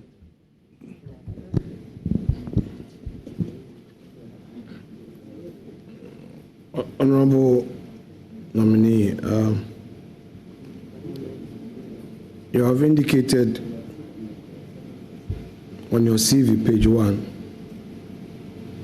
you speak English, Twi, and Guan. Which of the Guan languages do you speak? The dialects, the Guan dialects, sorry. The Enum-Bosu Guan dialect. Okay. So, what's the meaning of Wocheme? I didn't hear the word well. Wocheme, how do you say what to say in the Enum? The way you are saying. Okay. So say, introduce yourself in Enum. Introduce yourself in the Enum language, dialect. Introduce yourself, mention your name, your date of birth, your work. Your people will want to hear you, and say a bit about your educational background, all in the Enum dialect, which is part of the Guan.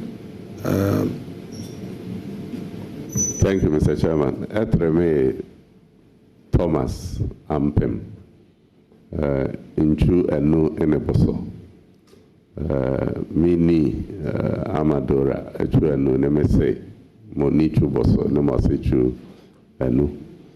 Kokomebo, mi okrede, mi school kana bo, enu, mi mula, we training college.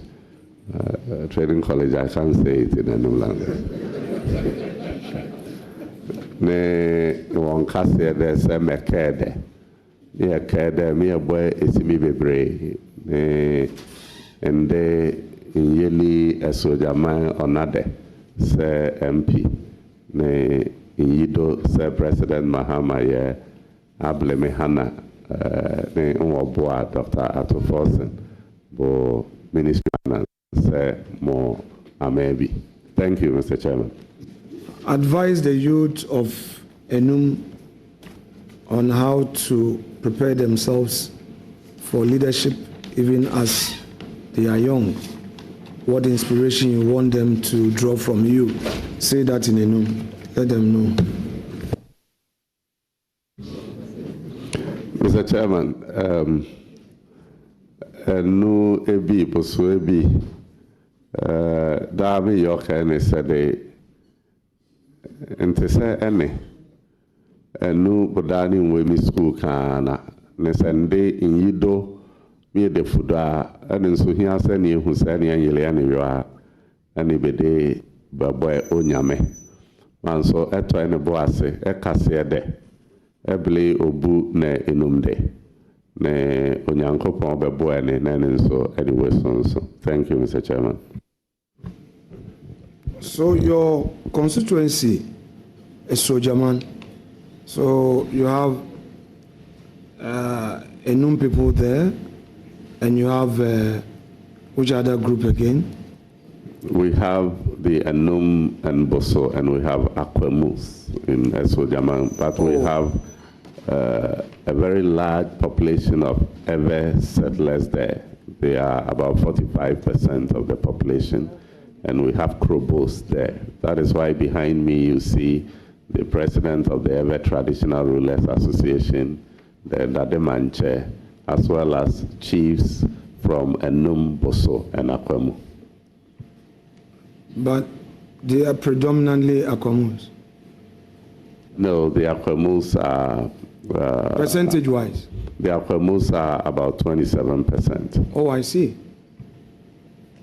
I traced my ancestry to the Akwemu area. You know that? No, Mr. Chairman, I didn't know that. I'm telling you. Thank you, Mr. Chairman. So it means we have a lot in common. So I'll come home. We'll be expecting you. I don't know where I belong. Part of me, a Futu and law, and then when we trace, they say, oh, Akwemu. So we all come from diverse places. That's how God wants it. So how is your tree, your proficiency in tree? Mr. Chairman, before I come to the proficiency in tree, I'm happy that you have chosen to be at a Futu. So please, where you've started tracing your route to Akwemu, stay in your lane. Thank you, Mr. Chairman. Mr. Chairman, I speak tree at the Equiapim tree very well. Okay, so, say something about your experience in Parliament in Equiapim tree. Been in Parliament for 12 years. This is your third term, right? Yes, Mr. Chairman. Right. So your first 2 terms, share some experience with us in Equiapim tree. Yeah, my person may come for Medjuma or Parliament or Ofikasim, and it's a house of Bafofra. If you ask I know any to. And so, what they are brase, champagne, Niawaya, Utimi, Esia, Nawonso, Wetimi, Enya, Aquenya, Ayenia, Ubetimi Aye. Meba Parliament, no. My ejuma ewo committees bebre so ebine gender, children and social protection committee on gender. So my ejuma ewo local government committee. So my Ejuma Finance Committee, me and I'm a chairman of the Budget Committee or 8th Parliament no Mansana Yere Ebasisi. Ejuma no ade asa odi wani eto ho a obetimi aye ni ye na so ni pani meda nyame ase se amame akwanya na meda esoja manfo nso ase se wanyame mujidi na mribia wasoma me se me mesi won anan. Mr. Chairman, thank you. Do you speak some ever? Not really, but Mr. Chairman, I'm sure I do better than the minority leader.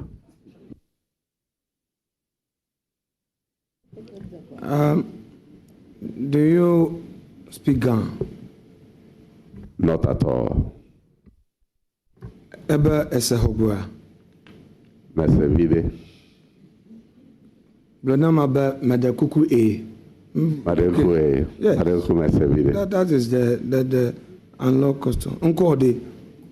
Madeku enko nye Thomas Sampim nyako. So this is what you've been using to win the vote, right? So you go here, you pick something small, you pick, then you do this, then you've been beating our candidate. That's what you do. Mr. Chairman, I was forced to learn it in the last elections because you speak some Ghana because well. Of what? No. You speak some Ghana well. No, not at all. What about some Krobo?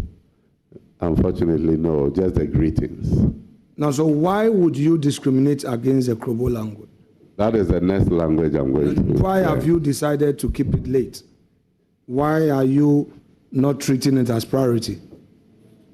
Mr. Chairman, I'm treating my language acquisition is not that sharp, but small I'll get there.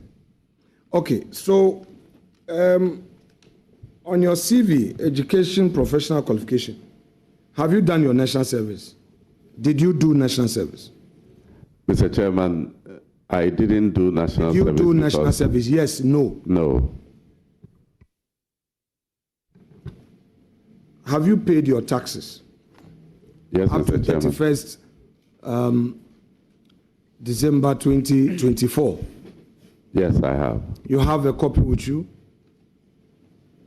I presented a copy to the Secretariat. Is Parliament work, your parliamentary employment, is that the only employment you have? Yes, Mr. Chairman. Would you be surprised to hear that you do some other business apart from Parliament? Because you are telling us that you don't do any other work apart from Parliament. Mr. Chairman, I'm a full-time parliamentarian. Do you have any registered company in your name?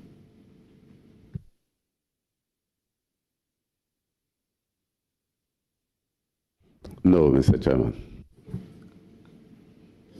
Proud to you becoming a member of Parliament, did you register any company? Mr. Chairman, I think I registered a company with a friend many years ago, but we never did any business. But it's a company you've registered. Would you be surprised to hear that your friend is actively working with this company, though you are a director? That is not possible. What's the name of the company? In fact, I don't even remember, Mr. Chairman. Let's go through your party's manifesto on this women banking.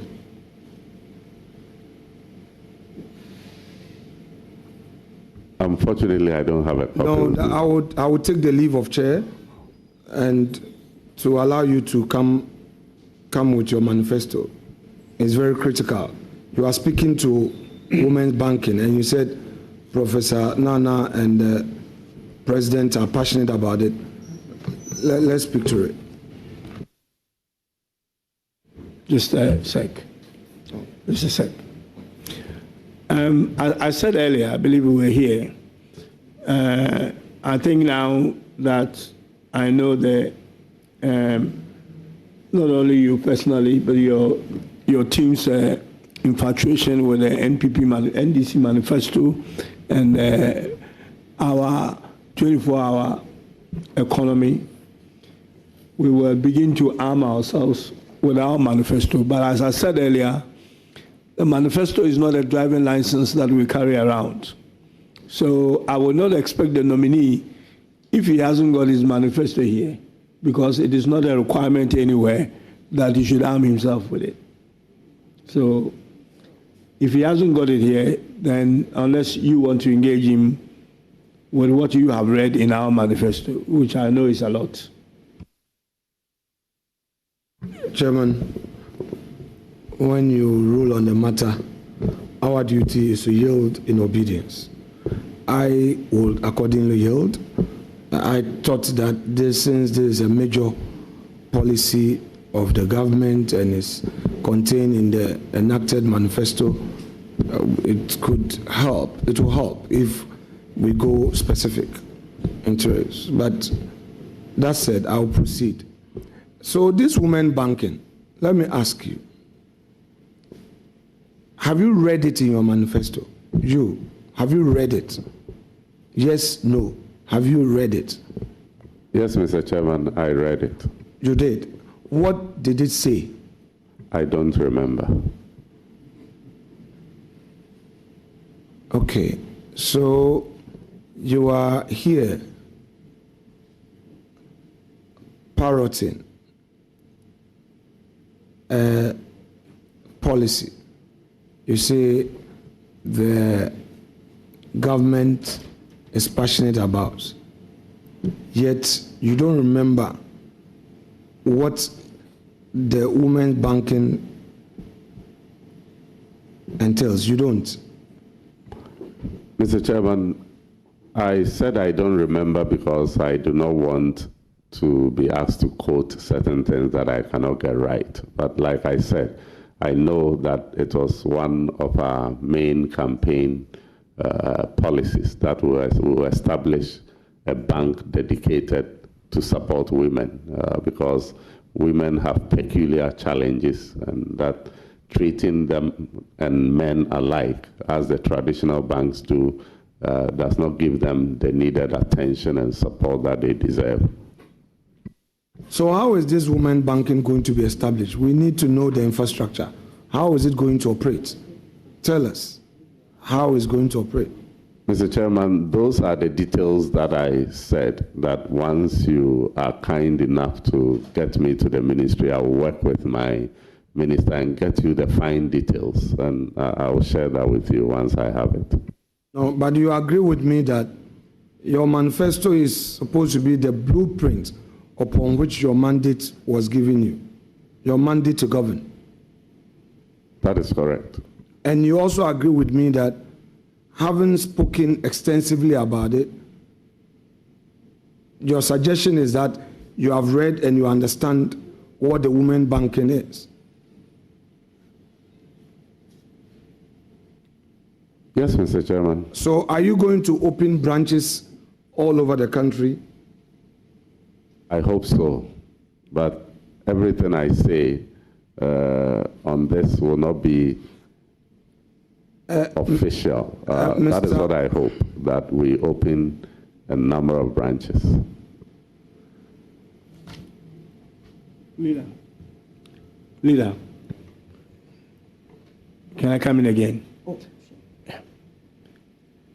The nominee here is a nominee designated to be a deputy minister of a substantive minister.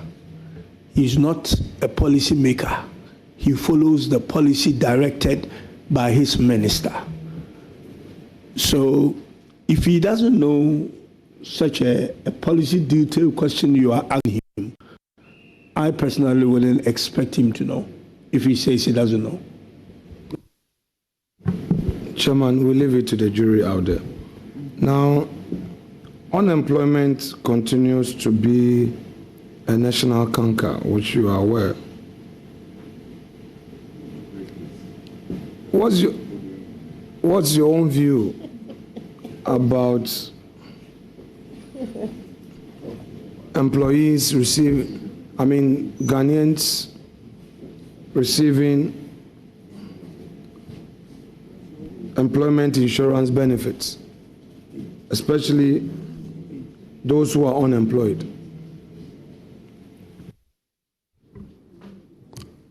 Mr. Chairman, that would be a wonderful scheme, but it depends on if our economy will be able to support it. I doubt if we will be able to support it in our current economic situation, but once things pick up, I don't think it is something that we cannot do. It is done in other countries, and it won't be out of place for us to experiment it. But I recall that something like that was launched some years back under the Ghana Cares or Batampa program, National Unemployment Insurance Program or something of the sort by the previous administration. I'm not too sure where, the extent to which it was implemented, but it is something that when I go to the ministry, I would work with my minister to look at, and once the economy can support it, we can look at it. In your manifesto, you promised to stabilize the national currency. You are aware of that? Yes, Mr. Chairman. As a deputy minister, what would be your advice on the approach to achieve this? Mr. Chairman, price stability is one of the main functions of the central bank.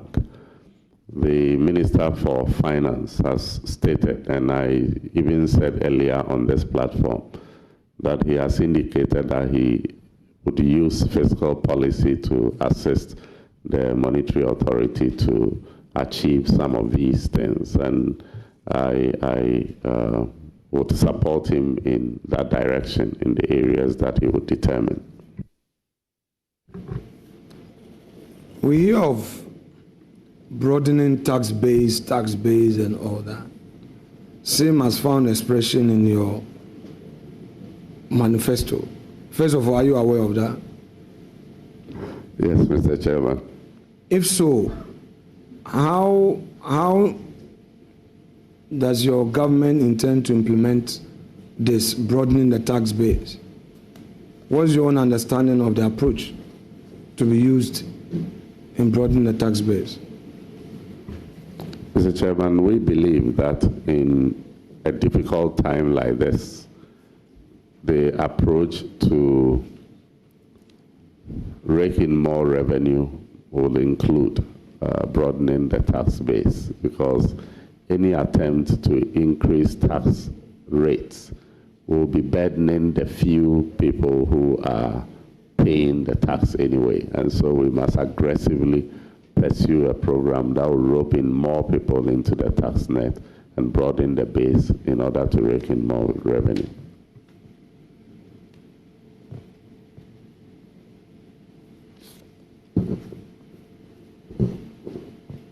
So let me ask you about tax incentives. The 1D, 1F policy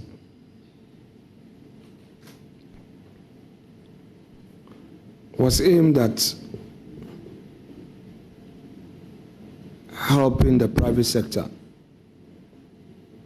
to be more productive, to be more efficient, and also produce at a cheaper cost in terms of the raw material and the machinery imports. Your party opposed this, correct? Mr. Chairman. Yes, no. Your party opposed this, correct? My party supported tax exemptions, but it got to a point that we thought we should pull the brakes. So in principle,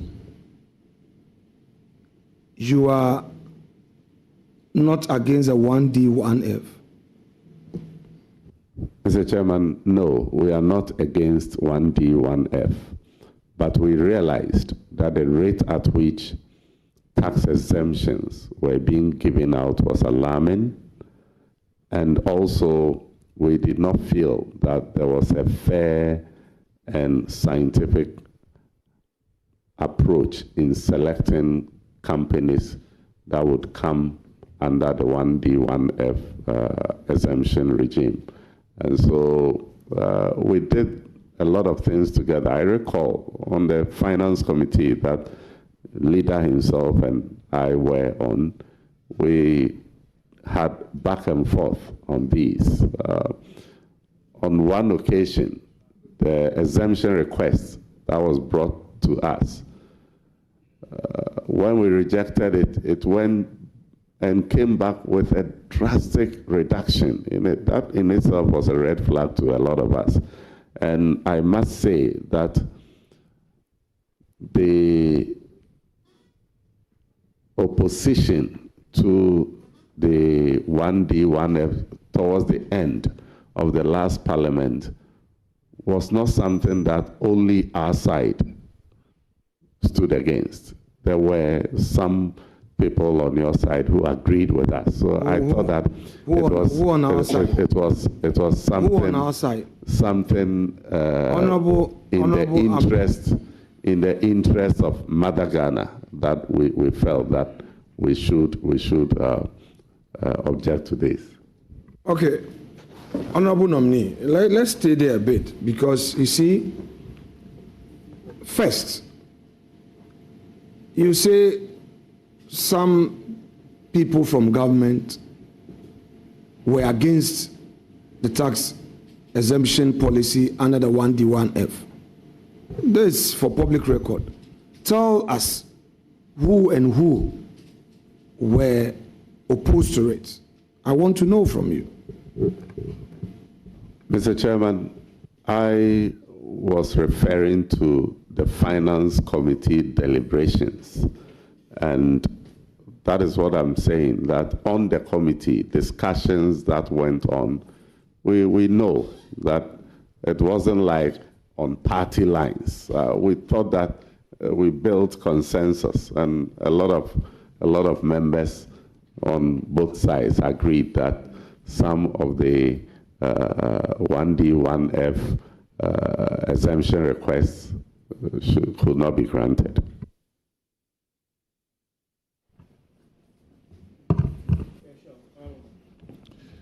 Thank you very much, Chairman. On this very important issue of 1D, 1F, the decision of the committee, the then Finance Committee, was to take out the raw material components in the application, and we did so. That led to the reduction in the value, and Honorable Ampim participated, out of which we generated a signed report. It was its laying that was objected to by the minority at the time. All of us, we generated a report. We sat at Aliza Hotel for over a week and did what the House, as directed by the Speaker, requested us to do. So it's not as if some members on the majority side, there were some discordant voices before the directive. But after the directive, there wasn't any issue. The report was generated and signed, ready to be laid. And we worked so hard in reducing the figure from about $300 and something million to about $100 million, representing over 48 companies to create over 200,000 direct jobs. That is the work we did. Honorable Achampon was there, Honorable Ampim, they all participated. Honorable Adongo, they were all there. You can ask Honorable Atufosin. The minority leader was a member of the committee. We worked so hard on that. Thank you. Mr. Chairman, that is what I'm I want all of us to share. I mean, that glory is what I want all of us to share, that we work together to reduce the amount that we initially were called upon to give away in tax exemptions from the 340-something million that the immediate past chairman of the Finance Committee mentioned to about 100 million. That is a glory that I don't think minority should take. I think we all did this together. And honestly, Mr. Chairman, I feel that it is important that either Parliament or an institution conducts some analysis of the impact of tax waivers that we have been giving out to advise us as to whether the benefits is worth doing it and what modalities we should do. I mean, it is something that I feel passionate about, that we need to have something to guide us as a house in granting some of these waivers. Thank you, Mr. Chairman.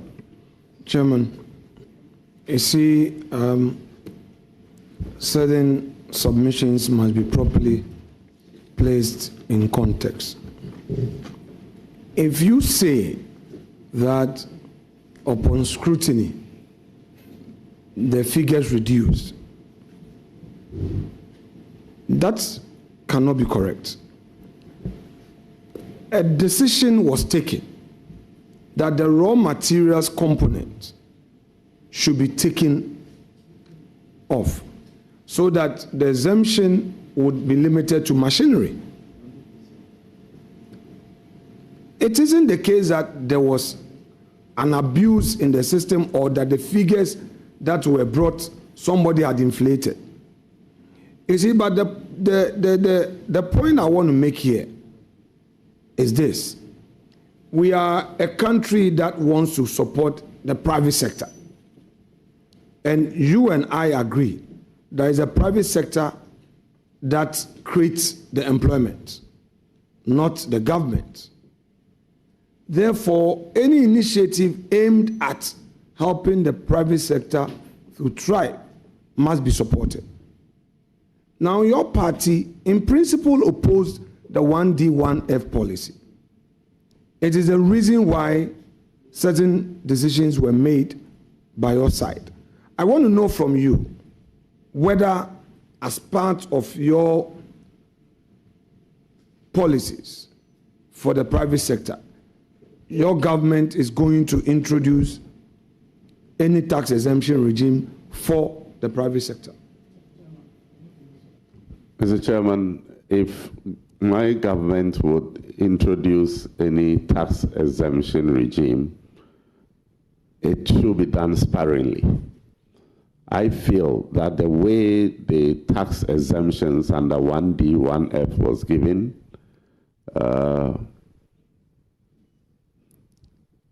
was too much. And like I said earlier on, I felt that it was important for some work to be done to ascertain whether we were getting value for it. Thank you. Yes, Honorable Chairman, you can come in. Yeah, Mr. Chairman, thank you very much. I think it's important to correct some information put out by the minority leader.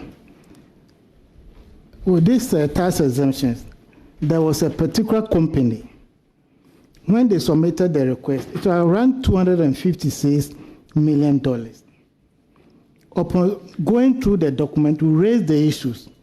They withdrew the application, came back, and it reduced to $142 million. This is the issue the nominee is talking about, not the later, when Honorable One became the chairperson, then we put all together, we'll tease out all the raw materials and the rest. That reduced from 300 to 100 and something million. Originally, when Koku Kwatin was the chairperson of the committee, we did the work and reduced it from 256 million to 142 million.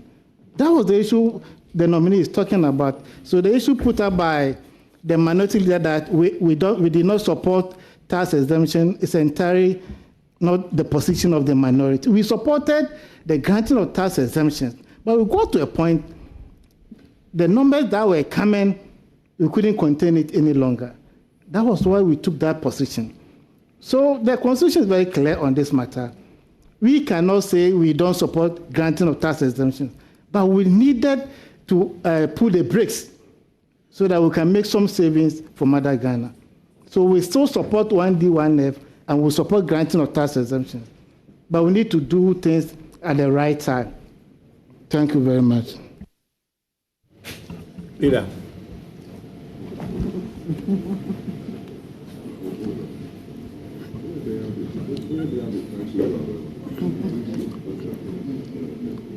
Honorable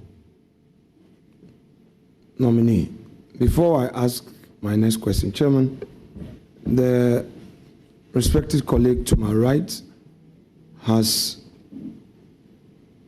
sought your leave to make a statement, not to even ask a question. I'm compelled to respond to him. The records of Parliament will reflect the views they express on the House floor through their minority leader. They said that they were not in support of the 1D, 1F, and that they were opposed to it. It is the reason why they physically prevented even the laying of the report. The practice of Parliament is for the minority to express its view and for the report to be laid, a vote taken. This was a situation where the NDC minority prevented even the laying of the report after there had been some concessions and some agreement that all parties had signed to the report. The words of the then minority chief whip were that if the report was laid, there would be chaos on the floor. As to what he meant by chaos, it is for him to determine. The speaker called us into conclave, had a discussion. They said they will not allow. If today, we, the 88 minority, we call ourselves the mighty few, should we say that we are opposed to your policy, yet will not allow you to use your majority to lay and take a vote, how would you feel? So he shouldn't go there. The 8th Parliament, a lot of things happen. You use, your might, brow, to have your way. We cannot even do that to you, a percentage of that which you did to us. So don't create the impression now that the NDC minority, as you were then, supported tax exemption.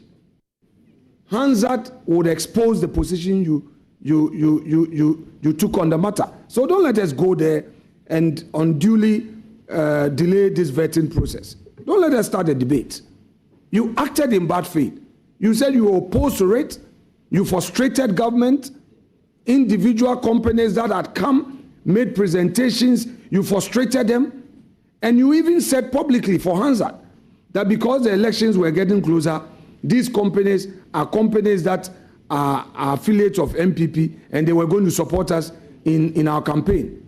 So don't say today that you are not against it.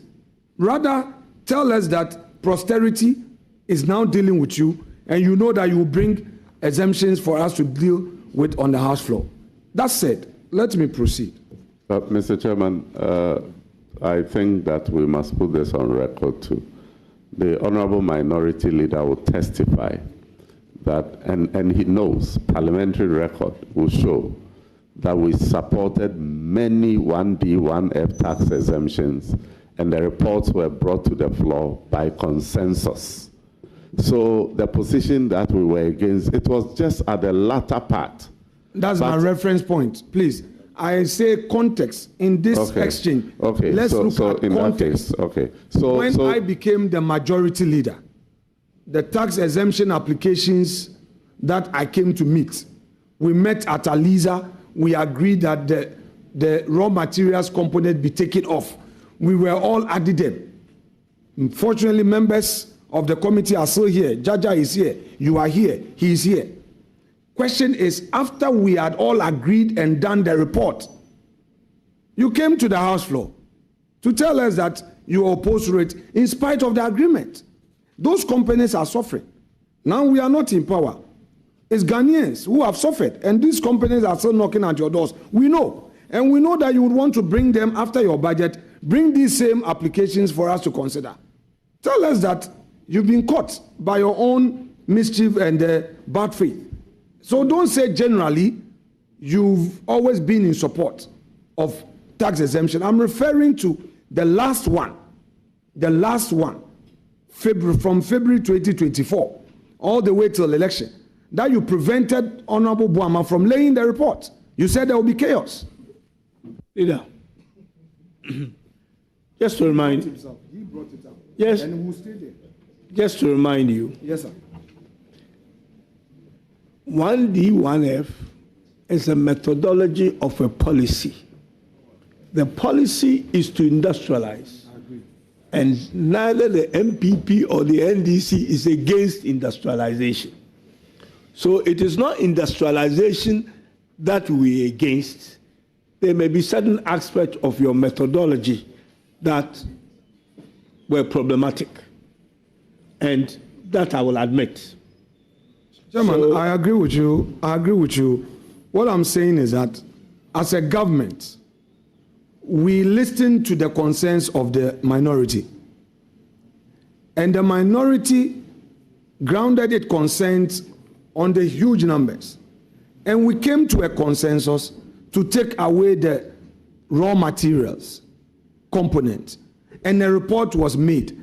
Then you did a U-turn on the floor to threaten chaos and prevented the chair from laying the report. That is a fact. So on record, you had said you were opposed to it. So let's end there. Now, Honorable Ampim, what is your view on this, your 24-hour economy? Explain to us your understanding of the 24-hour economy. Again, before you come in, 24-hour economy is the methodology for industrialization. I agree. Chair, I agree, respectfully. So explain to us the methodology for industrialization, which has been cliched by your party as 24-hour economy. Explain to us. Thank you, Mr. Chairman. Mr. Chairman, my party is advocating that we run a 24-hour economy where certain category of jobs can be done round the clock. This will provide extended hours of work and will provide job opportunities for many people. And if you look at our manifesto, I know that we listed some public institutions that can immediately provide a 24-hour service, like the passport office. And recently, those public institutions. I've mentioned one, passport office, DVLA, and others. Recently, I heard the Minister for Foreign Affairs, Honorable Okujeto Ablakwa, stating that they are going to initiate processing of passport 24 hours. These are areas that we think that we can work 24 hours, employ additional hands to do the jobs. On this platform, the finance minister said we would also focus on the real sector. And so these are things that we intend to do. And as a deputy minister, I want to remind Minority Leader that, as he rightly advised, I am a deputy minister nominee. And so if he is kind enough to release me and I go through the process, I will go and assist my minister in the direction that you said. Thank you.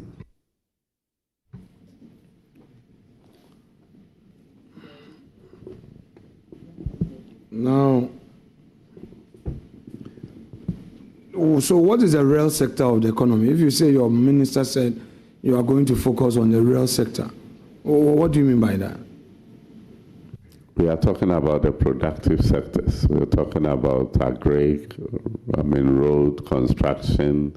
I don't see why we cannot do road construction in the night as we see in other countries. If we are surfacing the 37 to Medina Road, looking at the traffic there, why can't we work even in the night when traffic is less? So there are a lot of things that we believe that we can do around the clock. So do you have any idea of the cost to government in this? Because all these are private sector engineered. Are you going to provide some incentives to the private sector to enable them achieve this? Rightly so. What are some of the incentives they should expect? The nation is listening to you. Tell the private sector what incentives they should expect in fulfillment of this 24-hour economy promise. Mr. Chairman, one thing that we talked about was reduction in the use of power for certain times of the day. If you enroll in the 24-hour economy, off-peak period around midnight when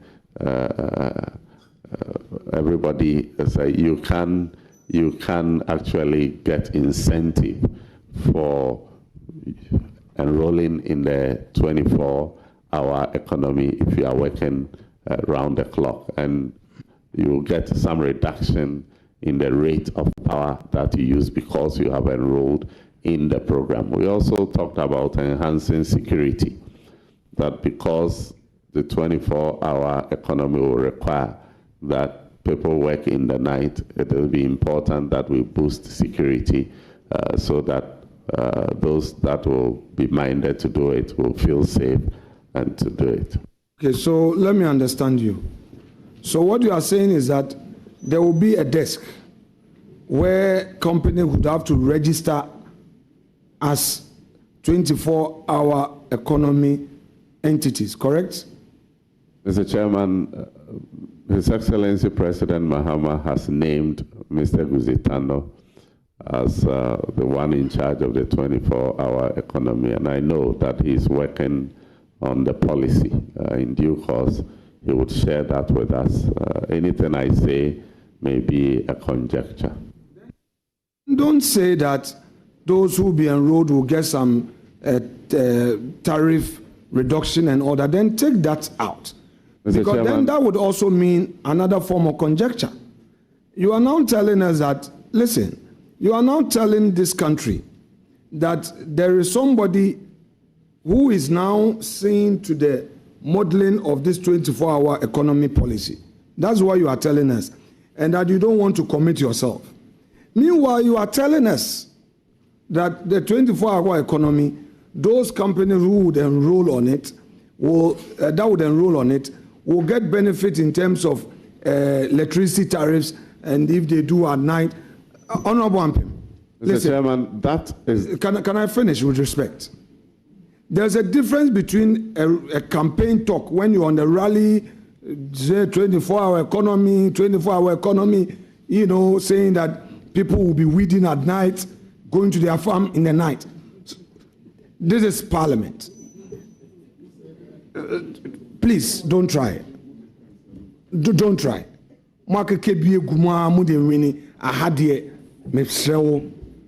Is the policy now being enacted? Tell me so that I end here. Tell me. Mr. Chairman, I said that the policy is in the process, but I also mentioned that yes, is in the pipeline. But I also mentioned that the policy envisages that there will be some benefits. Which benefits? To those who enroll in it, and the benefits includes reduction, time of use. Ghana for being humusubai papa. What the interest? Leader, I think you are actually jumping the gun. Sure. Chairman. There is a man. Had a peaceful day. Chairman. Chairman, please, it will still continue to be peaceful. We have a manifesto and a policy. The manifesto eventually will feed into the policy. Somebody is out there that he had mentioned who is fashioning out these policies for us to get the details. In the manifesto, we did not say anything about we will give a tax exemption of this amount, or that will come in the policy and in the details. So when you were, what do you say was contained in your manifesto? Tell us. Chairman, you are not on oath, but you are explaining. Yes. You're still engaging me. All right. The promises given in the manifesto does not come with numbers. The numbers will come in the policy. And they have to put it together. Yes, you will have a first visit with a budget. And you can then ask questions out of that. To ask the nominee, the deputy minister, about these details, first and foremost, is unfair.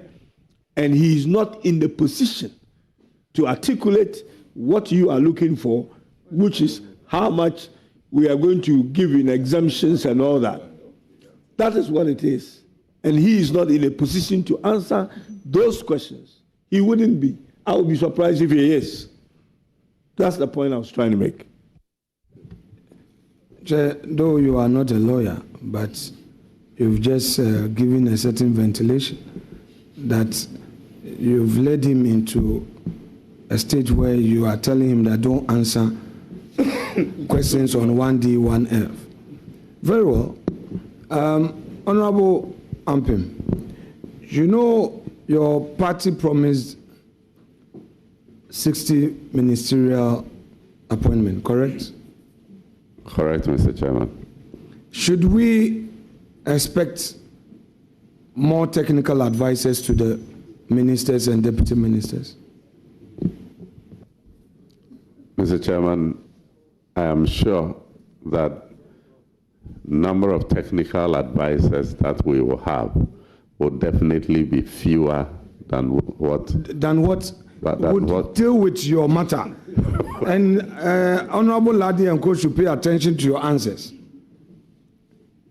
No, Mr. Chairman. I'm asking you, should we expect more technical advisors, yes or no? I hope not. Mr. Chairman, I am not in the position to answer this question. I am not the appointing authority. Would you be required to take technical advisors?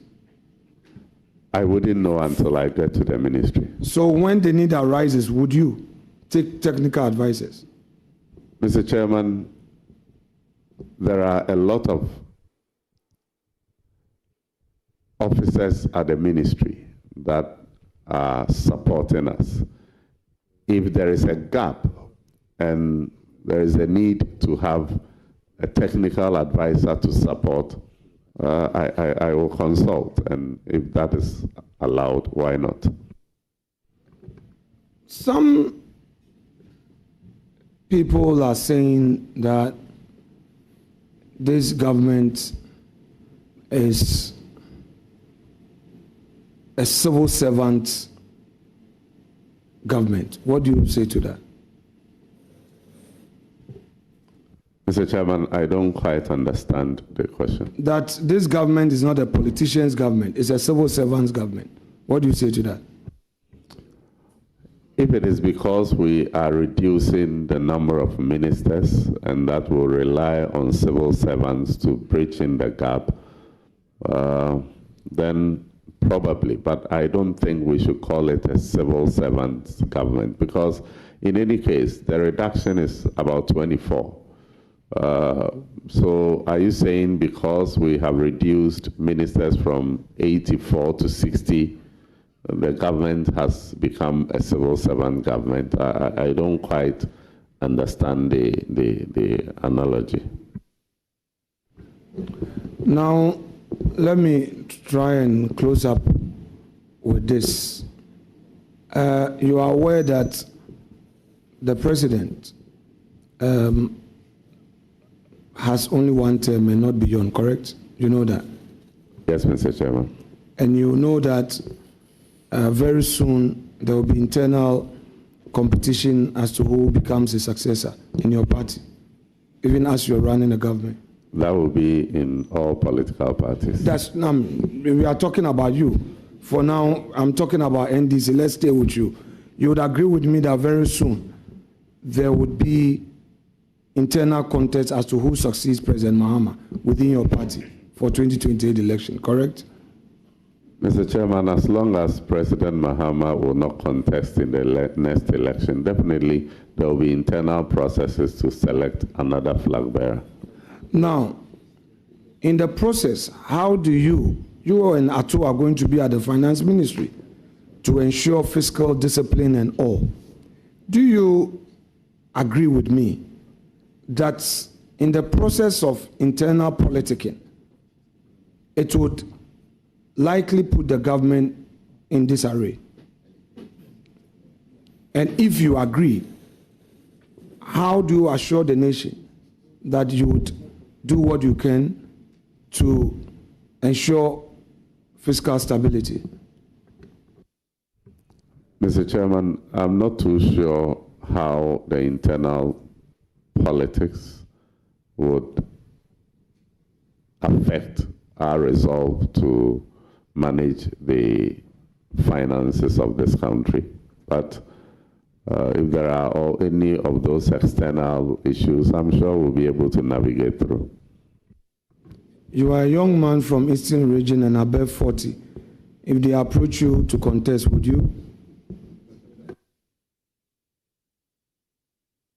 Mr. Chairman, to contest for what? Flag bearer of your party.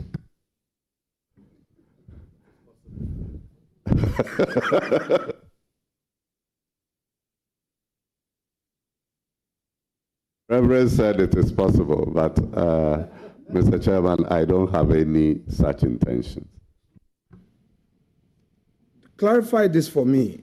On your CV, you said you did personal banking job at Wells Fargo between 2008 and 2010 whilst you were in the US.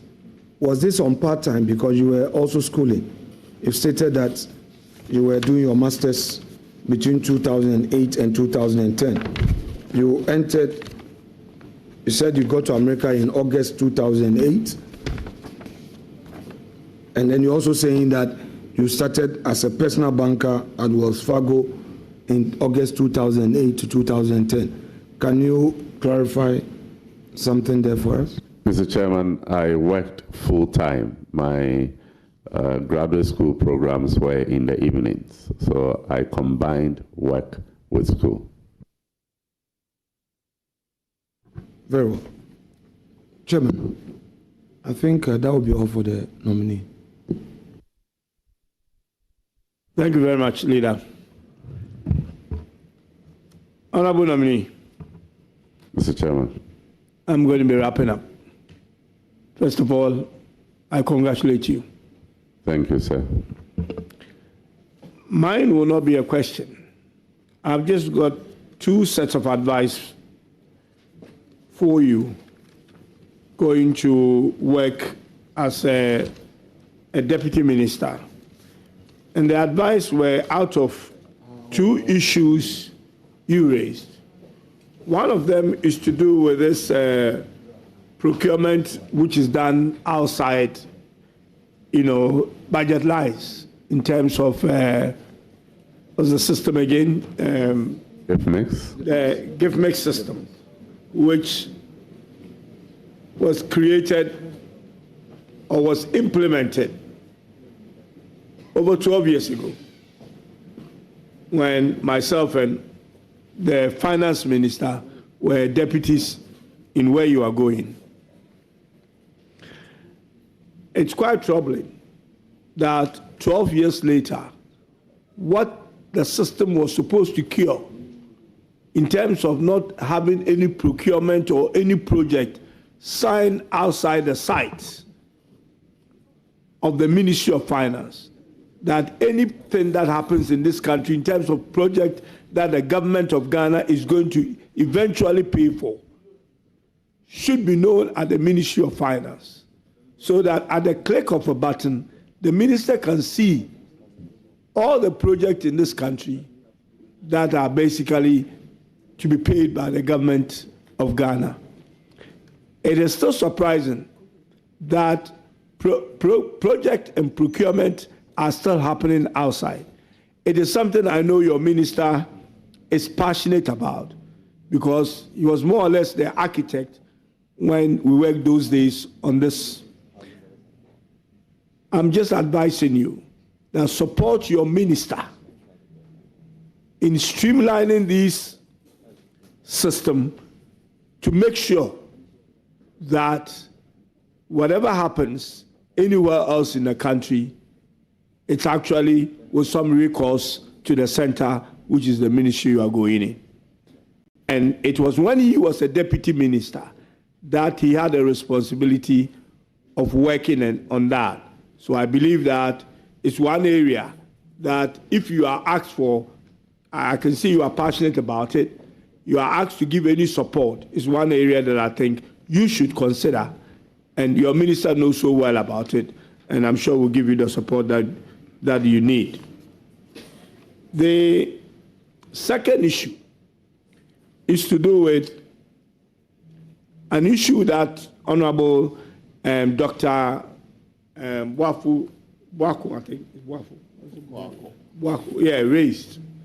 And also that is something that as a deputy, I think you should take a lot of interest. It will help all of us in this country. Because of the situation that we are in at the moment, obviously to do with money, if I should put it bluntly, as a result of being shut out of the external bonds market or the external commercial market, and also lack of confidence in our domestic bond market as a result of the what is come to be known as a haircut, that is the domestic debt exchange program. The concentration, and it did not just start when this government came into office. The concentration, since we need to finance our deficit, is being done heavily on the treasury bills. And that is one of the reasons why the treasury bills is basically going up in terms of rate.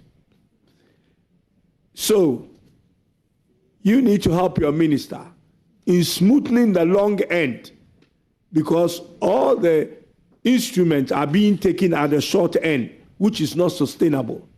We should move to the long end by smoothing it, so we can have people get confidence in borrowing in the long-dated area or space, so that we ease the pressure on the short-term treasury bills. This is just an advice that if your minister calls on you to support him in that direction, is an advice that I'm giving you. Thank you. Thank you very much. Advice well taken. On that note, I would like to acknowledge those loved ones who have come to support you and thank them. First on my list is Mrs. Mary Joanne Ampim, who is the wife of the nominee. Nana Asare Akoma, the name given to me here, sorry if it might be a typo, who is Akomu Dontehene,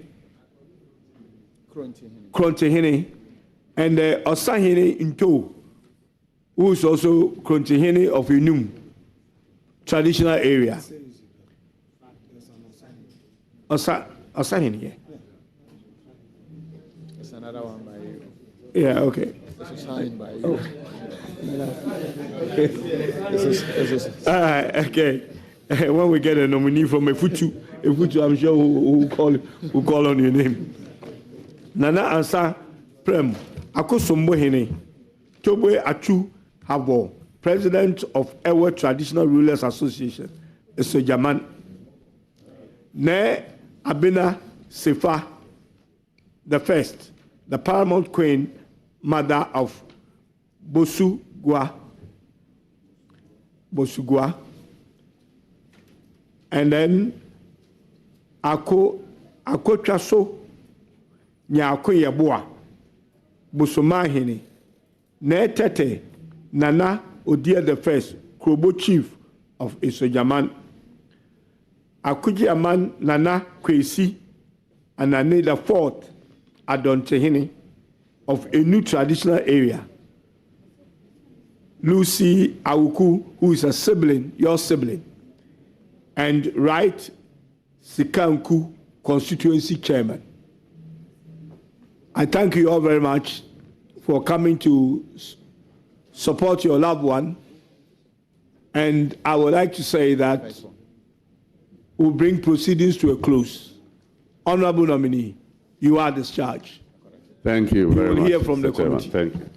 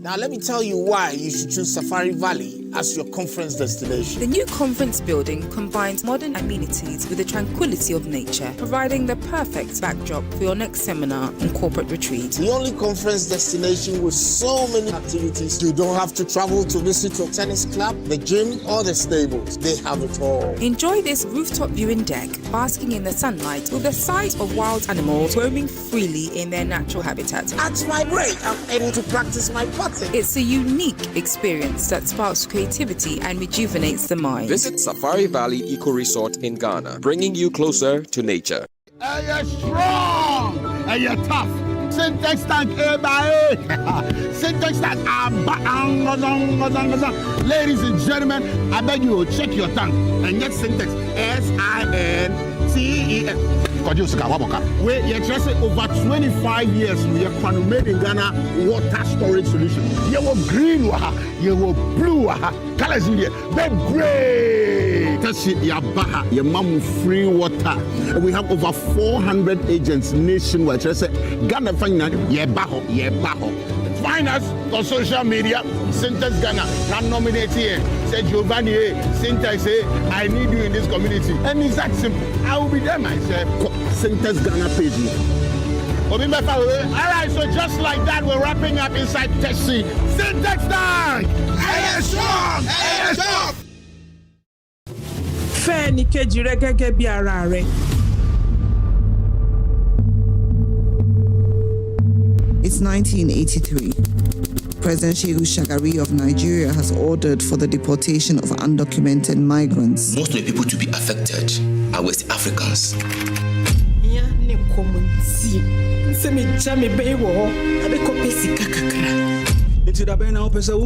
Even today, if you can make it happen. I could see you ready and eager. Well, it's going to cost you 1, 2, 3, 4, 5, 6, 7, 8, 9, 10 plus 10, 20 grand. Now make it happen. Where are you coming from? Nationality. Oh, Ghana. Omo Ghana.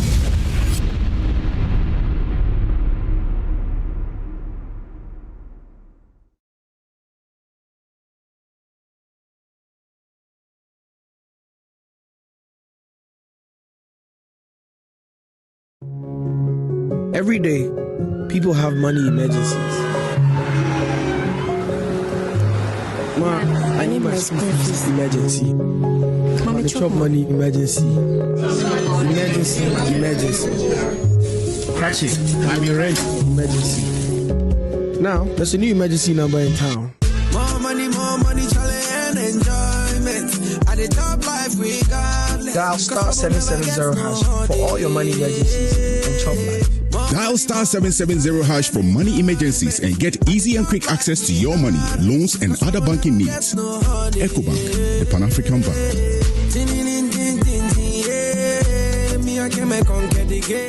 It is time again for the biggest Roots Reggae Festival in Africa, Kuchoko Roots Festival.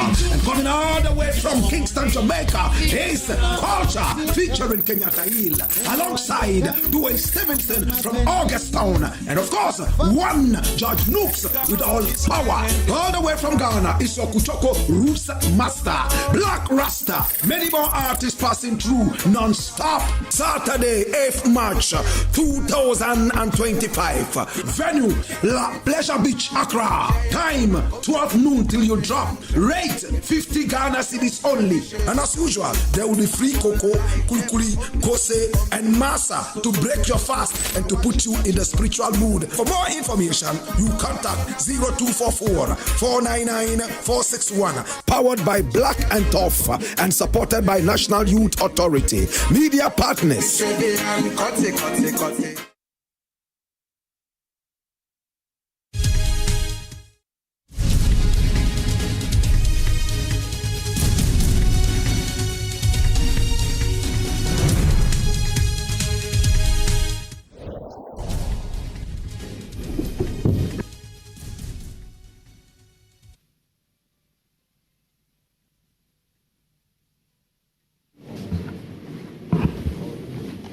Honorable Nominee, good afternoon. Good afternoon. Would you please, in a couple of minutes, tell us who you are? Thank you. Thank you, Mr. Chair. My name is Oklete Telabi. I come from Udumasi Krobo. I was born in the year 1963, went to Akro Primary, Udumasi Presby Middle School, sat for the common entrance and went to Manya Krobo Secondary School, from where I went to Pope John Secondary for the sixth form. I went to University of Ghana, did my first degree, and then to the University of Science and Technology for my master's. And then I followed up with work as a research officer with the Center for Scientific Research to Plant Medicine. Then later on joined the University of Science and Technology as a lecturer till 2011, when I decided to veer into full politics. And that is what has brought me here today. Thank you. Thank you very much. Honorable members, if I have a subject matter rep on my left, would you please start?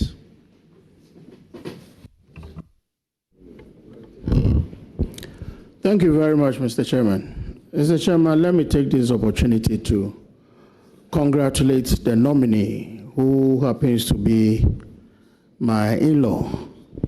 I think today is a day of in-laws. Thank you very much. It was my prayer that Mr. Nominee, having been a deputy minister before, would have been made a substantive minister this time. But it's rather unfortunate, but I still have him in my prayers, and I believe that he will soon be made a substantive minister. Exactly. Mr. Nominee, my first question has to do with the threat facing this country in terms of terrorism. We know that as a country we have one big issue with our borders. Our borders are porous, and we know how these terrorists operate. As a deputy minister nominee, what do you bring to the table to assist your minister in dealing with this issue that has to do with the porous nature of our borders? Thank you, Mr. Chairman. Mr. Chairman, I thank you for this opportunity. And to say that when the issue of our borders come up, it is one issue that requires serious, it requires some seriousness. Because when you come to West Africa, our borders are very peculiar. The fact is that when you go to the Volta region, there are people who sleep in Ghana but work in Togo. Some of them have their farms across. And I remember I had the opportunity to be part of a program where some of our development partners were recommending some form of restrictions along our border, want us to put in place. And in the end, it will not even help us. So I think that we must collaborate with our colleagues across the borders so that we can get intelligence from, their end, so that we prepare against any, attacks, if you put it that way. Thank you. Mr. Chairman, a follow-up question. I agree with you that it is very expensive to deal with the issues pertaining to our borders, which of course are porous. But here we have a nation to protect. We have a nation to secure. Would you, as a deputy minister, advise your minister, in spite of the expensive nature of securing our borders, to go into securing that which is very important in terms of gadget and all that to secure our borders? Very much, Mr. Chairman. I think that as a deputy minister, I would have to really listen and work, if I wouldn't say to the dictates of my boss, but then appropriately, when it becomes necessary, I'll prefer whatever advice that I have, depending on the choices that I'm going to make. If my boss believes that deploying those equipments will be a priority, I will support it with what experience I have. If he also believes in the kind of what I recommended earlier on, collaborating and getting intelligence from our colleagues, our brothers and sisters across the borders, that I would also put in what I think would help in bringing that, on board. Thank you. Thank you, Mr. Chairman. My second question has to do with the inadequate funding of feeding our prisoners. It is said that every prisoner is fed on 1 cedi 80 pesos a day, which is basically, obviously inadequate. As a deputy minister, what do you bring to the table to assist your minister to deal with this problem? Thank you, Chair.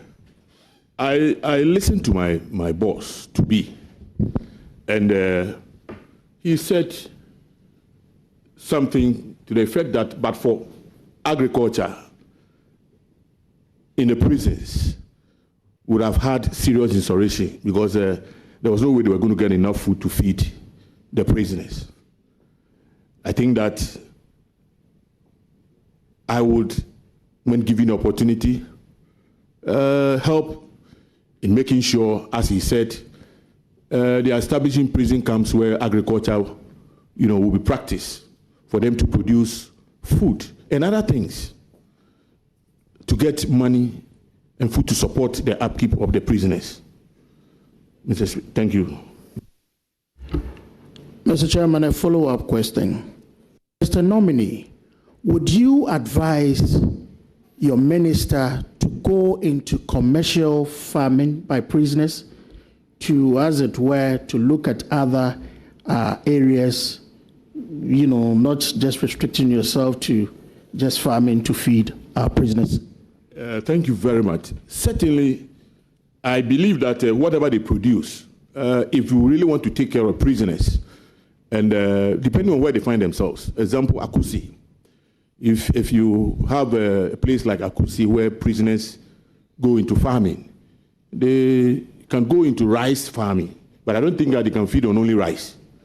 So to cater for other things, they might have to sell, some of their produce to take care of other things that they will need, for the upkeep of the prisoners. Yes, I will support my minister to do that. Thank you. Mr. Chairman, my final question, my third and final question. My final question has to do with Ghana Police. A visit to many of our barracks, especially in the bigger towns such as Accra, Kumasi. In the case of Accra, let me use Central Police Station as an example. You go there and you see where our police officers are living. In most cases, you see officers having a lot of their items, i.e. fridge and other things, being kept out or outside their rooms. As a deputy minister, would you, if it so happens, advise your minister to look at redeveloping these strategic places, first of all, to provide more accommodation for our officers, and secondly, decent accommodation for our officers? Thank you, Mr. Chair. I am certainly going to support my boss to look for decent accommodation for our officers.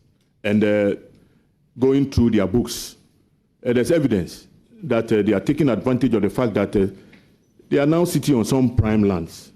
And in collaboration with the private sector, they are getting some infrastructure built outside. And then in exchange for some prime lands, in the city center.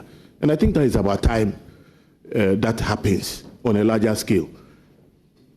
Thank you very much. Thank you very much, Mr. Chairman. I think this is I am done. So let me take the opportunity to wish my Quanta well. I wish you well.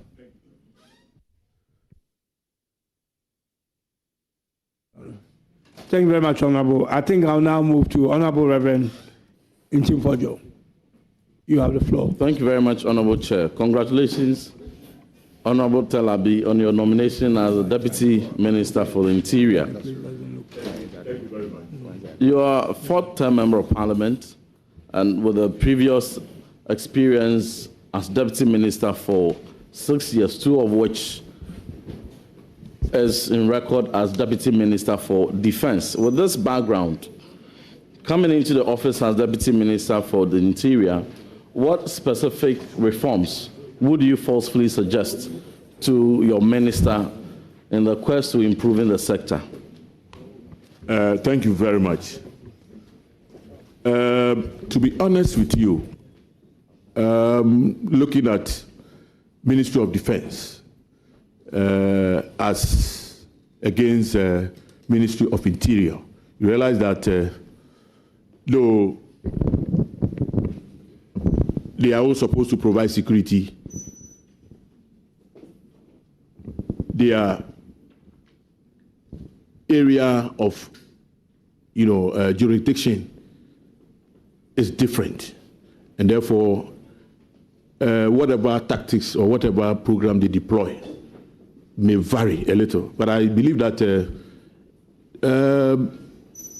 are a few things that I think that when we introduce into these other services will help. And I remember 8 years or 12 years ago, I was here for a similar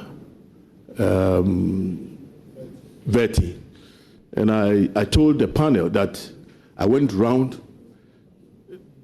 the military institutions and their installations. And one thing remarkable that I saw was a description that if you fear maintenance, try accident. I think that concept is what drives the military in terms of what they need to, their sustenance, in terms of what they need to protect this country.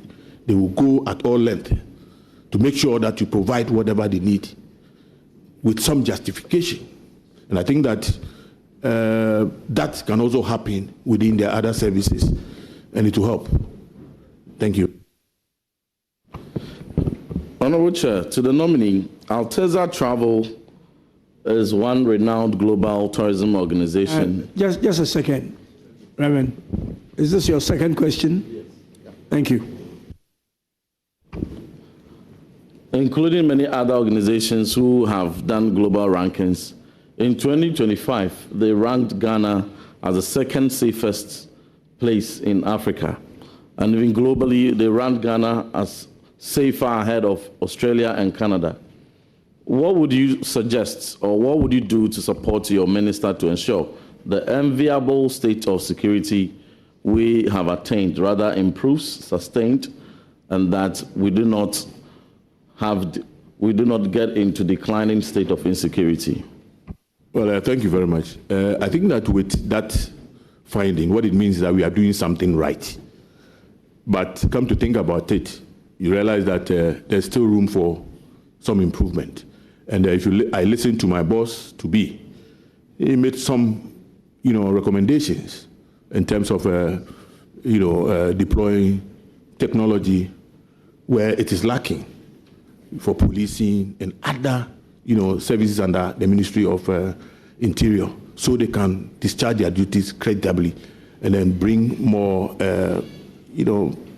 safety, into our country, so we can continue to get the kind of ratings that we are having now.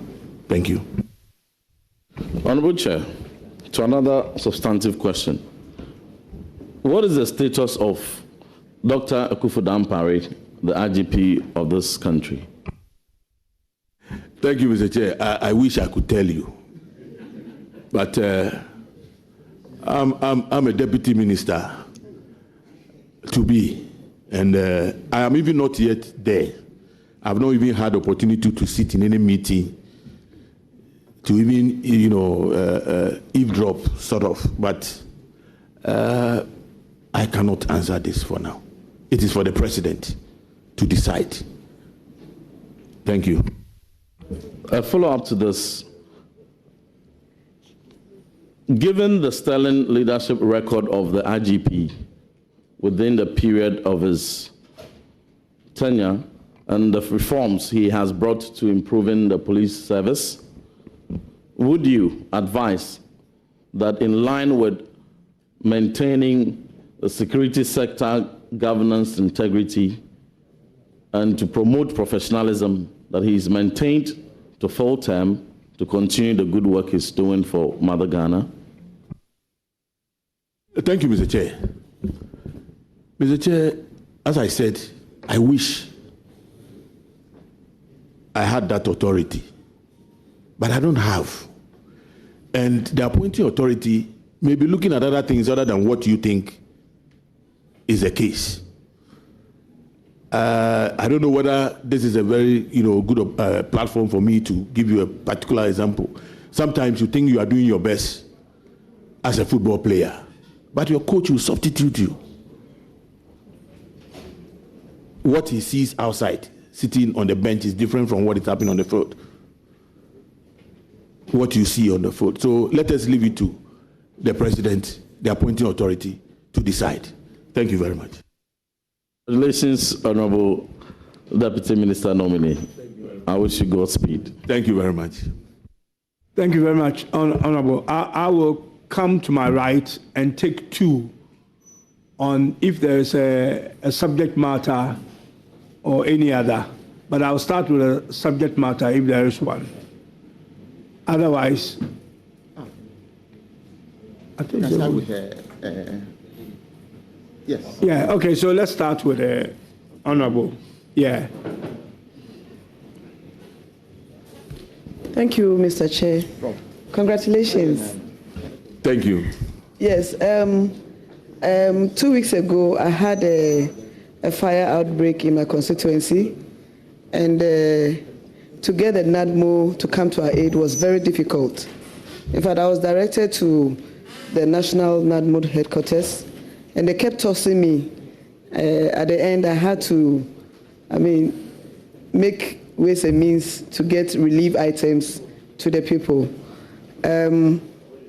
How are you going to support the National Disaster Management Organization, NADMO, for improving disaster response? Quick response, yeah. Thank you. Thank you very much. As I said, you require funding for such operations. And I believe that my boss, as he said here, has some very good working relationship with the finance minister, and therefore would always be at his door to get him to support the services under his ministry. And I will do same if he gives me the opportunity to do follow-ups for him. I'm going to do that to get finance to support us. We know we are in difficult times, but will help. A constant reminder would help in prioritizing some of our institutions that are very important when it comes to maintenance of our, peace, security, and safety in this country's concern. Thank you.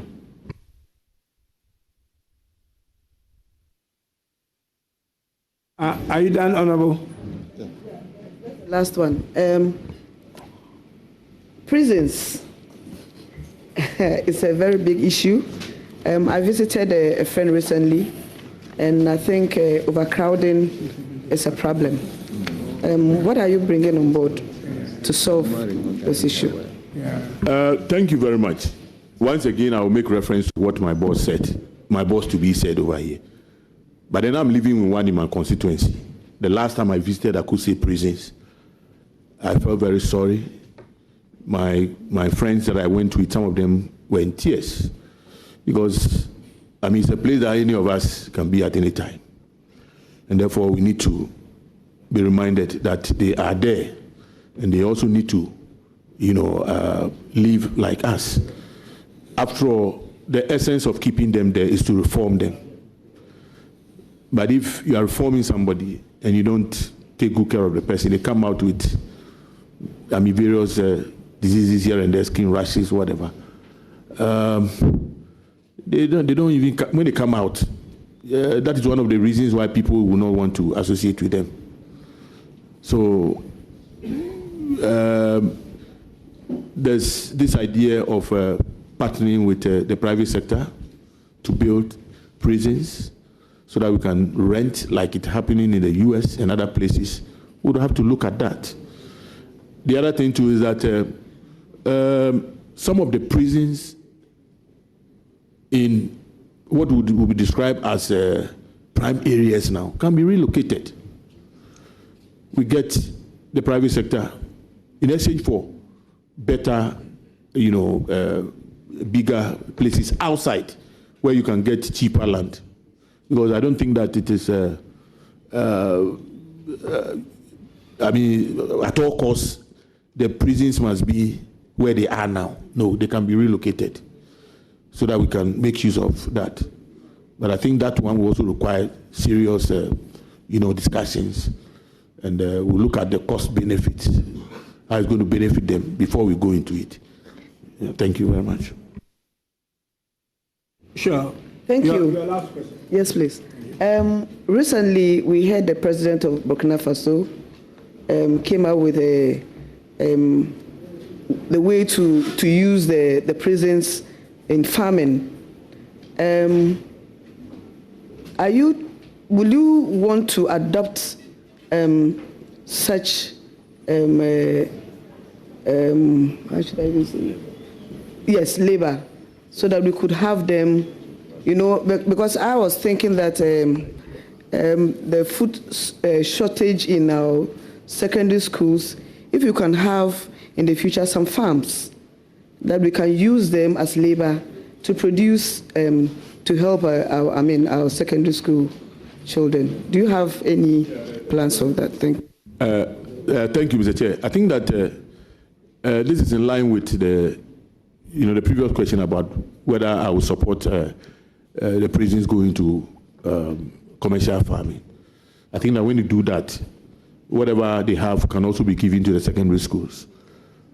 Not to say that they cannot be, hired to by the private sector.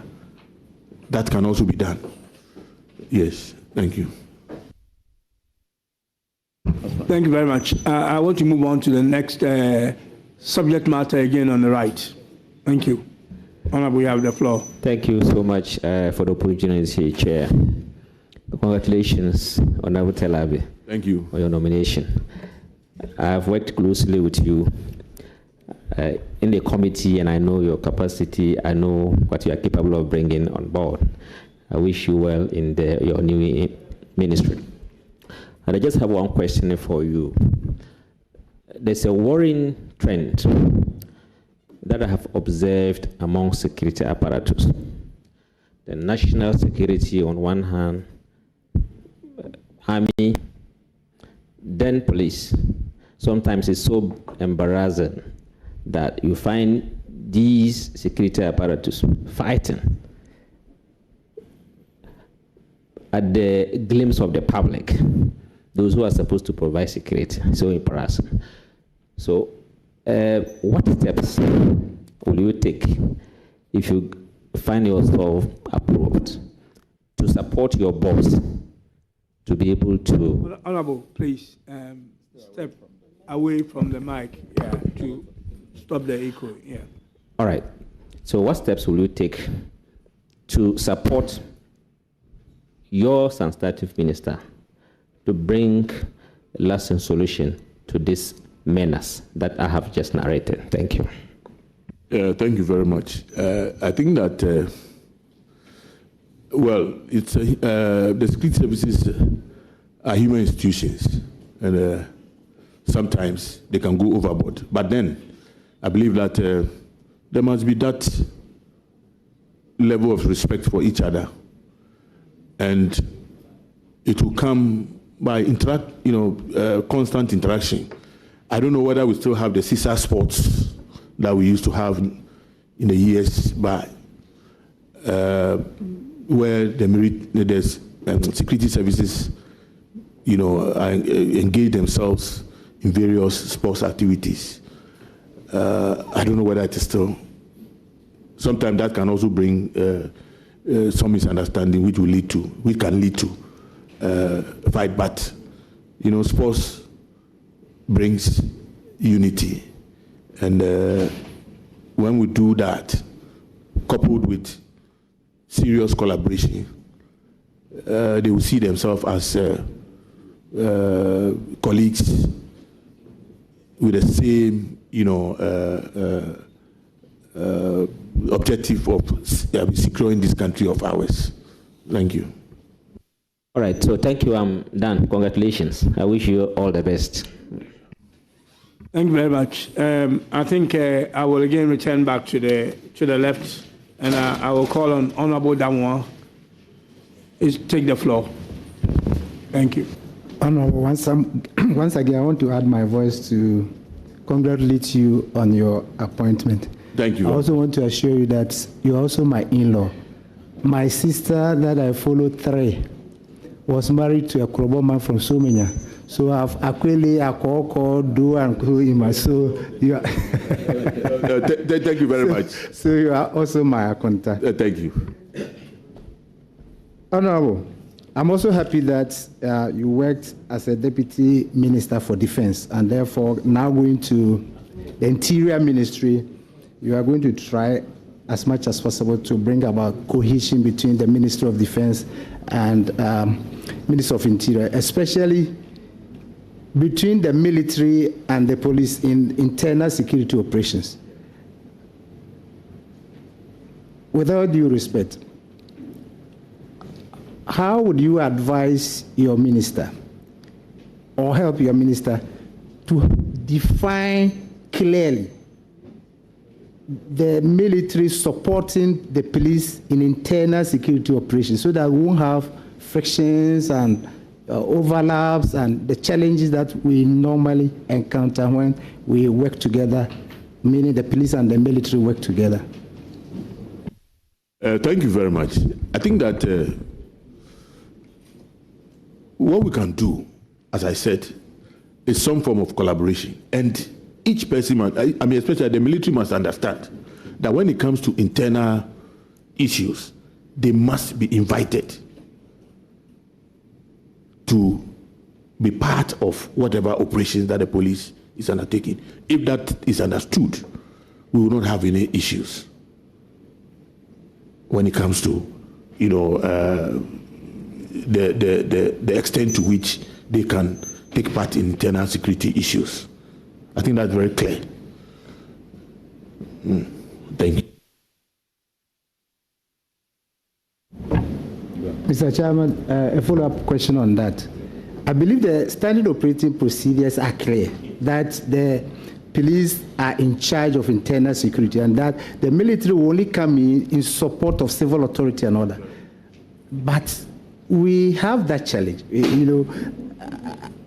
When the normal procedure is there, but then how to assess and know at what critical moment the military should come in and the correct procedure. The moment the police find it challenging, they easily bring in the military. That's where the challenge. And once the military comes in, they think that the police were unable to handle the situation. And based on the training that the military has, and then what the police. So we have that friction, and then it turns out to be something. So that's why I was saying that how to really get the two to know what they know already, work together effectively in a manner that the general population, that whatever we do is to benefit, would really appreciate what we do rather than the friction and the excesses that occasionally we see in the operations. Thank you very much. I believe that through, as I said, some form of collaboration, we'll get to share intelligence from each side. If the police is aware of what the military, is doing, or what the military knows, and the military, the same vein also knows what the police, operations and whatever their modus operandi, everything is known to the military. When they are invited, they will not be surprised. They would really appreciate and know that they are in to complement, not to take over. And I think that that is the way to go. Thank you. Mr. Chairman, my next question. Okay. There's an issue about capacity building in the security institutions under the Ministry of Interior. For example, with the armed forces, taking the army, infantry, the soldiers, and the officers all. We have the basic training. Then within the basic training, we have B3, B2, B1, and then we go for the advanced training. And then with the infantry, they go for section commanders training, platoon sergeants training, weapons training, drill and duty. So at every stage, before you get your next promotion, there's a form of training, capacity building. My relationship with my colleagues in the Ministry of Interior, it appears they don't have well-defined capacity building. Please. So the question itself is coming. Go ahead. The question is that he's my acquaintance, so I need to really let him be comfortable. So when you get a note, the police and the other security services, this is an area of concern. What will you do to ensure that they also have similar arrangements by way of capacity building? Thank you very much. I think that this is one of my experiences that I'm going to, take to the Ministry of Interior. As I do my work as a deputy minister, when the need arises for me to prefer some of these, programs to my boss, I will do that, given what, I experience, with the military. I would prefer those, experiences to him. And if he finds them necessary, we take them on board with my support. Thank you. Mr. Chairman, my final question. Earlier on, Honorable, you talked about the fact that people in the eastern part of Ghana, Volta region, people who live in Ghana and go and work in Togo. We have similar situation along the western frontier. I come from a border town. Kwame Sekou is right on the border between Ghana and La Côte d'Ivoire. Now, my parents, my father, for instance, had farms in La Côte d'Ivoire. So most of the farms, we go there and make our farms, bring food stuff, and even in some cases, we have cash crops. Currently, we have a challenge there. The Ivorians have beefed up their security along the western frontier, especially in my constituency. I know from Doma up to my area, up to Jama North. And previously, our people would go to La Côte d'Ivoire to farm and bring their farm products without any challenges. But the last time that I went, and just even today, when you go and you are coming back, they restrict the food items. For instance, if it is a plantain, they determine what they think is not commercial, because they think that if you bring bigger quantities, the normal basket, the kind that they carry, they now tell them to be commercial. And they are refusing to allow people to bring the cassava, plantain, yams, maize, which previously there were no restrictions on the quantities. After cashew now is a no-go area, even though people farm cashew plantations in La Côte d'Ivoire because they are Ghanaians owning the land. They know we are the same people, it's just the frontier that divided it. So now it's something of concern, and I may wish that you will carry this to your minister if you get the note, so that some urgent measures or engagements with our Ivorian counterparts will take place, so that our farmers resident in Ghana but farming in La Côte d'Ivoire, who are being harassed by the Ivorian security personnel, they will understand that probably because we had been living together in the past and working at the same people with the same culture, with relatives across, they will allow them to come to Ghana with the quantities that they were previously bringing without any hindrances. Honorable, I think your question can be shortened.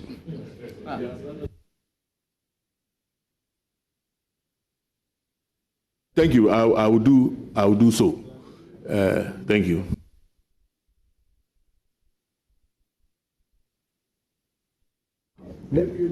No, the last one. Oh, you still have a last one? No, the other ones were follow-up questions. So this is your last question. This is my last question. All right, and please make it short. Honorable, the other one has to do with manpower levels, the strength of the various security services under your ministry. I know they have challenges. Any plans to help bring up their levels to appreciable levels so that they can deal with the challenges that confront them? It's for all of them.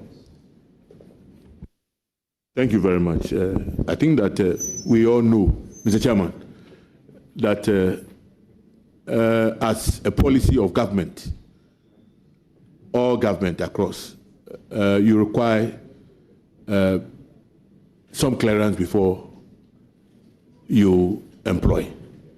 And therefore, we will talk to, well, my boss to be says something similar to the effect that he will make sure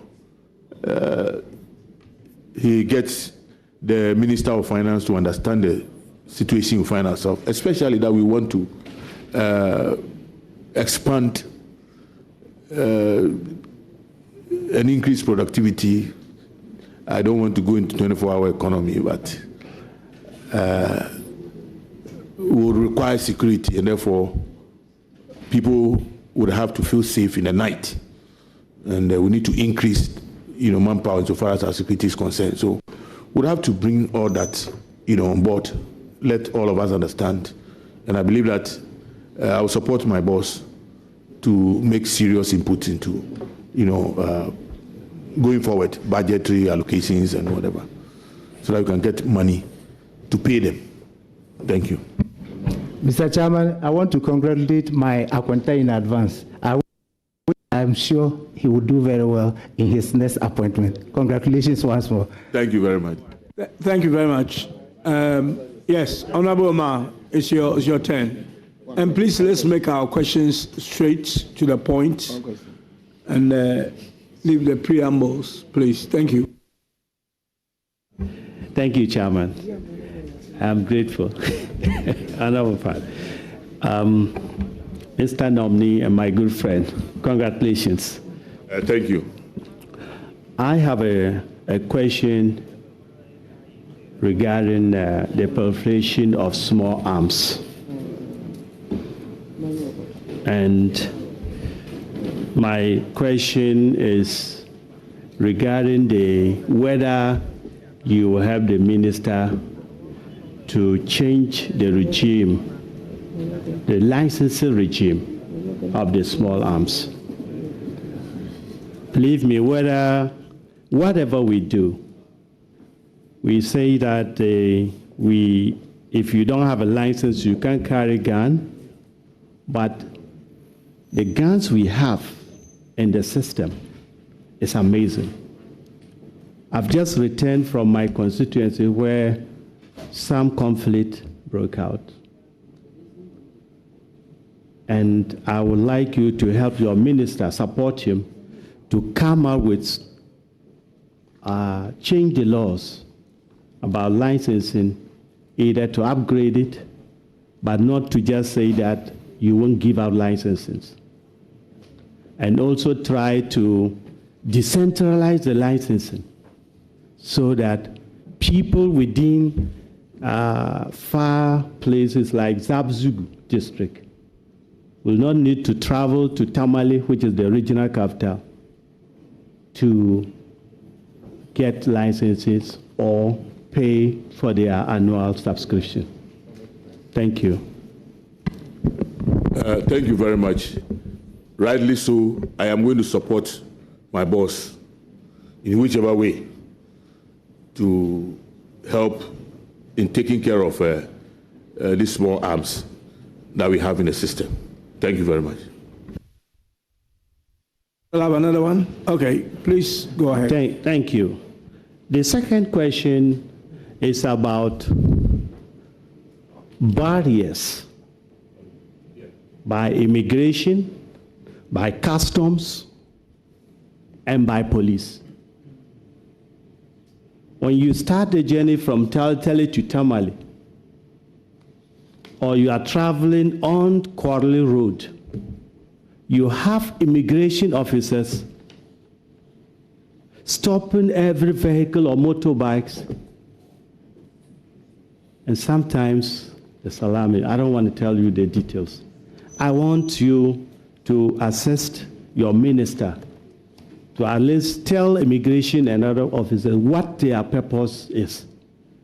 They are not supposed to be doing vehicle or motorbike searching, but they do. And they also, several things. It's amazing. Thank you. Chair, thank you very much. I believe that our security services do their operations based on intelligence. But that is not to say that some of them do not, I mean, sometimes they don't go wayward. But we would examine the situation and advise appropriately. But as you said, it is true. Sometimes when you come to Parliament and you sit throughout the night till about, let's say, 11, 12, I live in Odumasi Krobo, and I drive along the mountains through Somanya to my place. You go through tough traffic from 37 through airport to Medina. When you get out of Adenta, just when you think you have some relief, there's another traffic. This time around, it is not as a result of the number of vehicles, but police have mounted barriers, one at Oyarifa, another one at Oibi. When you climb them, you get to Obusman, there's another one. When you get to Latte Junction, there's another one. Sometimes it can be frustrating. But then they come out based on the kind of intelligence that they have. So we would look at all that and advise appropriately. Thank you very much. I wish you well. Thank you. Honorable Patrick Bwama, you have the floor. Thank you very much, Chairman, and congratulations, former ranking Environment Committee member. My first question is on naturalization. Naturalization. And if you look at the website of your ministry, it has the photograph of your minister, the president and vice president, your acting chief director. But let me read this to you, Chairman, with your kind permission.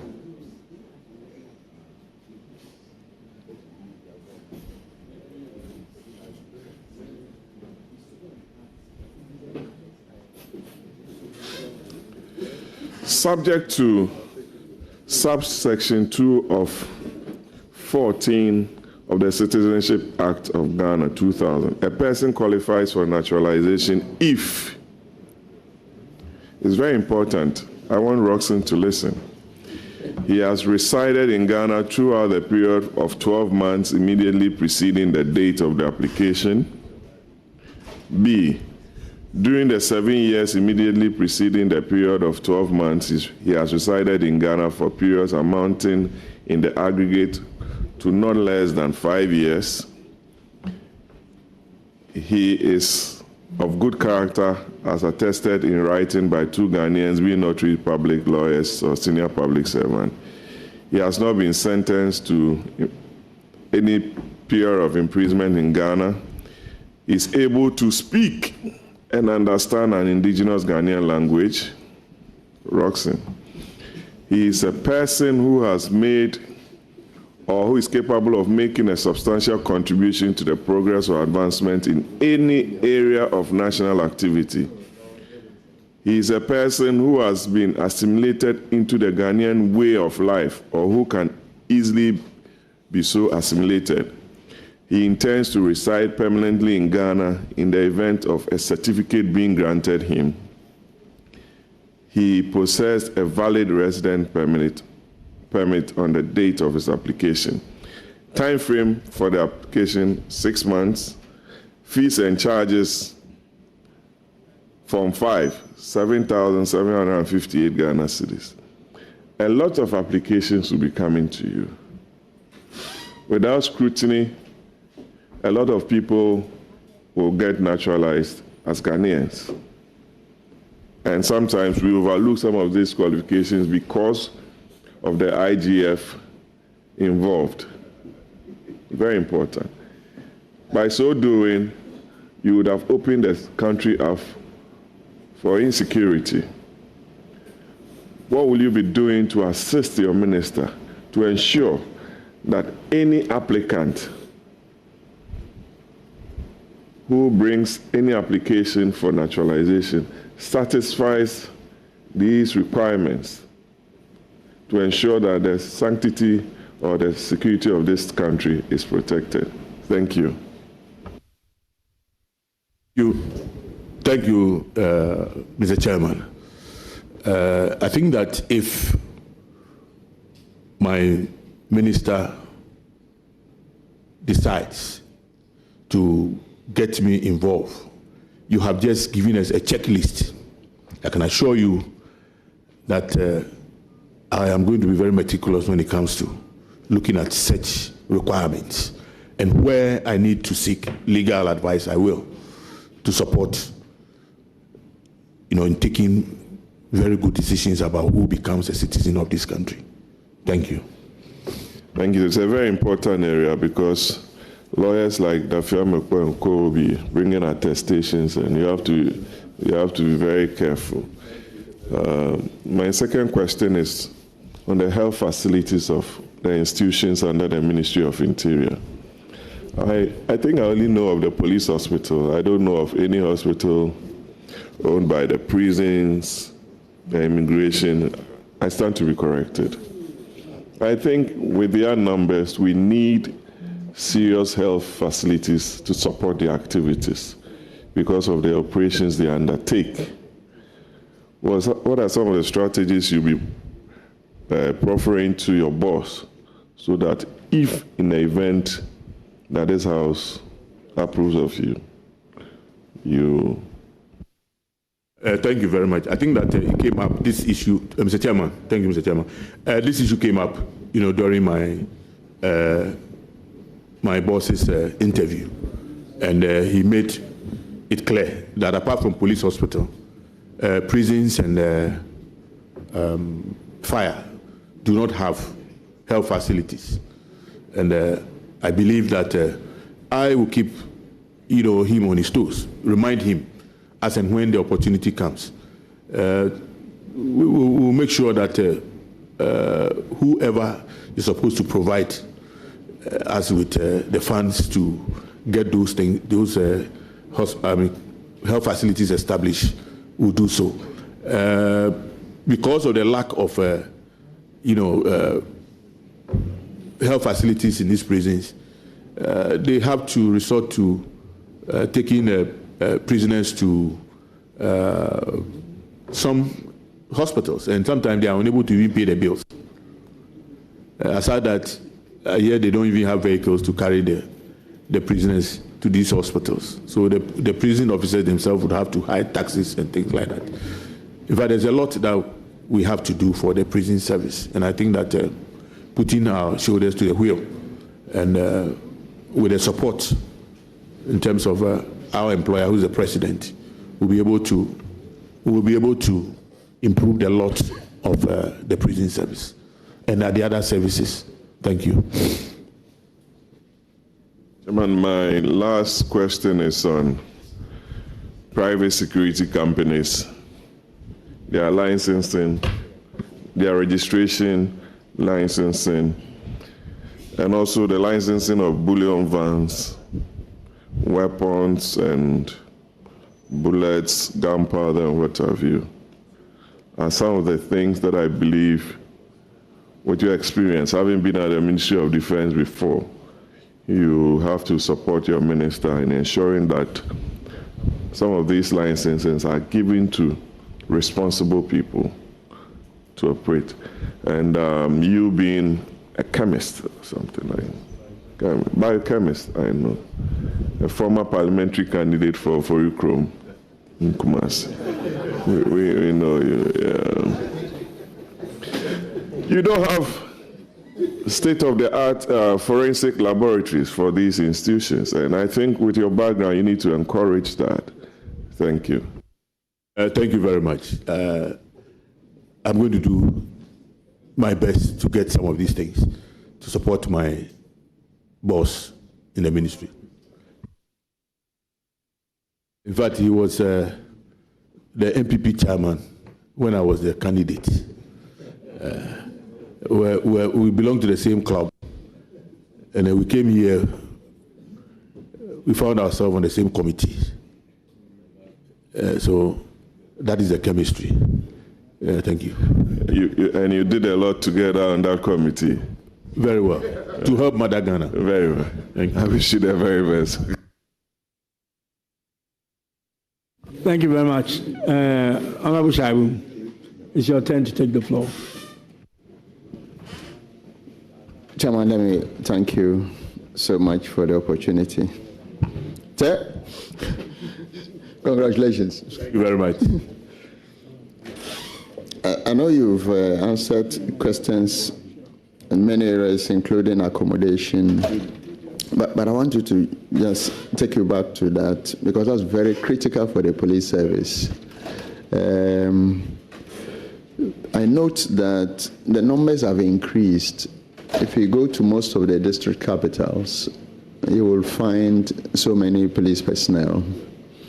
So the first thing is, if your arrangements will permit, would you suggest to your minister to redeploy them, not just in the district capital, but to the other bigger towns and communities within the district? That's a starting point. If you tie that to the second bit, that still has to do with accommodation. Most of the new districts, including mine, created about some 12 years ago, still don't have housing facility for the headquarters of the police service itself, let alone accommodation for the many personnel that have been posted there. As a result, you will find police personnel, virtually like tenants in the community. I know familiarity sometimes breeds contempt. And so once they are with the community people and law enforcement become compromised, I would want to suggest, if you take that on board, as you support your minister, to look at first the redeployment of the police personnel, if your arrangement will permit, to the other bigger communities within the, given that you make adequate accommodation facility for them. That's my first bit that I want to. So the second one has to do with the military barracks. So if you move away from the barracks, you now have training centers. I know there are a few of them dotted across the country. My constituency and district is proud to be hosting one of your barracks. That's in Daboya. I think that it's been expanded. The previous administration tried to do some expansion of that, but it still falls short of the basic requirements and facilities that you really need to do proper training. Would you consider, upgrading and putting military and security training has become technical now, not the physical we knew many years ago. That's a suggestion I want to put across to you, if you would consider suggesting to your minister and how you carry that across. Thank you, Mr. Chair. Mr. Chair, did you say military? I think the defense minister was here to answer a lot of questions on that. If I veer into that, where you are the police yesterday, I think that yes, indeed, there are modern ways of policing, and it requires the deployment of technology. I was reading a text just a few hours before I came in, and there's this suggestion that brick and mortar police training, grounds or schools, can be changed. Because the world is evolving, security is evolving, everything is evolving, and we need to move with time. Where technology, AI, a lot of things are being deployed now. So I think that the bottom line, as I said, is your ability to pay for some of these things because they are expensive. So in the meantime, we'll get them on our, on our books. As and when we have what it takes, we can go for, such facilities to enhance training of our personnel. Thank you.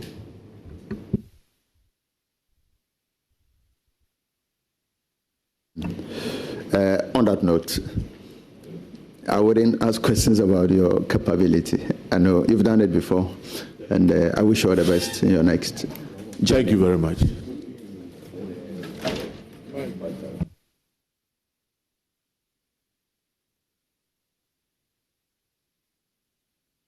I will now invite the Chief Whip to come in.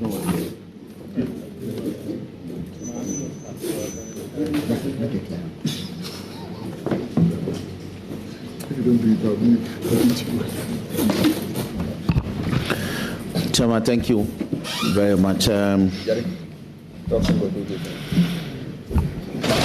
Let me, my brother, you're welcome. Thank you very much. And congratulations. Thank you. When I entered this house in January 2017, you were one of the seniors who tutored me in the ways of the house. And so I'm happy seeing you where you sit. Thank you very much. And I have no doubt that you will succeed. Now, I have two concerns, and I believe you share one.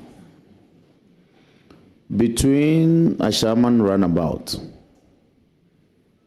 and Skuma in the Sojaman district, a distance of 85 kilometers, we have over 15 police school military barriers. And so anytime I'm traveling to my constituency, I go through these police barriers and military checkpoints. Even me as a member of parliament, it's a drudgery. So you can see the difficulties this poses for our average Ghanaian. Sometimes we have to fight practically with the security men, because before you go onto that Domi bridge, there's a police school, military, and now immigration barrier. You go off the barrier, you negotiate around the hill towards Mamiwata Kope. Before the Boss Farm tanks, you have two barriers actually. Now there's even a notice of a national security barrier. Before you enter Juapong, there are two barriers, military and police. You exit Juapong, there's a police barrier. You get to Nudu, Abuasa, you have police barriers. Apegusu, you have Frankedia. And then the outskirts of Eskuma, you have two barriers actually. You get to Eskuma, you have a GRA barrier and a customs barrier. Now, I haven't mentioned the Afienya Shire Hills ones through Pong. So, what will you do as the deputy to the Honorable Muntaka that these barriers are removed? It appears that those of us from the eastern frontier, we are profiled. We are so profiled that when you are exiting, you are checked. When you are going, you are checked. You are crossing the border. Yes, in Askuma, when you get to Askuma, it's as if you are entering another republic. the immigration officers, what they take our people through is unacceptable. So my question is, will you consider removing these barriers so my constituents in Peki, Kpali, Kpeve, Tongo, and Sanga can move freely within the frontiers of the Republic of Ghana? Thank you very much, Mr. Chairman. Mr. Chairman, I think I just, narrated my experience on the Akuapem Mountains and the number of barriers. I think that we need to assess the situation. Let me give you my personal experience. The reason sometimes I think that we need to be very careful when we are dealing with some of these barriers. 2013, I came to Parliament. We closed around 1 a.m. On my way back, the police, I think I saw about 3 barriers. The first one, I avoided them. The next one, my instinct told me stop, and I did. Little did I know that there were armed robbers, if you know Obusumasi. The police who stopped me did not even know that, they have laid siege there. But then the 5 or 10 minutes that I spent with them, some vehicle came and they reported. Yes, that's right. So sometimes we need to assess the situation. I am not saying that some of them are not wayward. Some of them just mount the barrier to extort. But I believe that my recommendation with that to my boss will be that let's get the police command to do a proper assessment of the areas.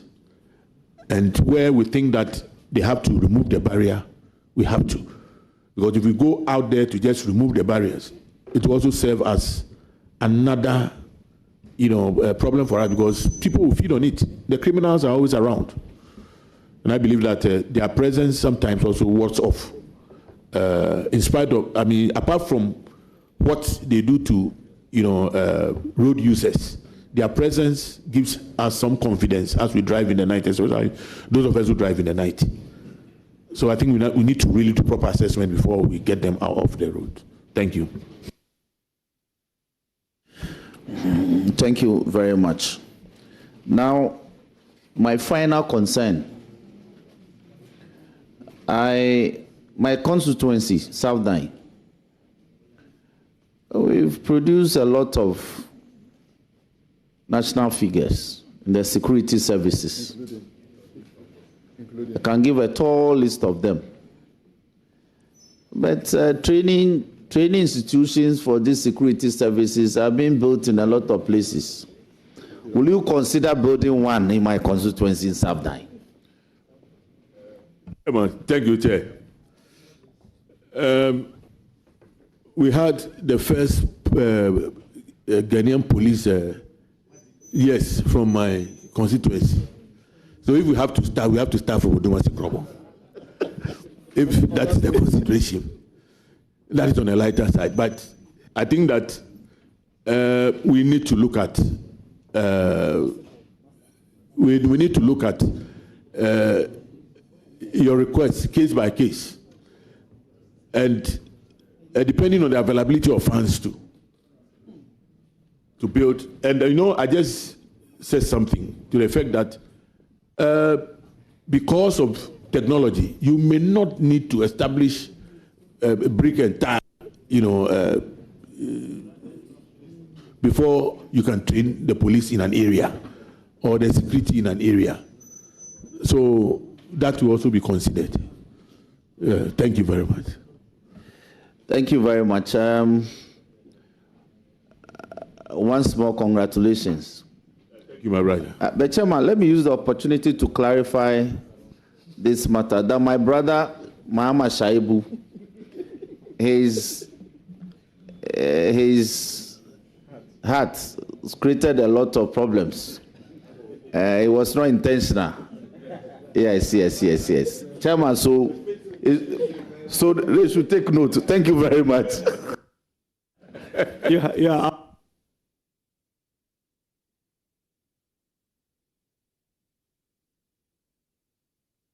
Honorable Patricia, you have the floor. Thank you very much, Mr. Chair. Honorable nominee, congratulations thank on your you, nomination. You and I go a very far. And I was wondering whether I didn't serve on the forestry, Lands and Forestry Committee with you. But it's one committee that I never served. Yes, I wasn't too sure about that. But Honorable, let's go to your CV, page 2. Is it page 2 of your CV?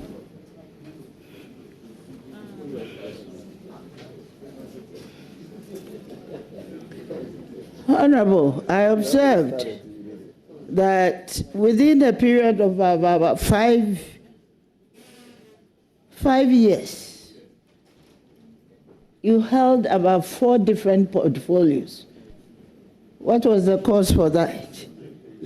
Between the year 2011 to 2015, you had about 4 different portfolios. And in all, you were serving in the capacity of a deputy minister. Yes. You are still the deputy minister. What was the reason for those changes? Thank you. Thank you, Mr. Chair. Mr. Chair, I'm a sportsman and a footballer. And I remember there was a time I told my coach that he should change my position.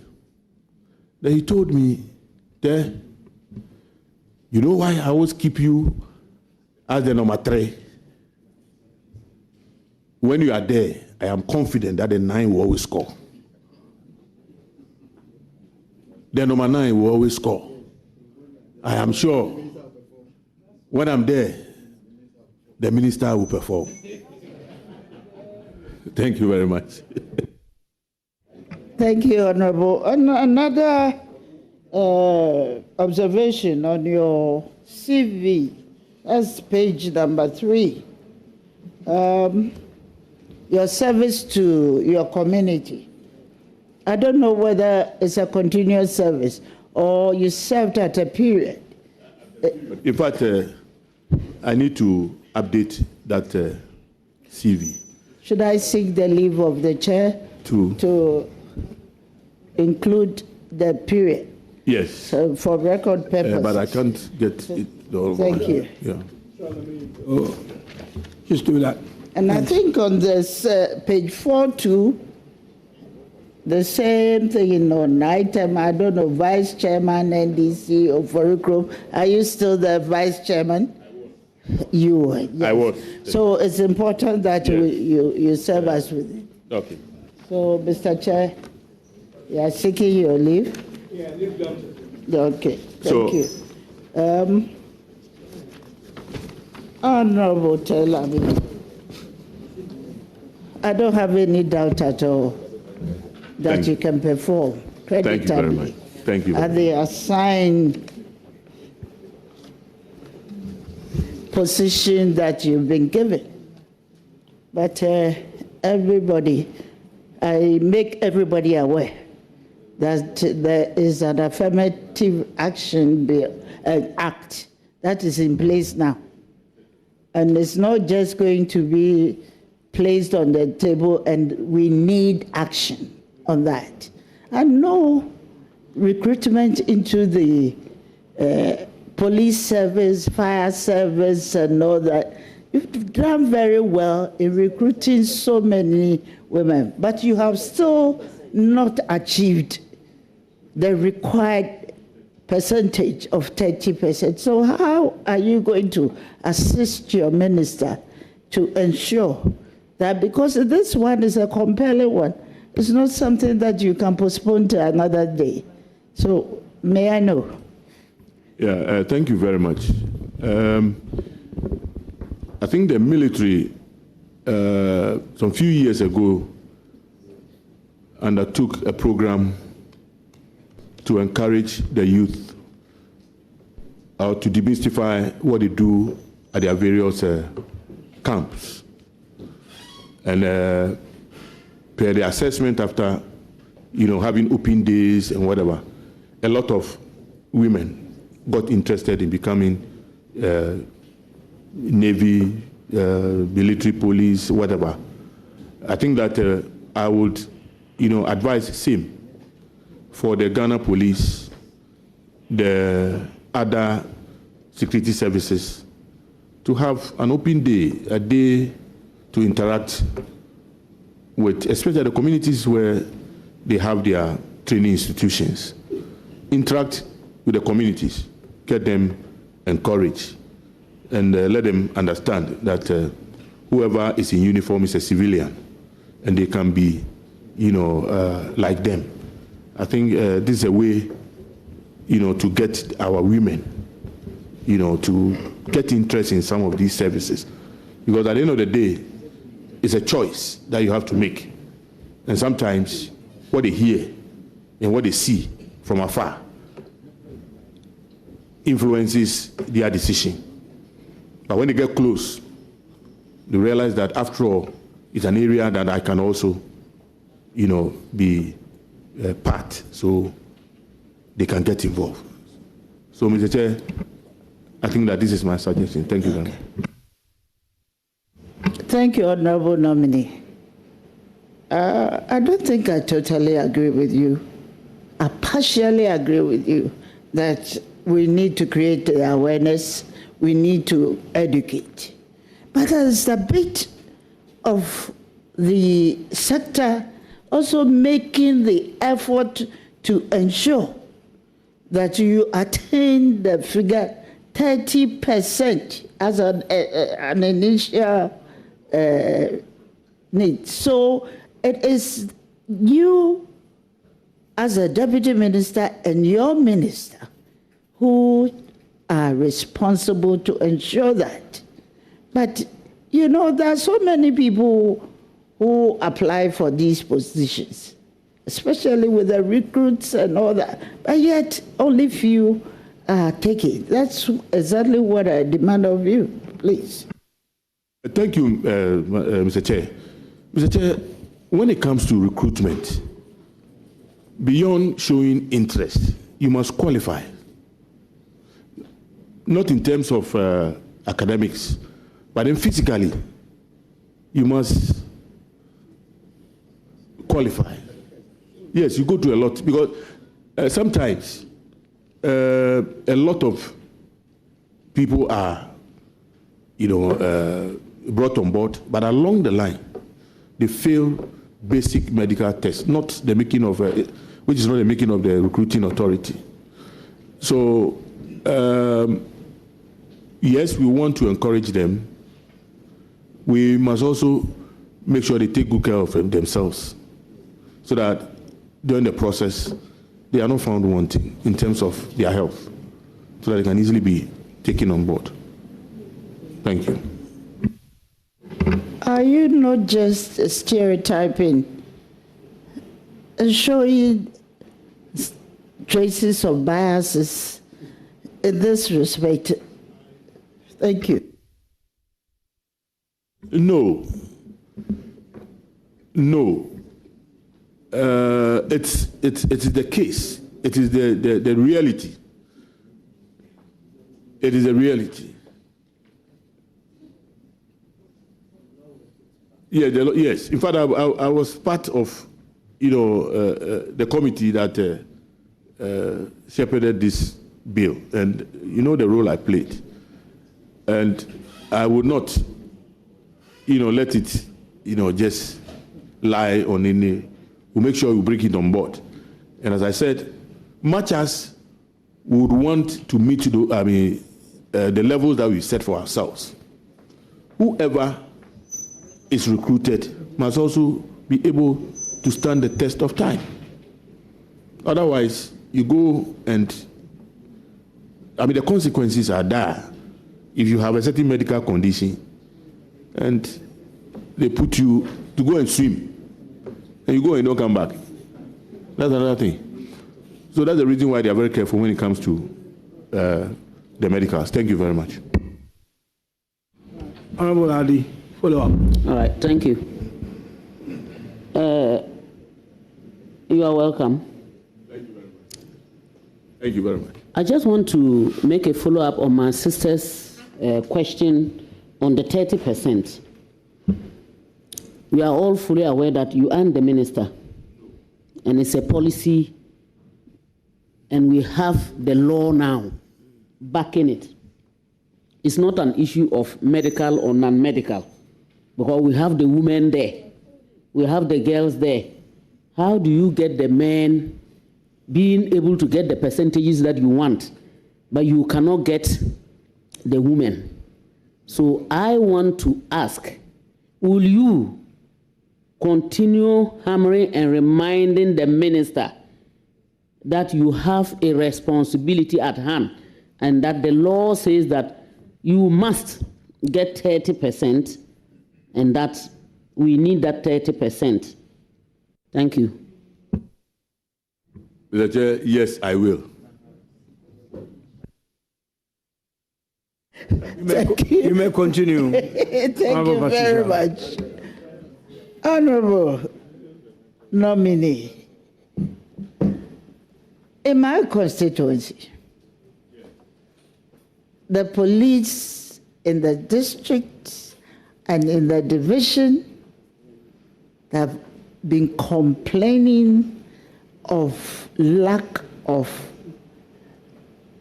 vehicles to perform their duties creditably. As an assembly, we were able to allocate them with some. I personally had to give them motorbikes to also do their work. But I don't know, how are you going to support your minister to ensure that for the police to operate creditably or be able to perform their duties to the satisfaction of the citizens, these vehicles must be available to them to work? Thank you. Thank you, Mr. Chair. Mr. Chair, you see these documents before me here. These are briefings from all the units under our ministry. And it cuts across. All of them have problem with vehicles, one equipment or the other. I think that, as my boss said, we would have to really talk to the finance minister with the support of the president. And I believe that we'll be able to get necessary financing to get these equipment that are needed for them to discharge their duties creditably. Thank you very much. And finally, Honorable, women and children are often the victims of human trafficking. And as a deputy minister, I know you are not developing the policies. The laws are there, the right policies are there. How will you ensure the strengthening of the anti-human trafficking laws and ensure better victim support service for them? Thank you. Thank you, Chair. As you rightly said, I'm the deputy.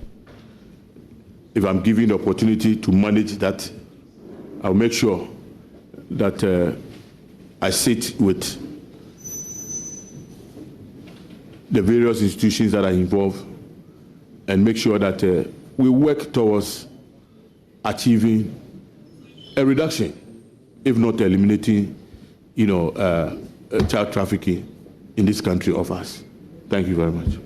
Right, as a follow-up, if you are not given that opportunity, what happens? Does it mean the area should be left unattended? Certainly, if I'm not giving, somebody else will be giving that. Pardon? If I am not giving, somebody else will be giving that duty. And as and when I get opportunity, I can also, advise or prefer, any solutions to whatever the person may be working on. Honorable nominee, So far as I'm concerned, you are the only deputy available to support the minister. There's no other deputy. I don't think I prefer to hear that if you're not given the opportunity. There should be a way to communicate with your minister to get things done. That's what I expect from you. Mr. Chair, thank you very much. I will play my part when it comes to the issue about child trafficking, to make sure that we reduce that business in our society. Thank you very much. I'm done, Mr. Chair. Congratulations in advance. Thank you. Thank you very much. Honorable Jerry, you will be next. And then after that, I will wrap it up. So you are basically standing between us and the next nominee. Thank you.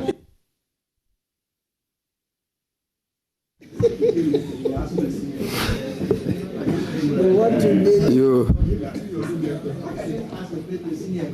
honorable nominee, congratulations to you. Thank you, my brother. I see that you are a married man, but I am not sure your wife is here to support you. No. Do you know his wife? Do you have any reasons why?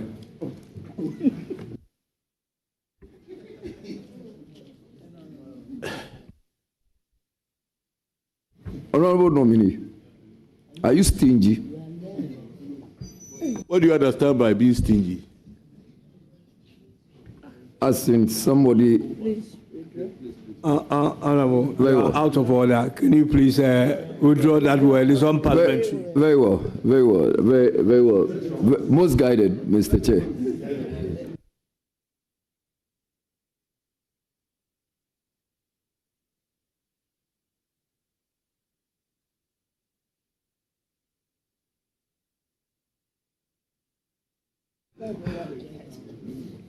Honorable nominee, in 2019, there was an issue in your constituency that had to do with prepaid meters. I think you should be calm. Let me finish with my question. That had to do with prepaid meters. And you promised your constituents that you were going to ensure that the prepaid meters would not be used when you are voted for. Is that correct? That is not correct. Are prepaid meters used in your constituency? Yes. Was there a shooting incident when the ECG officers decided to come and install prepaid meters in your constituency? Yes, there was. And what role did you play? You were the member of parliament. So I'm asking, what role did you play? Did you in any way or form say to your people you'd find a way of resolving the matter for them not to use prepaid meters subsequently? Thank you very much. I don't know if we would have enough time to explain this, but whatever happened in my constituency must be very well understood. Hold on, yeah. Honorable nominee. Yeah. Let me just give the floor to Honorable Chief Whip. Chairman, thank you very much. Chairman, this matter came to Parliament, and Parliament gave some directives. An ad hoc committee was constituted to go to the constituency to inquire into the matter and brought a report. Subsequently, some directives were given, and the ECG proceeded on that directive. I recall the honorable member returned to the House in a follow-up question directed at the minister and complained that some directives given by Parliament were not being implemented. There were follow-up steps taken by the ministry to ameliorate the situation. So if the honourable member may be guided in shaping his question, and I believe it can be properly situated, because it was a matter that engaged Parliament and Parliament stepped in. Well, thank you for the guidance, but I'm sure you could have said the same thing. I do not think that I was asking the question out of any mischief. It's just for him to clear, because I've had questions from some of your constituents asking me. So that's the basis for the question. What's the scientific name for prekese?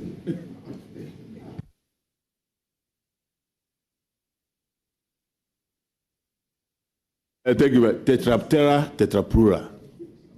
Pardon me? Tetraptera tetrapura. So, what as a biochemist, what are the benefits of prekese?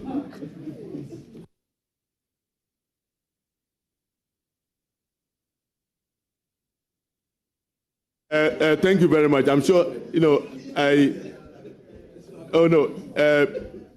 serious. In fact, it is a fruit that I worked on extensively as a researcher.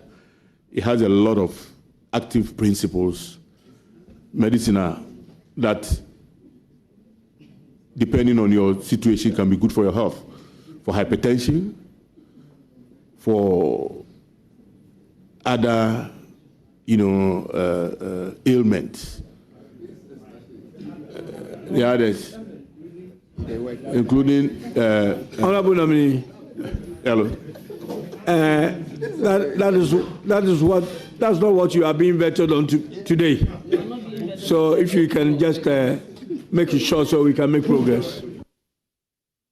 Honorable Chair, I just respectfully need to remind Honorable Chair that I'm doing this as the ranking at this point. And I have, to some extent, unlimited access to getting information and knowledge. And this is a very relevant question. In fact, I was going to link it to some other matters, and that is the more reason why I asked. So please, with all due deference. Thank you. What I'm saying is that it is good for hypertension, and it has other,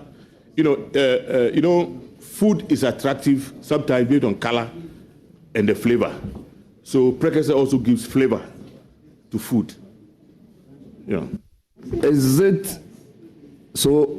Up until today, I didn't even know it is a fruit. So I expect that. No. I thought I heard you earlier saying that it is a fruit. Yes, and I'm saying I did not know. So now I want to find out. As Deputy Minister, is it one of the recommendations you make to your minister that police officers, fire officers, immigration officers? Honorable Leader, you are out of order.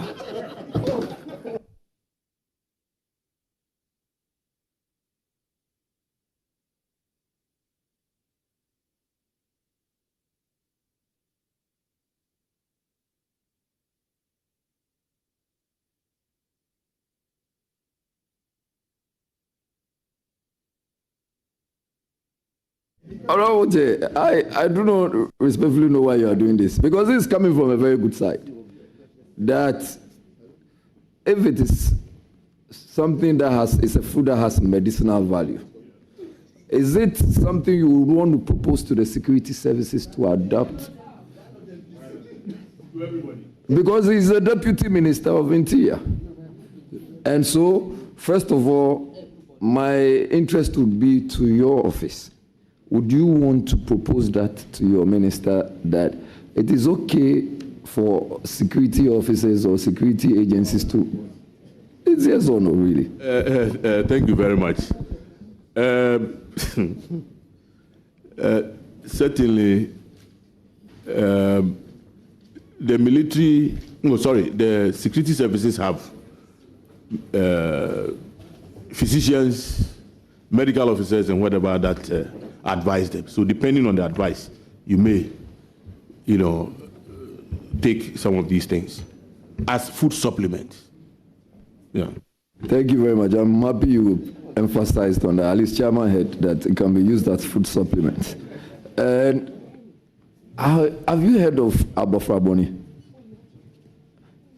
Do you know of the juvenile? Yes, yes. So you know where it is situated? The one at Ridge. Do you, in your contemplation, still think that it's a better place to still have a prison? Talking about location or the fact that we have juvenile homes? I'm talking about the location. The location. In fact, that the security services, some of them are seated on prime lands, and they don't necessarily have to be in the heart of the city. And the fact that they lack certain facilities, and we don't have enough money to build for them now, we can, in exchange for better facilities outside Accra, we can give that land to the private sector so they develop, facilities on cheaper lands for them. So, you are older than your minister. Are you going to provide him with the necessary support and not think that because you are older, he cannot respectfully give you instructions when he has to? Age is a number. And Honorable Mutaka and my good self have worked together for a number of years, even before we met in Parliament. So there is that mutual respect between the two of us. I want to find out, do you also have plans of supporting the minister with reference to insurance for police officers, insurance for immigration officers, insurance for fire officers, prison officers, all the security agencies? If I get opportunity, I'll suggest. If my boss brings that up to, I'll join in the discussion to see how far we can get that to the police service. Thank you. But the moment you are given approval by this House, that is an opportunity. Is there an assurance you will take it up? Yes. Do you also think? Chairman, thank you very much. Honorable Nominee, you are aware that we have enactments setting up the police service, the Ghana Police Service, the Ghana Prison Service, the Ghana Fire Service, the Ghana Immigration Service, as well as other agencies under your ministry. Now, in respect of insurance policy for the personnel, if the statute does not permit that, you cannot introduce it by policy. You agree? Rightly so, Mr. Chairman. And therefore, if you want to consider that, you may have to come by amendments to the existing legislations. Rightly so, Mr. Chairman. I thank you. You may go ahead, Honorable.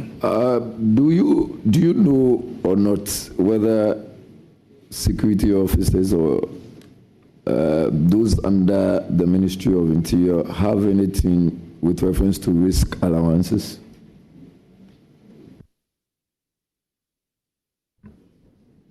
I don't know.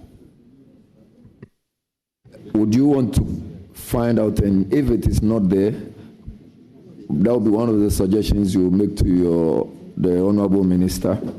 Because as you are aware, for instance, fire service, they go trying to quench fire, as in the police service. So I know some of the operatives in the Greater Accra office, They do all manner of night duties and dawn duties, and people are even shot and all of that.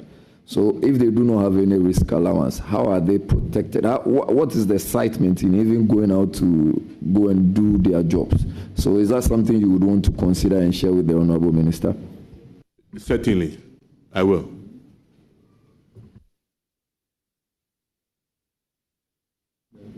There is also another aspect of conflict resolution where people have gone to, in fact, what I mean by people is the security agencies, maybe the police.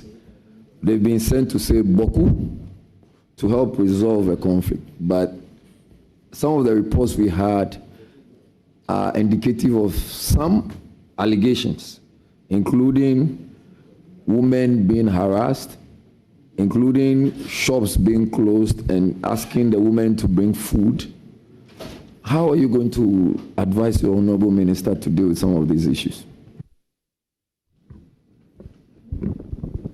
What I know is that when the security is deployed to such areas, they are supposed to go and provide security for the people. As to asking for food and other things, I don't know, because my experience is that before they are deployed, they are giving ration. They are giving what it takes to keep them, there. So going for food, and but I've not. Well, if I get to the ministry, we'll find out, and if there's a need for us to investigate, we'll do that. Do you have an idea how much a prisoner feeds a day? When I listened to my boss when he was interviewed, he said 1 cedi, 80 pesos, and he thought it was woefully inadequate. So you are going to recommend that it should be 10 cedis or 15 cedis? No. Are you going to recommend an increment to your boss? Certainly, once you recognize that it is not adequate, means there must be some improvement. So, but that will depend on my boss. Have you considered using other people in cells for labor rather than just those in prisons? Is there something you would want to consider and perhaps recommend? Cells. So we have had people in cells for more than 2 days, for more than 40 days, for more than, in some instances.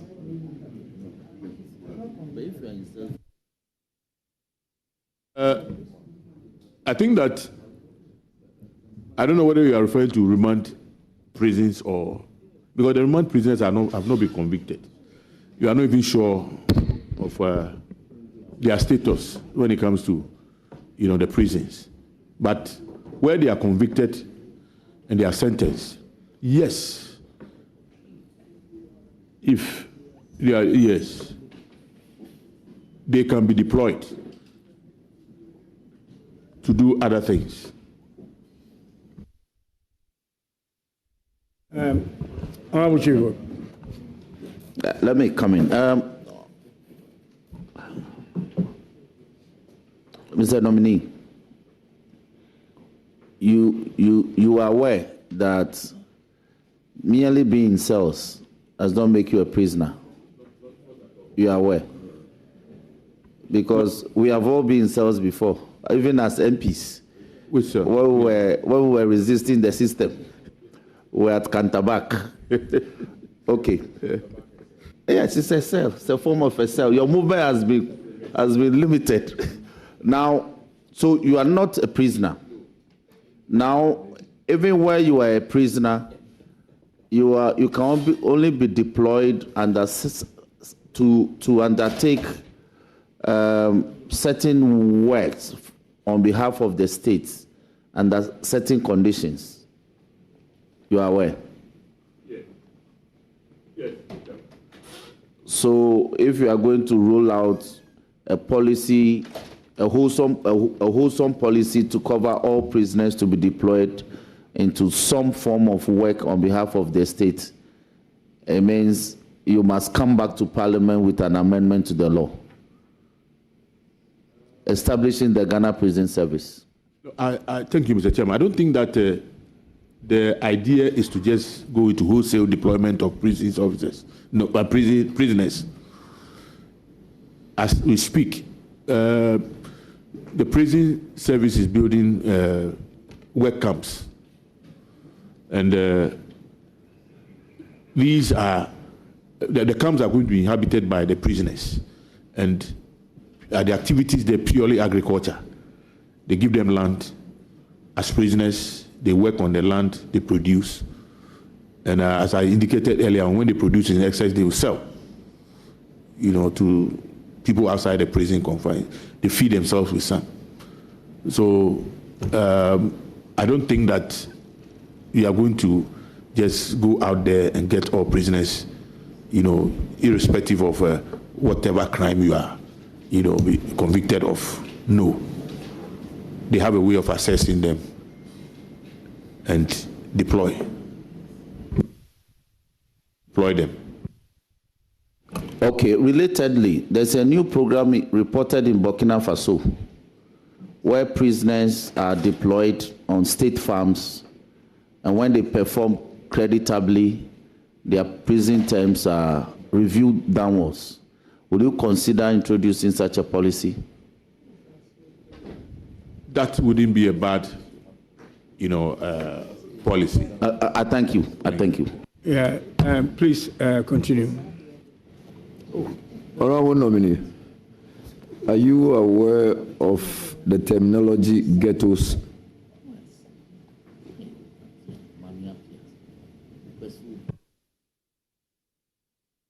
No, Mr. Chairman. Is it an English word? So it's a terminology used for young men and women who have converged at a particular place that they normally have some sort of fun, including drinking and smoking. You have not heard of this before?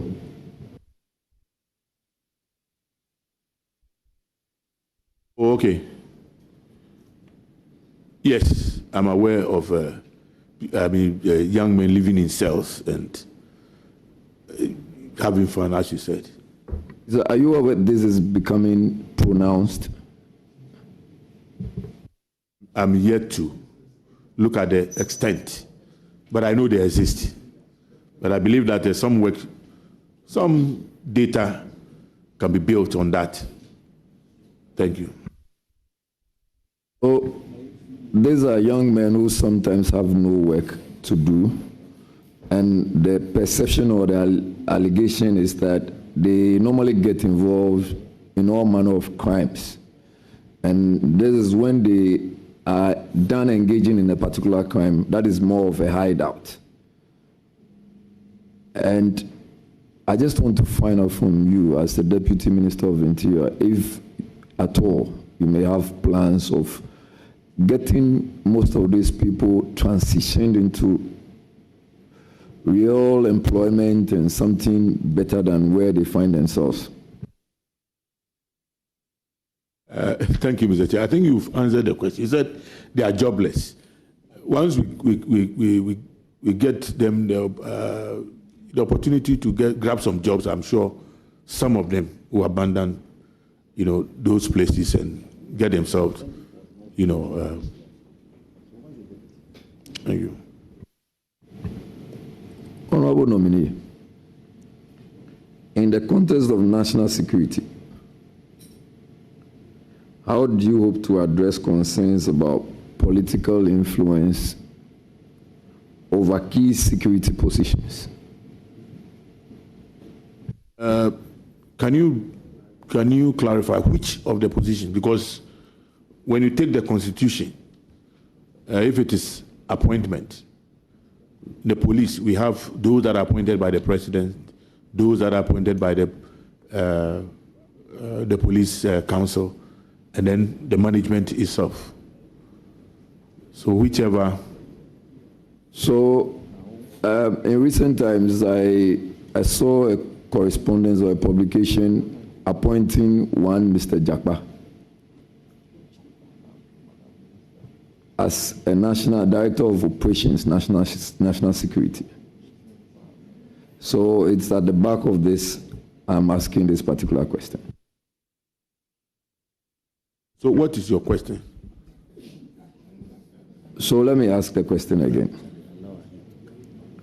In the context of national security, how do you address concerns about political influence over key security positions that may or that might affect the integrity of law enforcement and intelligence gathering?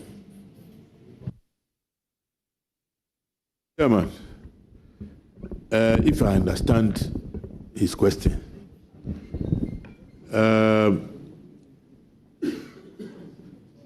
political influence in key appointments, is that what? National security. But national security doesn't fall under Ministry of Interior. I think they have a ministry of their own. And it's under the office of the president. It's under the office of the president now. So whoever is appointed, and the Constitution gives the president the authority, the power to appoint. I'm sure you are aware of the Gaming Commission. How is your ministry going to liaise with the Gaming Commission to, as it were, ensure that those who are operating some games are doing that within the laws, within the confines of the laws? Thank you, Mr. Chair. I know about the Gaming Commission, but I'm not too conversant. But when I get to the ministry, given the opportunity, I will look at the operations, and I'm sure we have, professionals within the ministry that have some experience dealing with this commission, and based on whatever advice they will give or whatever they will tell us about their problems with Gaming Commission, we would look at it and advise accordingly. Thank you. Mr. Nominee, I wish you well. Thank you very much. Thank you very much, Honorable Jerry. Mr. Nominee. Mr. Chairman. P-mate. Sharp. Congratulations. Thank you, Mr. Chairman. I just want to draw your attention to your tax clearance certificate that I have here. In 2024, yes, there is a 47,056.66, which is a credit and a debit. It doesn't look right. Okay. So I don't know if you've, it's caught your attention. Mr. Chairman, what I sought to do was to send a request. They brought this. I have not really looked at it. And thank you very much for drawing my attention, because I don't have that professional eye, when it comes to taxes. Take a look at it, and I grant you, the leave to get it corrected if they need be. Thank you very much. Yeah.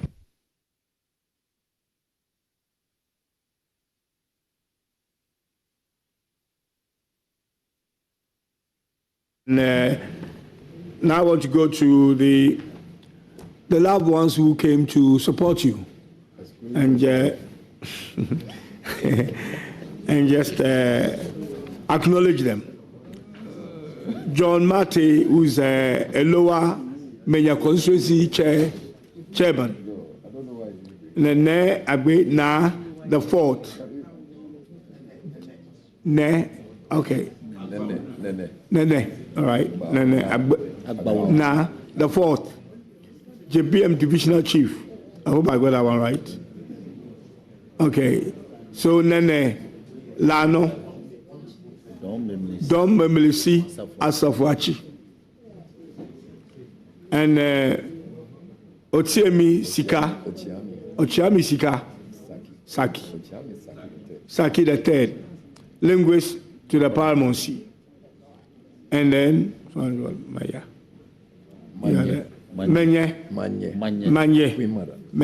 the second, the divisional queen mother.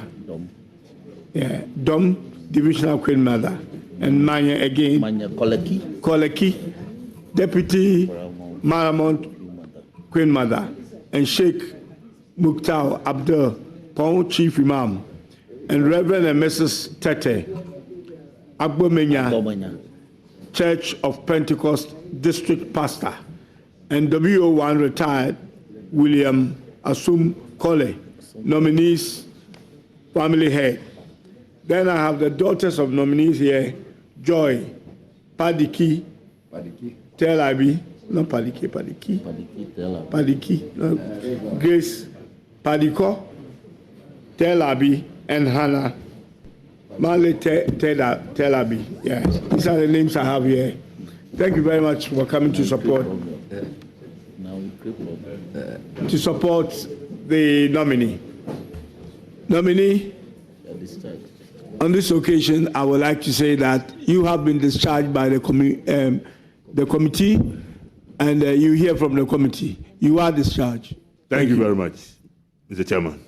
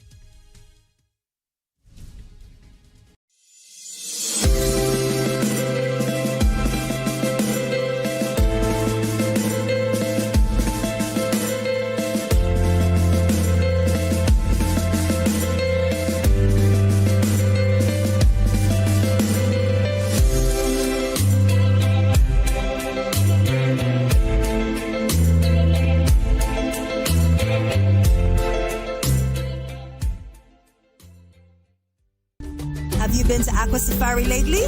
Let me share my experience with you at the new Aqua Safari Resort.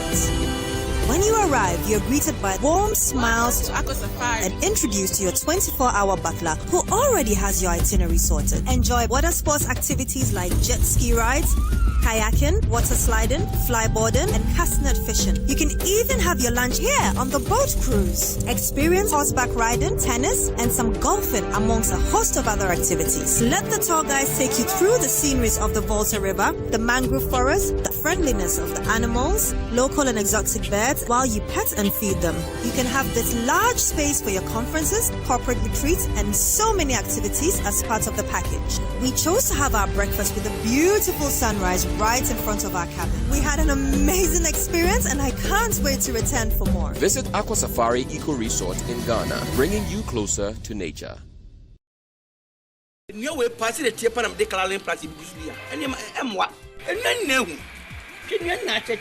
With them, they are DSU. And so can introduce DBS Lifestyle Gauge Trusses. Emma, they say, baby, I say, Yama minimum the day. And you know, you would dance. And no crow, no sending near Benina and your papa. So, DBS Lifestyle Gauge Trusses. Yet the computer not generated. Into and I didn't go for a straight. And the face a not dinty. And want to mean the Henry. A good answer, I feel finito. More musicians saw that. More music factories, and as a dark is Biano, me recommend DBS Trust. DBS Trust. Finito. Download OneXBet app and enjoy the variety of sports anytime, anywhere. OneXBet app, at the heart of the game.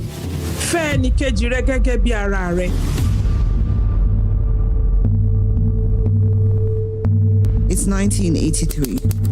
President Shehu Shagari of Nigeria has ordered for the deportation of undocumented migrants. Most of the people to be affected are West Africans.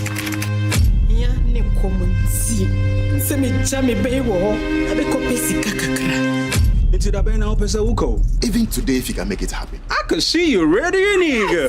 Well, it's going to cost you 1, 2, 3, 4, 5, 6, 7, 8, 9, 10 plus 10, 20 grand. Now make it happen. Where are you coming from? Nationality. Oh, Ghana. Oh, more Ghana.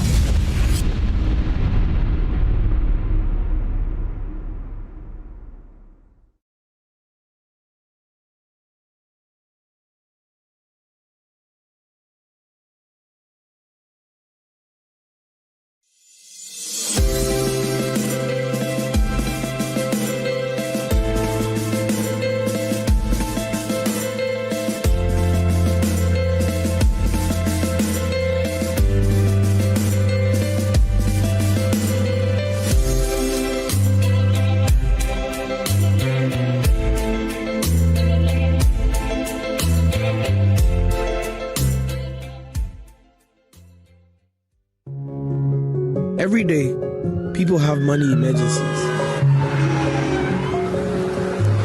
Ma, I need my school fees emergency. Mommy, chop money emergency. Emergency. Catch it. I'm your rent emergency. Now, there's a new emergency number in town. More money, challenge and enjoyment. At the top life regardless. Dial star 770 hash for all your money emergencies and chop life. Dial star 770 hash for money emergencies and get easy and quick access to your money, loans, and other banking needs. EcoBank, the Pan-African Bank.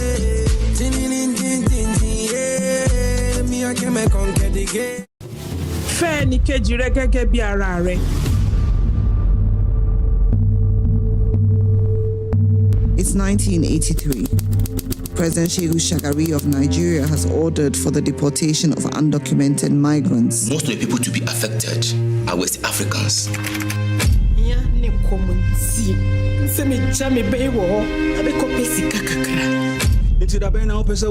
Even today, if you can make it happen. I could see you ready and eager. Well, it's going to cost you 1, 2, 3, 4, 5, 6, 7, 8, 9, 10 plus 10, 20 grand. Now make it happen. Where are you coming from? Nationality. Oh, Ghana. Oh, more Ghana.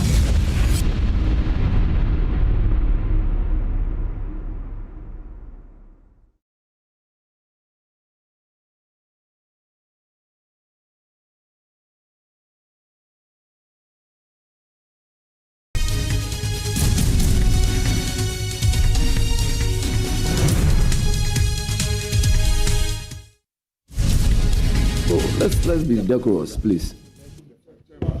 I think, yeah. The president yesterday, I think, met with the bishops and the Christian Council and said that he needed about 1.7 billion for the Agenda 111 projects. When the trade minister came here, she also made a point that she would look at that policy and some of the interventions made under the 1D1F and support them. Same with the finance minister, same with Honorable Ampem when he just left it. So it's not defunct. I think let's get it straight. Let's get it straight. It could be choice of words. But Agenda 111 was let's say, a policy methodology of the MPP government. The policy methodology of the NDC is 24-hour economy. So if you are asking a question about the 24-hour economy, which you are infatuated with, that's great. But if you want to ask a question for the nominee to explain to you what he understands by a ministry he's yet to go in to understand the policy you are talking about, because the policy, as I explained to you, is a policy that you can say, and you have reference to it on several occasions, that it's in our manifesto, 24-hour economy. But if you are talking about a policy in a ministry that he is about to go to, because your question is how he understands it, and I'm not sure that that is something that he's in a position to answer. Chairman, 1D1F, the overarching policy, was brought before the House, and we debated it. It was a 5-year plan that the House debated and approved of it and set some parameters within which entities who applied for support could fit or find themselves in. Honorable Ahi is a 6-term MP. He knows the policy so well. So I don't think it's a very dangerous question for him to answer. Please, he's a very intelligent man. 6-term member of Parliament, uncontested. People fear to contest him. Ahi Kwaku. Honourable member, let's hear your question again. Do you know it or do you not? Yeah, Mr. Chair, my question is very simple. And like my colleague said, the 6-time MP was here when 1D1F came. So I just want to find out his understanding, just his understanding. Okay, fair enough. Honorable Nominee, you may answer the question. Thank you, Mr. Chairman. Mr. Chairman, 1D1F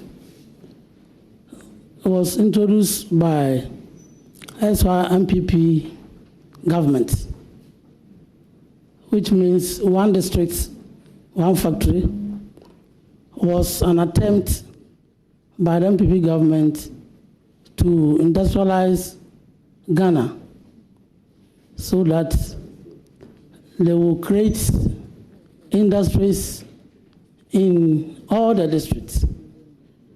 Whether or not that was achieved is another issue, but it was an effort on the part of MPP government to create more factories, industries, so that they can create jobs for Ghanaians.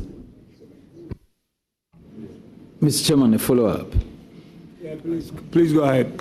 Coming from a rural constituency where we do a lot of agriculture, and knowing 1D1F as a starting point where we can do more export and earn a lot of export exchange or foreign exchange, and then creating job opportunities for our teeming youth. Do you consider it as a good policy or not? Mr. Chairman, 1D1F, if were implemented, can be described as a good policy or program.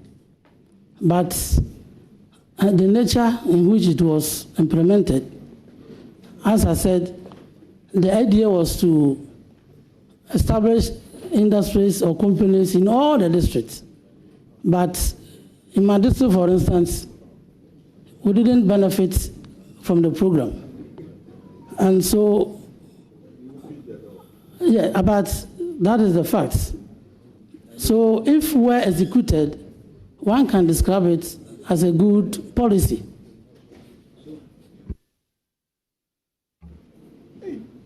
Mr. Chair, my second question. My second question is about business regulatory reforms. I was a Deputy Minister of Trade, so I understand what business regulatory reforms was all about. Fortunately, we had Dr. OFORI-ATTA, who was spearheading the reforms. and there was a roadmap for the reforms, for instance, permitting, certification, and other business regulations. I want to find out from you, if we confirm you as a deputy minister, what are you going to do with your minister here? What are you going to do to make sure the business regulatory reforms is carried through for our business community to enjoy the reforms? I want to ask you this question. Thank you, Mr. Chairman. Mr. Chairman, when given the Lord, I will study that reform together with my minister. We will take it on board and make sure that it is implemented for businesses to benefit from it. Thank you, Mr. Chairman. My follow-up, Mr. Chairman. There is a bill currently before Parliament for the business regulatory reforms to now have a bite when reforms are to be administered, but entities refuse to administer them. Are you going to, with the permission from your minister, follow this up and make sure that the bill becomes an act? Thank you, Mr. Chairman. Mr. Chairman, I'm not actually aware of the existence of this bill before Parliament. But if there is, we'll study it and then make sure the right thing is done. After all, at the end of the day, is to promote business in the country. Thank you, Mr. Chairman. Mr. Chairman, my last question. Trade facilitation is a cardinal principle with the Trade Ministry. And for that matter, port services must also be looked at seriously and carefully. Shippers Authority has an amendment to their existing act. And fortunately, Trade Ministry has a representative on the board of Shippers Authority. Now, the new act or the amended act seeks to give the Shippers Authority the right to approve fees and charges of the shipping business community. I want to find out from you, is this something that you are going to consider critically and make sure that the approval from the Shippers Authority is done, but not what we are experiencing? I'm asking you this question because if you go to the port now, shipping lines charge the way they want to charge. They don't even consider the Shippers Authority in their charges.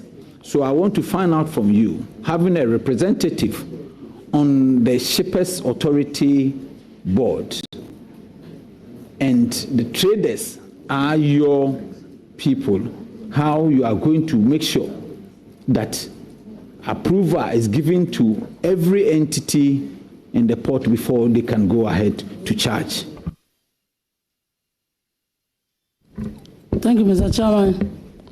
Mr. Chairman, when given the nod, I will study this approval concepts by the Shippers Council and find out why, as you said, some industry players did not accept it.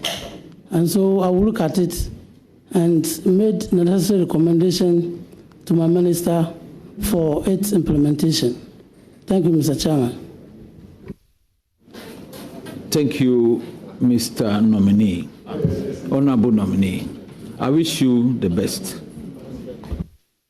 Thank you, Chairman. Honorable, I'm going to the right and I come to the left, please. So, Speaker himself. Yeah.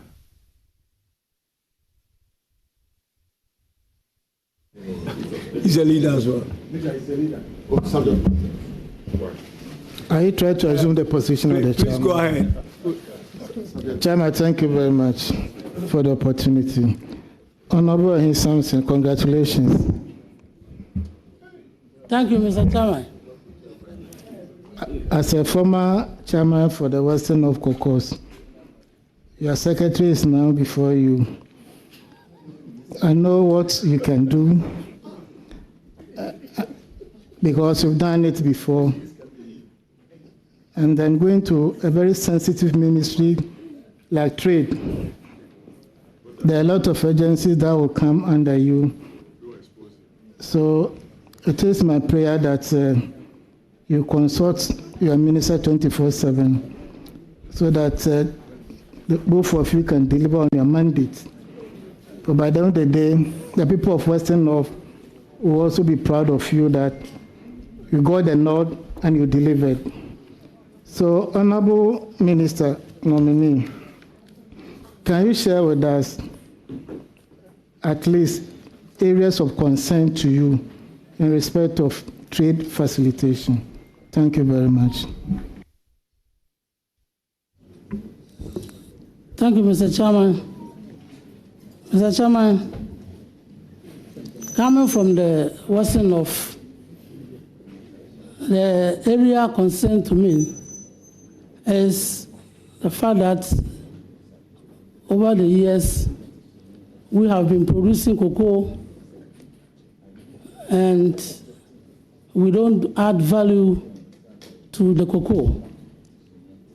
And so I want to believe that, as captured in the NDC manifesto, that we will embark on industrialization. I will be happy to see that by the end of my tenure, we will have a cocoa processing company in the Western North so that the cocoa beans can be processed. And also look at other areas where they have competitive advantage with regards to farm produce so that many factories can be established so that farm produce can be processed. Thank you, Mr. Chairman. Mr. Chairman, thank you very much. And then I'm very happy to hear this from you because by so doing, the people from the Western North region will also get job to do. So, Honorable Nominee, I wish you well. May God be with you. Thank you, Chairman. Thank you very much. Now I come to you, Honorable Befi. You have the floor. Thank you very much. Congratulations, Honorable Nominee. Thank you, Mr. Chairman. You know you're my brother, so this one is a very easy test for us. You know, Ghana is gradually, potentially becoming a hub of agribusiness in the West African sub-region. I guess we have to show so much interest in it now. That's how come the President has designated a minister responsible for agribusiness and trade. But there are issues in the area of production, agriculture production, produce, and market access. What innovative initiatives can you propose to be able to bridge the gap between agriculture production and market access so that Ghanaian farmers can compete favorably in the local, both the local and international markets? Thank you, Mr. Chairman. Mr. Chairman, you are right to say that there is no linkage between agricultural produce and processing it. And if you look at what the president has done, the president is putting much attention on agribusiness And that is why he has created Ministry of Trade, Agribusiness, and Industry. So it is an attempt to add value to agricultural produce. It's an attempt to package agricultural produce so that they will become marketable both locally and at the international level.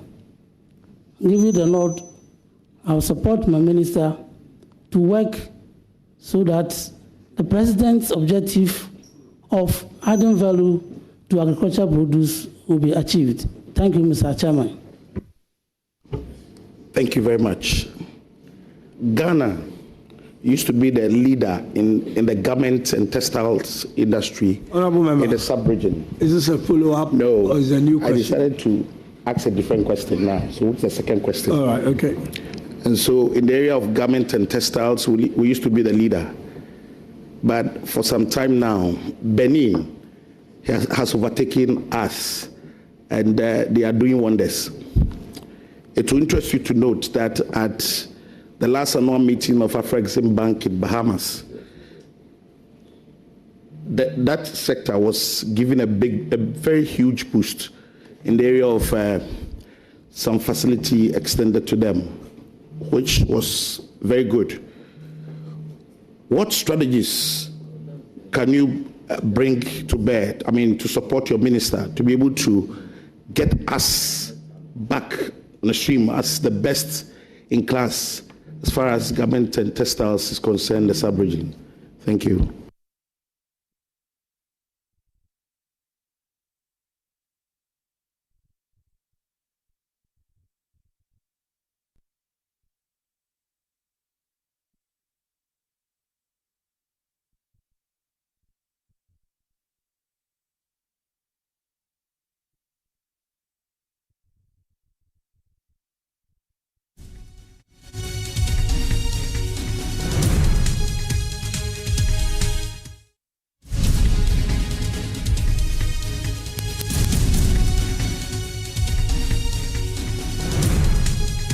That industry has been closed down because, as we speak, they owe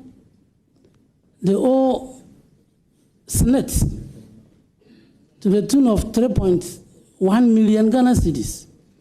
They owe ECG to the tune of 9 million Ghana cedis. And they are unable to pay ECG, and for that matter, ECG has cut their power. And so they are not in operation now. And I think that looking at the number of employments that the textile industry offers to Ghanaians, as a government, we should look for a strategic partner so that we can capitalize these important factories so that they continue to produce textiles, to create wealth, to create employment for our country. Thank you, Mr. Chairman. On the issue of Japan, it has become a waste of everybody's time. For me, I don't stand to be corrected. I believe that there's no need for us to invest a dime in the operations of Japan. I'm talking to you as a former deputy minister in charge of industry. So on the basis of that, I suggest, or I put it to you direct, that if you can highly recommend that government should be bold enough to take a very strong decision to close that business or fold the business up, to be able to save government some money, which can be maybe transferred to other places to help us develop as a country. Because note that government is spending more, we are not getting anything from that investment. And therefore, I would like to know your take on that issue. Thank you. Honorable member. Here's the follow-up, Mr. Chairman. Yes, I know. I'm just intervening here just to ask you whether the question you have asked is your personal view or or because you did mention, you're a deputy minister of trade, which I do know. But was that your position then, or is it your personal position? It has always been my position, and I've said it, and I even wrote a paper to the Honourable Minister on that issue. I mean, after visiting them, I'm sure the Minister now is even aware of the situation. It's an investment government is spending so much on and getting absolutely nothing. And it also interests you to know that one of the institutions that embarrass the ministry is that agency of government, because you'll be there and you'll be called to public accounts to come and explain what they do, and it looks so embarrassing sometimes. So is that just a suggestion, please? If I just want to do it. Nominee, please go ahead. Mr. Chairman, the honourable member's suggestion will be taken on board when I get to the ministry. Thank you. Mr. Chairman, it was going to be my last question, but for the sake of solidarity, because we are custodians, and Honourable Nelson Dafepo and Patrick Boama here are my contemporaries, and he wanted to know something about free zones, so I'm doing that on your behalf. If you indulge me, please. On the issue of free zones, the Free Zones Act 504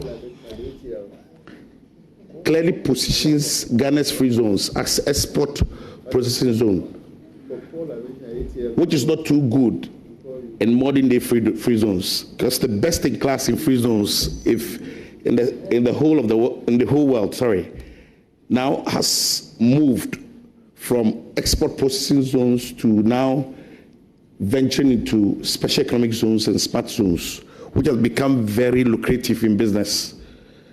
What suggestions or what strategies can you put in place to be able to advise your minister to also put pressure on the institution-free zones to be able to move away from the export-oriented free zones to special economic zones?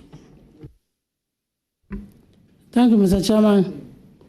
Mr. Chairman, before I can put pressure on my minister to consider encouraging economic zone in this country, we first of all have to look at the Act which establishes the Free Zone Board. At the moment, they are implementing their mandate. That is basically on export. If we want them to divert to economic zones, we first of all have to look at the law. And so I would recommend to my minister, if that is the way we have to go, then we amend the law to allow them to incorporate economic zones as part of their activities. Thank you, Mr. Chairman. Thank you very much, Honorable Ahi. A follow-up question. I say, you're my brother. We are doing it together. Don't worry at all. Let's make progress, please. Thank you very much. Free zones investment has also not been too good over the period. We have not been able to attract very good investment into this country. And this is also a worry. I mean, based on the fact that we've been so much focused or fixated on export processing zones. So that my point is, don't you think there's a need for us to do something about investment promotion or trying to attract very important and strategic investments into the free zones, other than just allowing any other investment to enter the free zones? What do you think about that? Thank you, Mr. Chairman. Mr. Chairman, if you look at the Free Zones Act, they have a mandate to do a particular job. That is to encourage businesses to take advantage of the incentives in operations at the free zones. Maybe the incentives are not enough.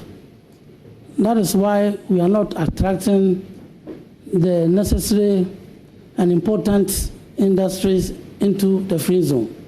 So I think we have to look at that aspect of the free zone concept so that we can encourage or attract more investment into the free zones so that we can continue to earn foreign exchange to support Ghana's economy. Thank you, Mr. Chairman. Congratulations, my brother. Thank you, Mr. Chairman. Thank you very much. Honorable Shaibu, I invite you to take the floor. Thank you. Mr. Chairman, let me thank you very much. And Ms. Chief, man, congratulations. Thank you, Chairman. Oh, that's your mentor. Mr. Speaker, let me make it clear to the custodians here that on a typical power night, they get lost. Let's do trade liberalization. Just a bit of it. It's a cliche that has caught up in the last many years. In recent times, a very critical product in the real estate business, which is cement, has seen trade liberalization. So many companies have come into the system to produce cement. Quality and price have been very big issues. Tell us, with the help of your minister or in support, how would you do about these two key things? Because of that liberalized market, so many factories have sprung up. We now have issues of quality and price. Tell us what you do about it. Thank you, Mr. Chairman.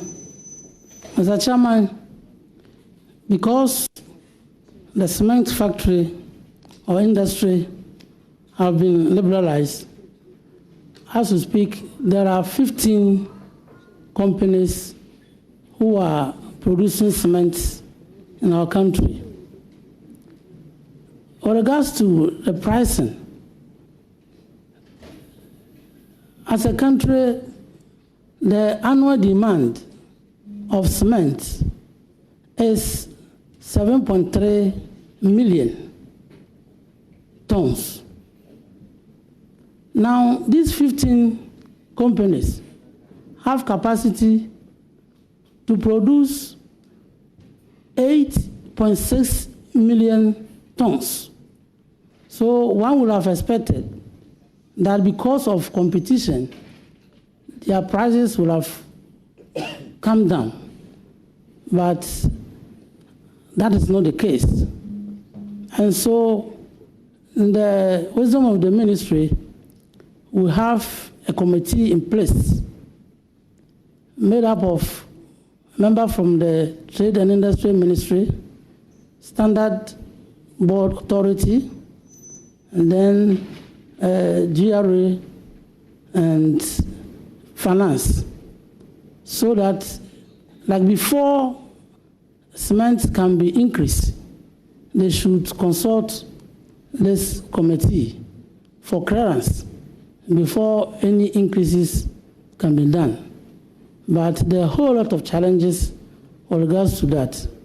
I want to believe that when I'm giving the nod, I will work with my minister to ensure that we bring sanity into pricing of cement in the country. And when it comes to quality too, we have Standard Board Authority to be there to ensure that cement which is produced in this country meets standard. I want to believe that Standard Board will have to do their job to ensure that we get quality cement to support construction of houses and to support the building industry. Thank you, Mr. Chairman.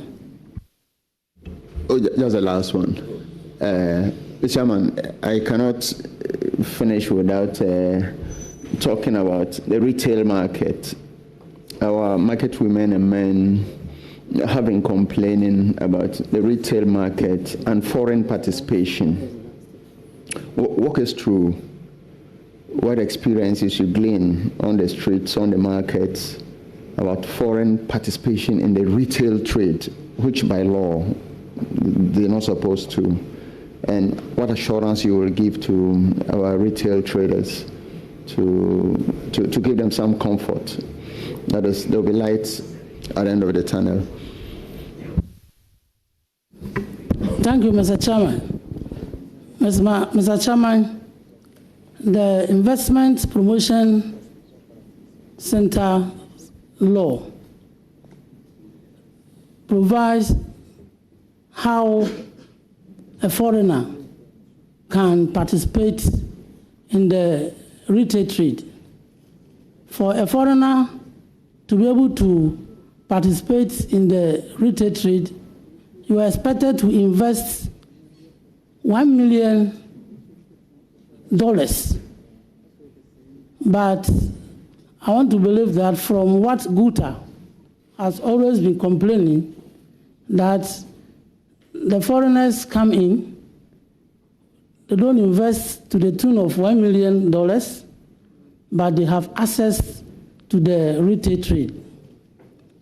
And I believe that it is something that, as a country, and for that matter, the ministry will have to take it up to protect local businesses, to support our brothers and sisters who are into the retail trade so that they can become competitive.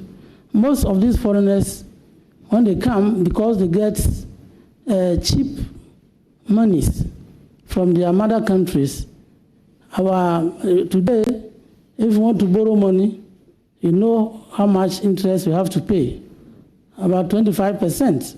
And a foreigner will take a loan, sometimes even they don't pay interest. So certainly, the local companies cannot compete with the foreigners. So we have to take a deliberate policy to protect our companies or traders in the retail arena. And so I want to assure that with the support of my minister, we will do whatever we can to protect and support local retailers in the country. Thank you, Mr. Chairman. On that note, let me wish the mischief man all the best in your new role. Thank you.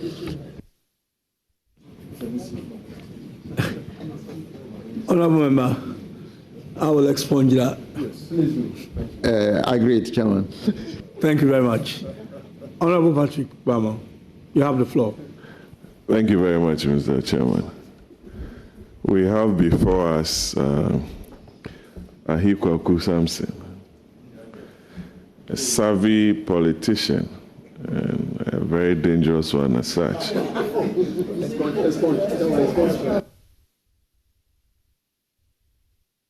I will do likewise and expunge what you just said. Please make progress. Mr. Chairman, why has he run unopposed for 6 terms? I'm telling you the capabilities of this man sitting there. Very, very savvy. Then, okay. I know you are going to be working under a very reasonable minister. And you are going to be one of the busiest deputy ministers to sit on Cocoa Board, to sit on the board of GRA, Ghana Exim. By law, the minister chairs the Free Zones Board. I don't think she'll have the time to do that. So the people of Bodie, it's an institutional rep, so you'll be there. We'll be looking up to you for the jobs that you promised them on the platform. On the platform, you said you were going to create jobs. Now that you are going to be serving on all these boards, Ahikwaku, what do you have for the people of Bodie? Your brother-in-law is the Minister of Health, So the two of you have captured all the positions in session. Tell them something, Kwaku.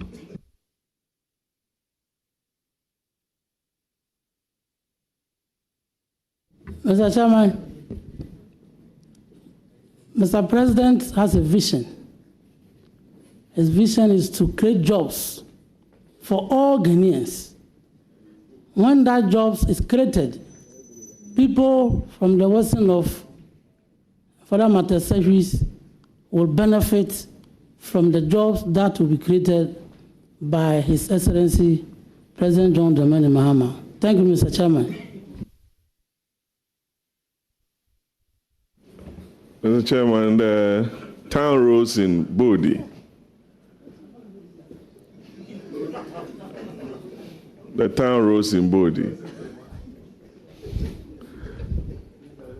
have been fixed by the MPP administration. True or false, Kwaku? A big force.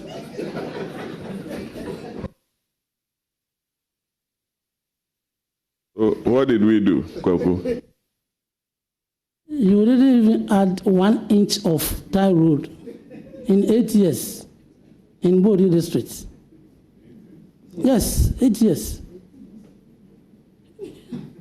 You will soon appear before the Government Assurance Committee to answer questions for misleading the committee. 8 years. Are you saying we didn't add 1 kilometer of road in Bodi? Mr. Chairman, if the honorable member can show me where they tied the road, I'll be happy to retract my statement. We'll be showing you some pictures. This is a green book promise, Kwaku. But, Mr. Chairman, we know Honorable Ahi, and we know what he can do to assist his boss. And I believe all of us around the table, we've had occasions of working with Honorable Ahi, and we know he's going to do a very, very, very good job. But remember the good people of Okankwe Central. I wish you the very best, Kwaku. All the best. Thank you, Mr. Chairman. Thank you very much. Now call on Honorable Ladi to. Thank you, Chairman. My dear, congratulations. My greatest problem is that I'm going to be missing you in Parliament. Nobody for me to confer with. The Minister for Agric, same thing. Another person who has been inviting me to his office, he's running away. My sister, Bobo. So, I don't know what to say. You see, but that elevation has not come just because you are an MP, but because you deserve it. You can do it. I know. Because someone just said you have gone 6 times without being contested. He should go and test it and see how it is. That will tell him the reason why you have gone 6 times. Even me, a veteran politician since 1992, I have tried to understand you, I can't. So, congratulations. My issue has to do with the Kwalugu Tomato Factory and the Kwalugu Dam. I will be very grateful if you can promise me that you, inshallah, if God wills, and you become the deputy minister, based on the agri products, adding value to our products, making sure that our farmers, and for that matter, mostly the women, and even children, I can assure you, but there are some of them that will not even go to school, are ready to work on the farms. that that industry, that factory there, will be revamped so that the tomato that comes from Pusiga, Paga, Navrongo, all those surrounding areas, dry season, the women wake at 2 a.m. And when when the produce is ready and they are bringing it to the market, basically everybody brings it. And so you can get a whole basin of tomato at 20 cedis. Meanwhile, within 2-3 months, it's gone. Will you promise that you are going to ensure that that factory will be revamped and that we will produce tin tomato from that factory so that our women, especially, I'm not saying the men shouldn't benefit. I don't want someone to say she's against men. No. The women at least will benefit from their hard work. Can you assure me that you are going to continuously remind the minister to ensure that the factory is revamped? And why will you be doing that? Thank you, Chairman. Mr. Chairman, I'm happy that Honorable Member is a member of the NDC party. And as you can see from the manifesto, Kwarugu Tomato Factory is one of the factories the President has promised to revamp. I want to believe that we are serious with the content of our manifesto. And so given the nod, Minister will take it up and then we'll make sure that Kwarugu Tomato Factory is brought back. We need to do it because if for nothing, it will create jobs for the people in that catchment area. Thank you, Mr. Chairman. Mr. Chairman, a follow-up question. You would have heard me mention that the women, and for that matter, the dry season farmers, they go to their gardens by 2 a.m. Not for any reason, water. If you don't go early, you wouldn't get enough water. And some of them have decided even to drill boreholes along the rivers in order to get water so that they can work on their plants. The Kwalugu Tomato Factory is not far from the Kwalugu Dam. And I dreamt that the Minister for Energy, for Agric, is going to ensure that there will be irrigation projects. I know there's a very big, large irrigation area there. But the water sometimes gets finished. But during the rainy season, sometimes when they open the Bagre Dam, even crops are destroyed. The whole place is flooded. People are displaced. Within 2-3 months, the place becomes dry, the water runs off. Will you work hand in hand and encourage the Minister for Agric to ensure that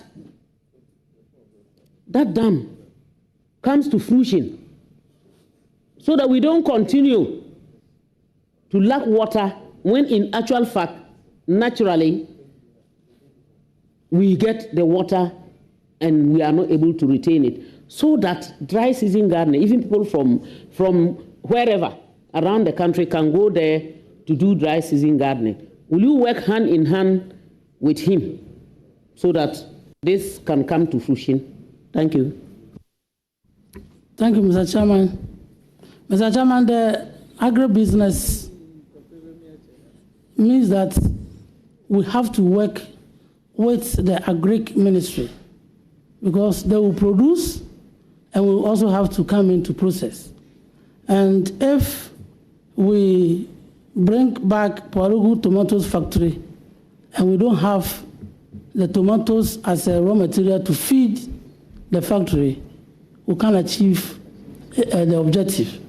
And so it will be in our interest that the Greek minister take on board to reactivate or to introduce irrigation farming to support the tomato farmers so that when they produce, then the factory too comes in, then we can process so that that economy can be brought back for people to earn living. Thank you, Mr. Chairman. Mr. Chairman,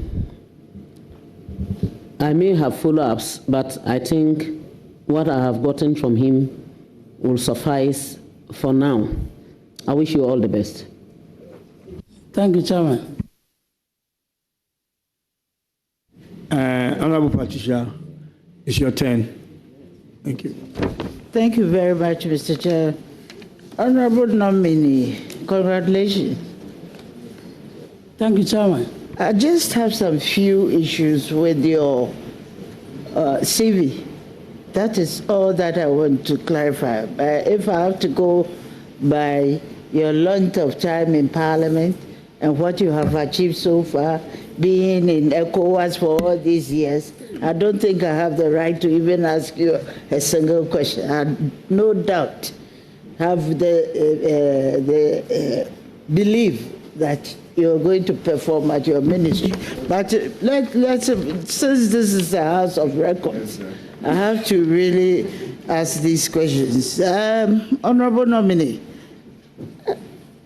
a schoolmate of yours, I don't know whether it's right, because I don't see any Edinamine Secondary School written here. But somebody called me to find out from you whether you attended at the Edinamine Secondary School. Thank you, Mr. Chairman. Yes, I did. But I did my O-level at BBNE Secondary School. That is why I was talking about a certificate and where I acquired the certificate. That is why I limited myself to Edinamine, because I even started from Yosu Secondary School before I went to Advertisement and finally wrote my O-level at BBNE Secondary School.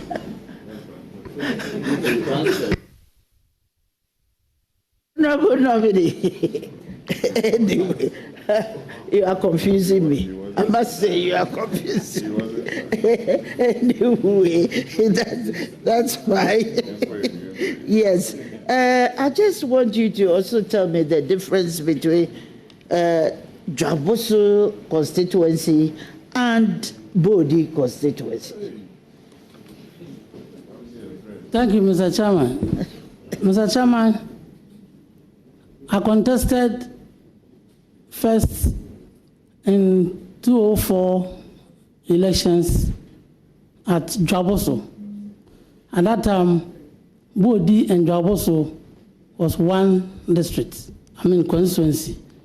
So I contested in 2004 and contested second time in 2008, all in Dwaboso. Mr. Chairman, in 2012, Dwaboso was divided into two. And because I come from Bodi, in 2012, I contested in Bodi. So I did 8 years as MP for Dwaboso, where Bodi was part of Dwaboso. And in 2012, when Bodi was created, I moved to Bodi and contested in the 2012 elections, and that is where I have been contesting up to date. Honorable Nominee, considering your length of time being in Parliament, at what age did you enter Parliament? Wait. Mr. Chairman, I can't remember. I should be around 28, 29, 28. Yeah. Thank you very much, Honorable. I don't think I have any, as I mentioned earlier, I don't have any question for you because I don't doubt your capability to perform and assist my senior sister, my junior sister over there successfully. So thank you, and I wish you the best of luck. Thank you, Mr. Chairman. Thank you very much. I come to the Chief Whip now. Honorable Oxen, you have the floor. Thank you very much. My floor captain, you're welcome, sir. Thank you, Chairman. And congratulations. You are one of the key people who called me very early on and said you have a future here, so keep your focus and work hard. You'll do well on this floor. So I thank you for the tutelage. You're welcome, Mr. Chairman. Now, we, as a party, we campaign on one of the several themes. Key amongst them is the 24-hour economy. And going to the trade ministry, for which especially agribusiness has been added. We are besieged by our teeming constituents, asking for support for their tabletop businesses, corner shop businesses, SMEs, and all that. How soon will you roll out some program to assist by way of injecting capital? Yes, he's a deputy minister, I know. But our people are anxious that the agribusiness, those who are in the value chain, those who buy the fish from Germany to sell in Adabraka, those who buy the vegetables from Ashaman and come to sell at Nima, how soon can we provide them with some financial support so they can expand their corner shop businesses? Thank you, Chairman. Mr. Chairman, I think as a country, we need to support SMEs so that they can work to support this economy to grow. If you look at percentage-wise, more than 80% of traders in this country fall under the SMEs. And so any support that has to be harnessed to assist them is something that I believe this government is going to do, particularly given the fact that the president is giving much attention to agribusiness. And so there are some financial institutions and there are some agencies that can be supported to assist these businessmen and women at this level. And so, given the nod, I'm sure that even if you look at the 2025 budget, which is being prepared, there's a portion to support this group of people. And given the nod, we'll work to ensure that they are supported so that it not only creating jobs, but will provide means of livelihood to this group of people in our country. Thank you, Mr. Chairman. On this note, I want to congratulate you once more.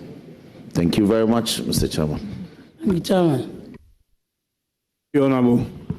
It's now the turn of Honorable Jerry. And then I will bring proceedings to an end. Thank you. Honorable, congratulations to you.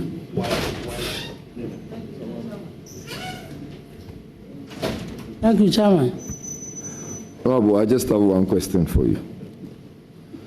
And I really want you to take me through that. How have you been able to do it 6 times as a member of Parliament? As we speak now, you are about 48 years. You started when you were about 27, 28. How have you been? I want to learn from you. And this is a very honest question, please.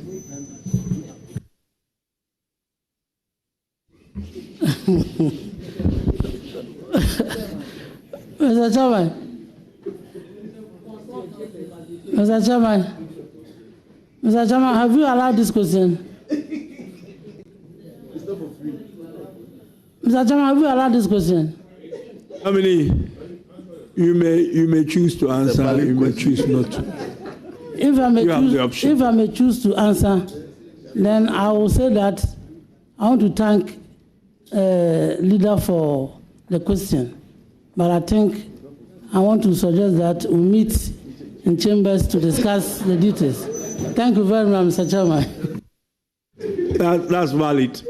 File a question. Honorable Chair, just to let him understand that I would also want to understand how he did it with two different constituencies. Joabuso and then Bodi. Did you use the same formula? Mr. Chairman, let's meet in chambers. Mr. Chair, I wish to commend the nominee and to also extend the felicitations of the minority leader to you. He is excited about your nomination as well. We pray you go and give the very necessary support the minister would expect from you. And we are sure you will deliver. Thank you very much. Thank you, Mr. Chairman. Thank you very much. I think we've exhausted all the questions around the table. Even here shows how he has been successful on the ground. Even here shows. Yeah. And just mine is not actually a question. It's just a request.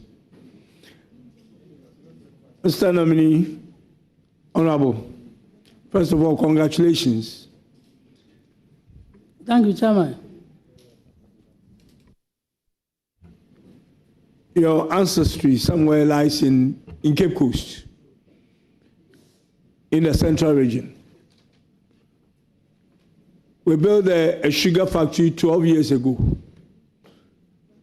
And that sugar factory is not working at the moment. It hasn't worked.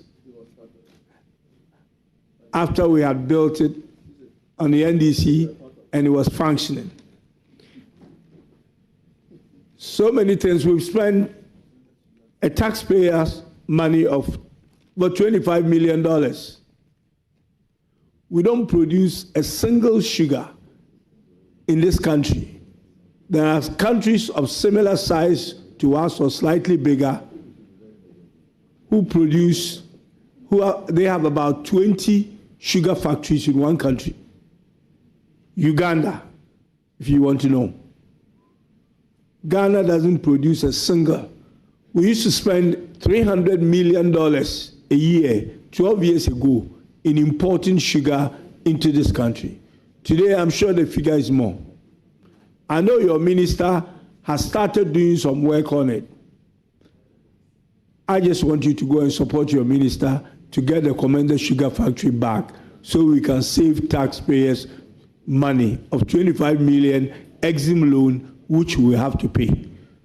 That's a request to my chief. Thank you. Thank you, Chairman.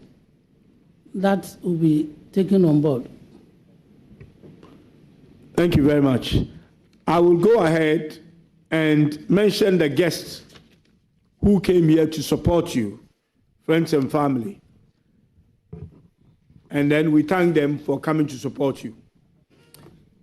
Mrs. Beatrice Safu is the wife of the Honorable Nominee.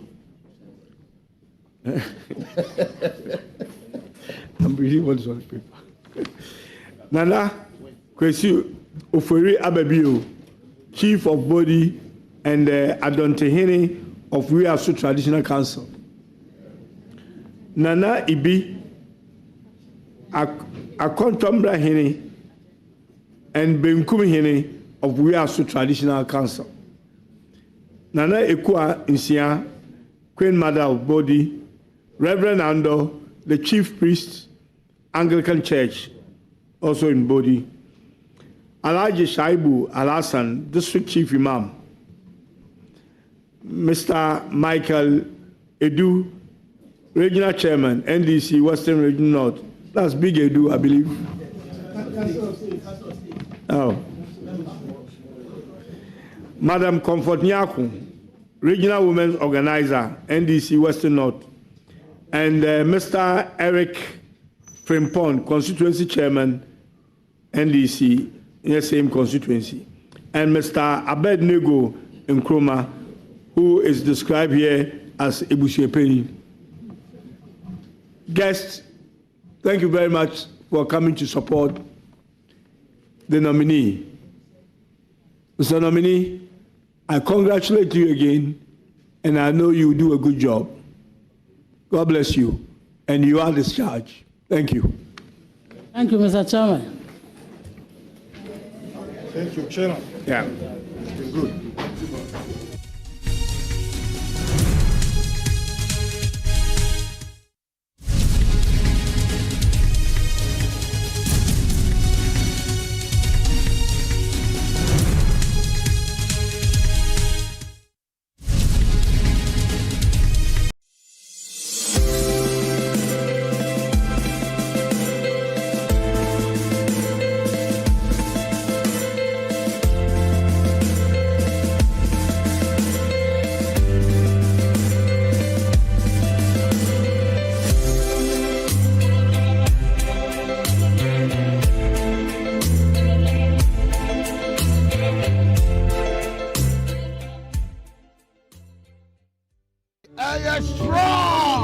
You're tough.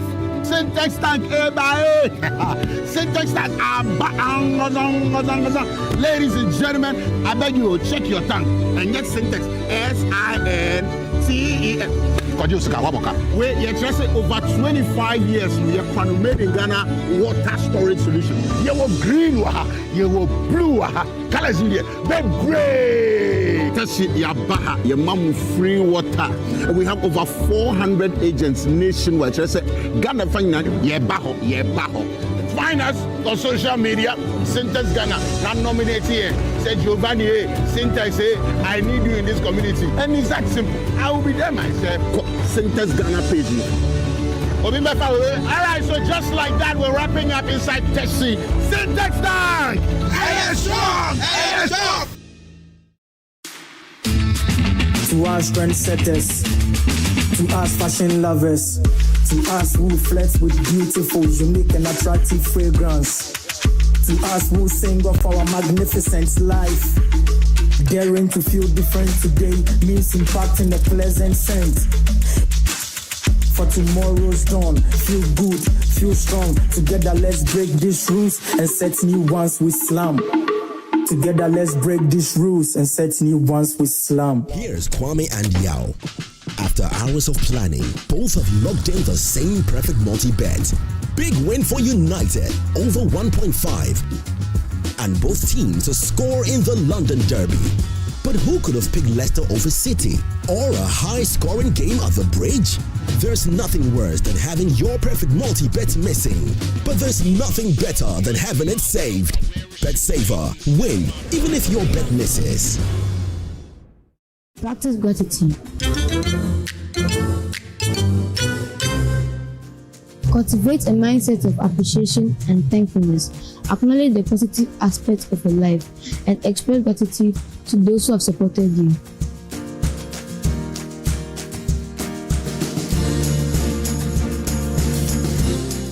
Good Conduct, Great Life is brought to you by Indomie. Tastes great.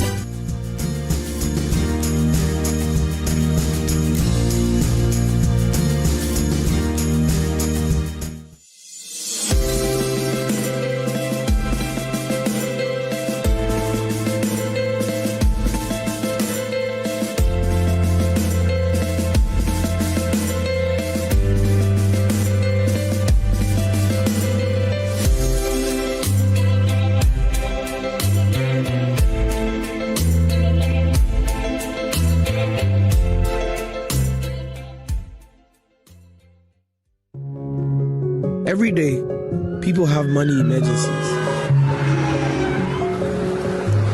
Ma, I need my school fees emergency. Mommy, chop money emergency. Emergency. Catch it. I'm ready. Emergency.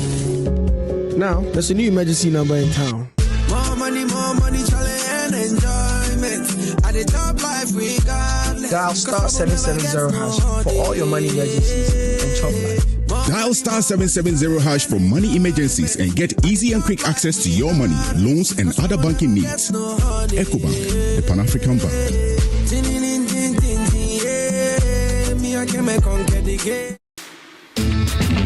Slam. Set your style anywhere in the world by breaking all the rules. Shout with all your soul and sparkle with 1,000 blaze. Pick a color what suits you best and launch the slam movement, yeah. Be someone who lets the presence felt, who dares to get a hold of the here and now with no fears and make our way to tomorrow. Join me, let's do this with the slam. Peace and quiet. Your health is in your hands, but at some point, it passes on to us. At Mintuba Hospital and Coloproctology Center, we believe that quality healthcare isn't a privilege, it's a right. Equipped with cutting-edge technology, we are fully prepared to effectively deal with all colorectal and proctological conditions. Our team of highly skilled doctors and surgeons are renowned for their expertise in minimally invasive and painless laser, ligature, and longoproctological surgery. We are committed to providing a wide range of services to meet the diverse needs of our patients. Mintuba Hospital, your health is our priority. Visit Mintuba Hospital today or call us at 0244 581 541 or 0271 054 204. Mintuba Hospital, in to serve a peculiar health.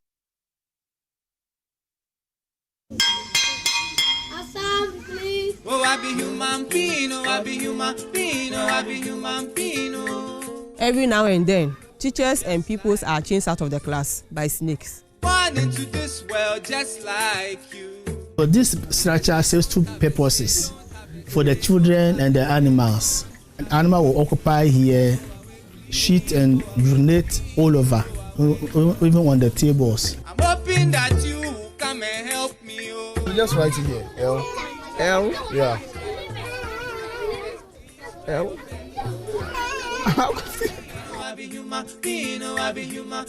Who will care enough to fix the crumbling before they start? Be fair to us. Crumbling Start, as Tuesdays on JoyNews, in partnership with School for Life.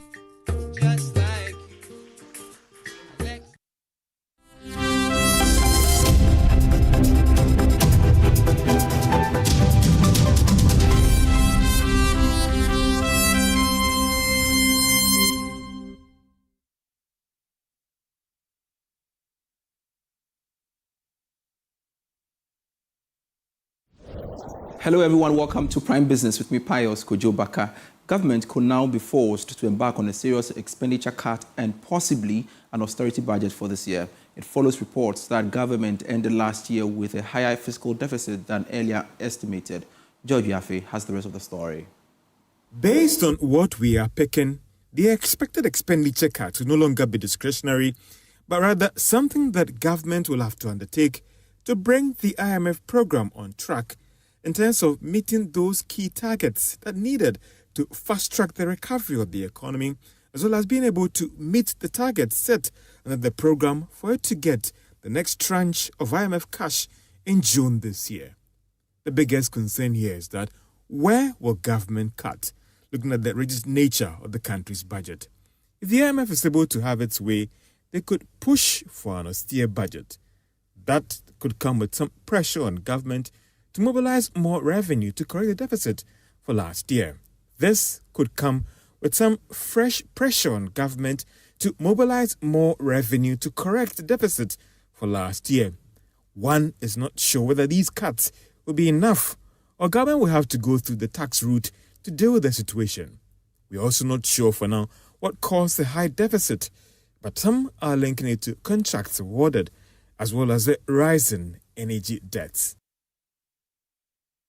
Deputy Minister-Designate for Finance, Thomas Nyakuampem, says government has plans to develop industry-specific interventions for the private sector coupled with improved infrastructure.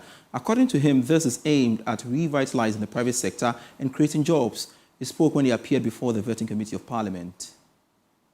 When you are kind enough to recommend me for approval, I'll be going to the ministry to support the finance minister to deliver on the mandate, and specifically in the area that the honorable member is asking. Yes, our manifesto said exactly what she quoted, but I think that we do not have a one-fit-for-all policy or intervention for every aspect of the private sector, and so we will have to have specific interventions for instance, agric. We should have specific intervention to support agric, and here we will work with the agric minister to see what can be done. Apart from maintaining a macroeconomic stability, having a predictable inflation, we need to have industry-specific interventions that will help them. And of course, we would also be targeting, providing infrastructure that will help the private sector, like stable power and the like. So as a deputy minister, you know that I can only assist my minister in the direction that he sets. But these will be some of the few advices that if I have the opportunity, I'll proffer to my minister. Thank you. And to some more business stories, Acting Commissioner General of the Ghana Revenue Authority, Anthony Kwesi Sapong, has pledged to commit resources to push the authority to exceed its target of more than 200 billion cedis for this year. This, he says, is critical to boosting performance of staff and ensuring that government gets the necessary revenue for national development. Mr. Sapong made the pledge during a familiarization meeting with the staff of the Large Taxpayer Office and the Circle Tax Service Center. We shall bring you that story subsequently. But economist Professor William Bamboating is making a strong case for government to address the energy sector challenges in order to make its 24-hour economy policy feasible. Now, according to him, productivity would increase if government expands infrastructure in capital, skilled labor, and technology. He was speaking at the launch of the Ghana Statistical Service Productivity, Employment, and Growth Report. The report provides a comprehensive view of productivity trends in all major sectors of the Ghanaian economy, including agriculture, industry, and services, while also recognizing the significant contributions of both the formal and informal sectors. Professor William Boatin called for a critical look at workforce development. We want productivity to go up, for earnings to be high, then it means that we need to take into account our investment in skilled labor, our investment in capital, and also investment in technology. And if we are able to do this, there's no way we cannot achieve what we want. We are talking about 24-hour economy. It means that we need to invest in capital. We need to invest in electricity. We need to invest in security. We need to invest in all these other areas so that labor can take advantage of the policy to be able to spur growth, to be able to push growth up for Ghana to achieve the development that we are all yearning for. Government statistician Professor Samuel Kobina-Inim also stressed on the need to diversify the economy. What we are doing today is focus on three things: productivity, employment, and economic growth. Every quarter on annual basis as well, Ghana Statistical Service releases quarterly GDP and annual GDP. Underneath this quarterly GDP and annual GDP is the concept of productivity. And I thank you for highlighting one of the dimensions of productivity, which has to do with the output per worker. But I want to elaborate on that a bit more. When we talk about productivity, essentially what we are talking about is if you are combining your labor and capital to produce an output. The publication of the productivity report aims to foster greater economic transparency, dialogue, and evidence-based policy making in Ghana. Country Coordinator of Equip Ghana, Bernard Kwam, is urging businesses and leaders of institutions to reassess and improve their leadership strategies to ensure continuity and growth. According to him, the lack of a good leadership structure is a major challenge for many institutions. He spoke at the West Africa Sub-Regional Leadership Workshop. The West Africa Sub-Regional Leadership Workshop is an annual leadership workshop designed to bring together leaders across the sub-region to learn, live, and lead with good values. The workshop, which was themed First Things First, brought together both leaders in the public and private sectors. Speaking to Joy Business, Country Coordinator of Equip Ghana, Bernard Kwam, said leaders of institutions must examine and address the critical needs of their institutions in order to grow their entities. The focus of it is to call leaders, both within the private and the public sector, to begin to rethink leadership. And why we have a lot of struggles in our nation, especially Ghana, in perspective, is because the people have made themselves gods and demigods. And that's why we are not seeing exactly what we want to see as a result of good leadership. Guest speaker of the workshop, Reverend Dr. Lawrence Tete, also urged leaders to prioritize and invest in things that would bring good returns to their entities. Putting first things first means making conscious choices, but where to invest your time and energy, rather than just reacting to life as it happens. And Prof, let me there say that one of the biggest challenges we have in Africa, or maybe in Ghana, is that we don't prioritize. The things that we invest in are things that will not beautify us. Things that becomes cosmetic. Things that has no future. Things that will not build you. And if we can put ourselves together properly, we will discard certain things. Thanks so much for watching Prime Business. I am Pius Kojo Baka. For more stories, do log on to myjoyonline.com/business. Grateful serving you.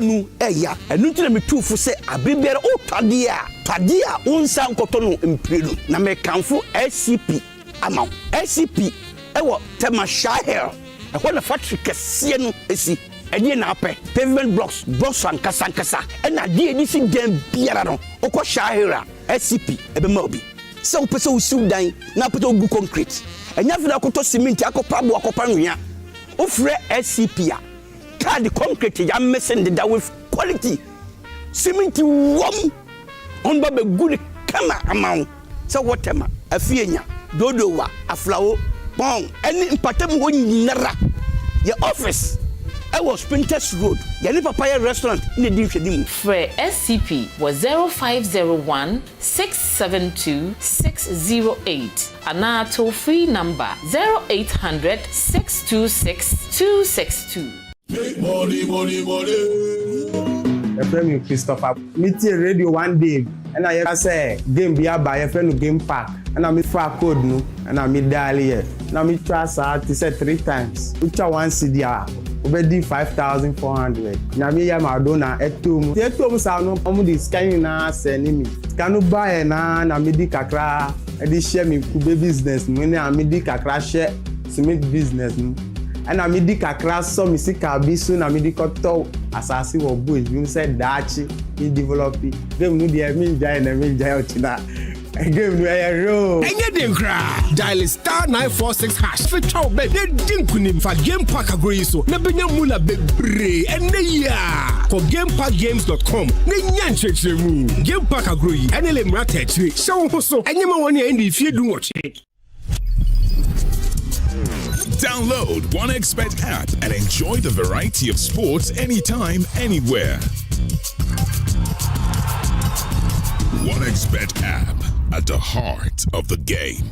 Class. Good morning. Down.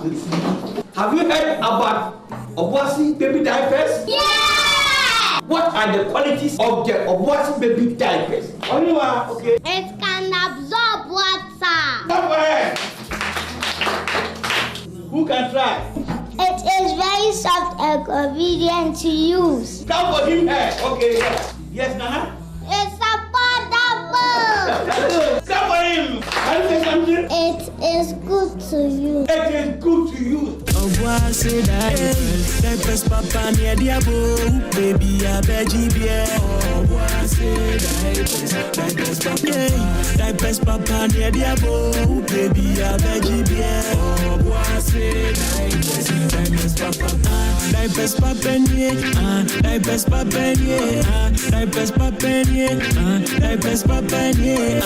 Use Obuasi baby diaper for the love of your child.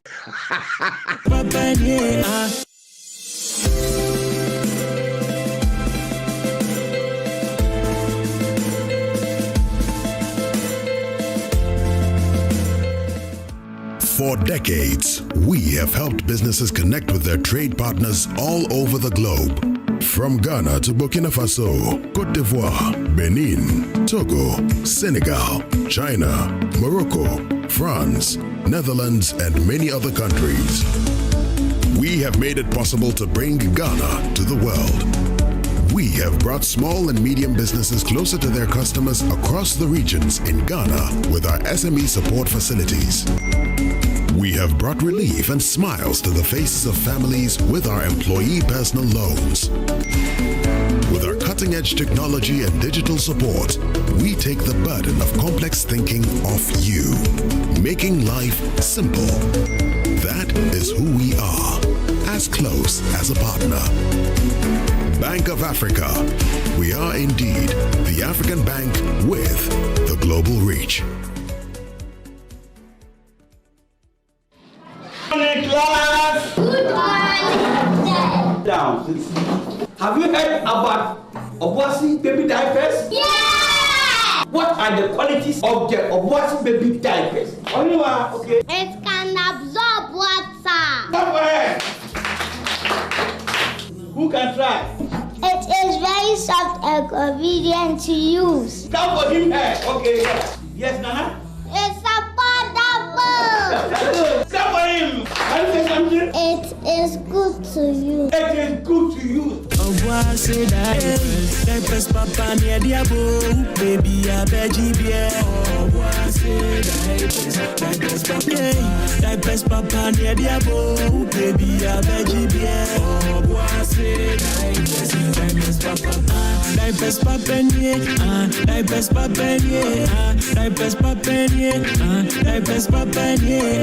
Use Obuasi baby diaper for the love of your child. Here's Kwame and Yao. After hours of planning, both have locked in the same perfect multi-bet. Big win for United, over 1.5. And both teams to score in the London Derby. But who could have picked Leicester over City? Or a high-scoring game at the Bridge? There's nothing worse than having your perfect multi-bet missing. But there's nothing better than having it saved. Bet saver. Win, even if your bet misses.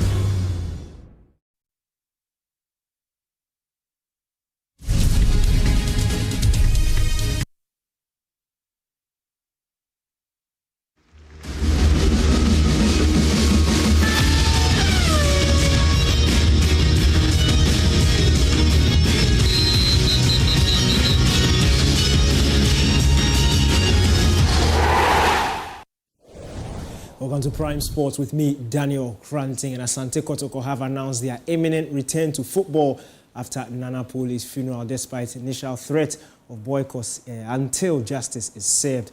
Poli, who was stabbed to death during the Porcupine Warriors clash with Nswatriman in Nswatri on week 19 of the Ghana Premier League, will be buried on March 6th. Kotoko, who initially reiterated their strong stance of not to return to football until perpetrators are punished, expressed their satisfaction with the progress of investigation into the matter. Bremer has been identified as a person responsible for Poli's death and is currently on the run. Kotoko resumed training on February 19th in a bid to be in shape ahead of their return. Moving on, former Black Stars player and ex-Ghana under-17 coach Lai Kingston has revealed in an interview with Joy Sports that he resigned from his post due to interference from members of the Ghana Football Association. Kingston stepped down from his position as a head coach of the team following the Black Starlets' unsuccessful attempt to qualify for the under-17 Africa Cup of Nations. The Starlets fell short in the semi-finals of the WAFU under-17 tournament held in Accra earlier this year. Speaking on the Joy Sports Link show on Saturday, Kingston revealed that he couldn't stand the unhealthy environment. I think our football need to be handled in properly. You know, sorry to say, but from where I'm sitting, I don't think it's very appropriate for a coach who has been appointed, and the management member will, and the coach is having his selection, and the coach try to build a team, and then he asks a player to step out, stay out of the team for now, drop a player, and then the management member will call the coach and tell the coach who is he to drop his player. He doesn't. I hope you are getting me here. Yeah. So for you, it's the disrespect and the disregard for your role, and the interference. If I get you right. I might say in my time, interference. I stopped everyone for interfering in what I'm doing. I stopped everyone. But for me, one thing we should know: they are the people running the show. So if they appoint you and they are not getting their way, they will find everything to frustrate you. For example, I have a team that I've built for 3-4 months. We have 2 weeks to go into a tournament, and someone have to call in and tell me, "Hey, coach, can you drop 2 players and replace them with my player?" 2 weeks to a tournament, a major tournament.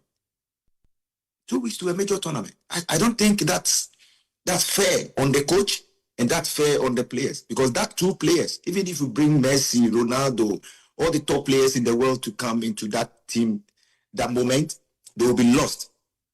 Because the way I train my team, I have principles governing all phases of play. Principles.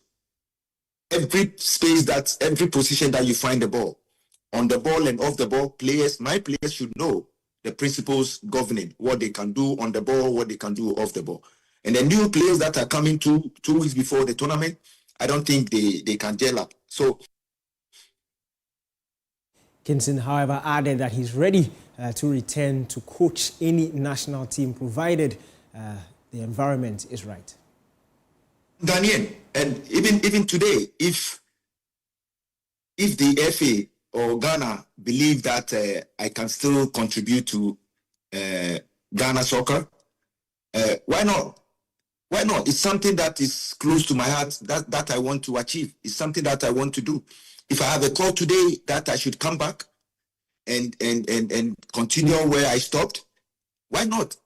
And then also getting to the top, to the senior national team. I think I'm always ready to get there. You know, I was talking to my agent, and he looked at me and then he said to me, "Hey, Kingston, for me, I think you've done youth football for a while.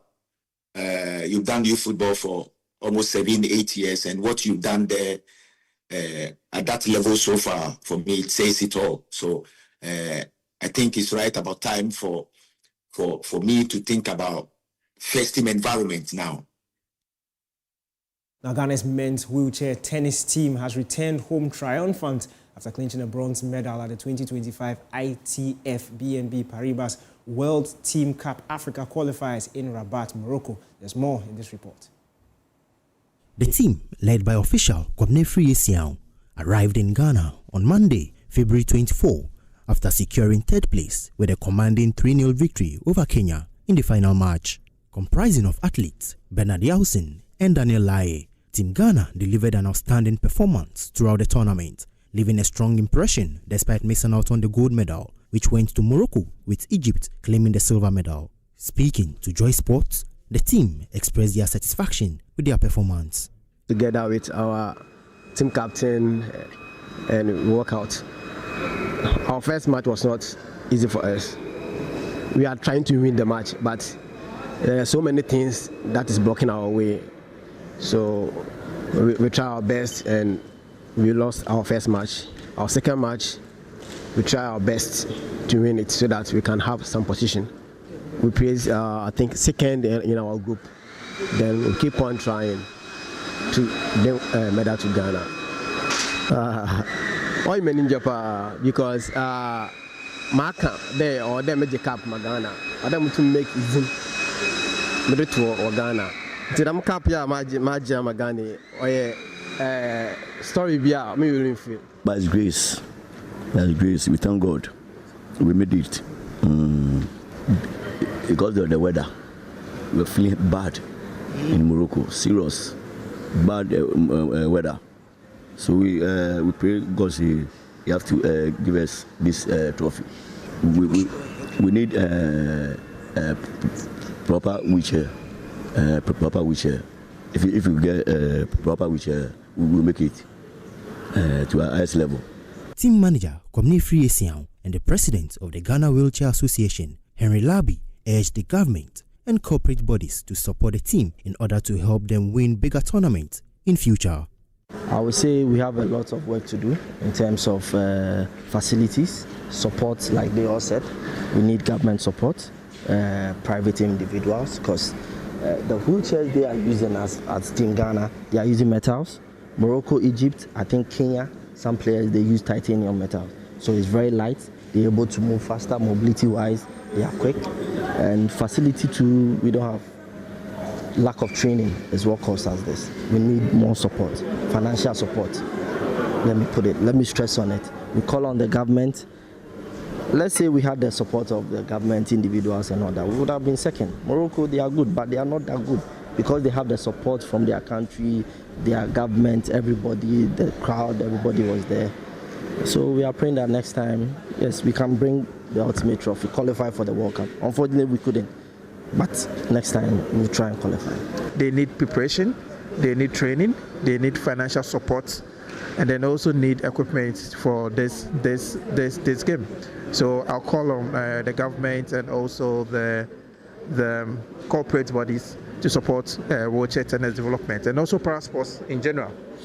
Not forgetting, I think the team got to Morocco and the ambassador, the Ghana ambassador to Morocco herself, visited them on the court and provided them with support in terms of feeding, in terms of I think funds. Yes, and they also got the opportunity to meet some government officials like MPs who were there for conferences, and that motivated them to do well to present Ghana. All what they will say is that they thank everybody who supported them for this success. That's all for Prime Sports with me, Daniel Cranting. Thanks for your time.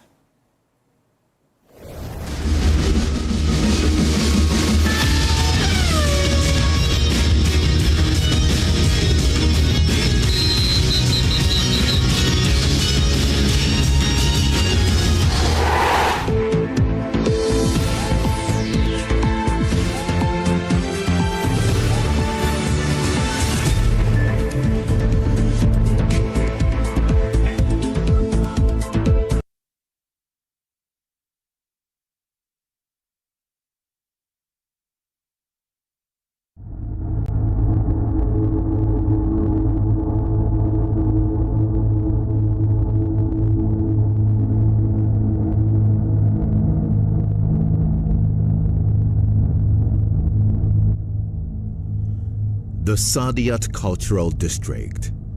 Beyond the architectural marvel, this is an oasis of culture and creativity. Hi, this is Lexus Bill, and today I'm coming to you live from the Sadiat Cultural District here in Abu Dhabi. Now, if you look to my right behind me, you'd see the Berkeley Abu Dhabi, and to my left, a little further down behind, you'd see the falcon wings of the new National Museum that's still under construction. And I'm here at the Manarat Al Saadiyat, 3 institutions that have been established not just to preserve culture, but to actually create global immersion in different cultures, diversity, of course, celebrate diversity, and harness talent for the future. We'll be exploring these amazing institutions. You'd get to see what it has to offer, and you'd also get to see the museums and its offerings here in Abu Dhabi.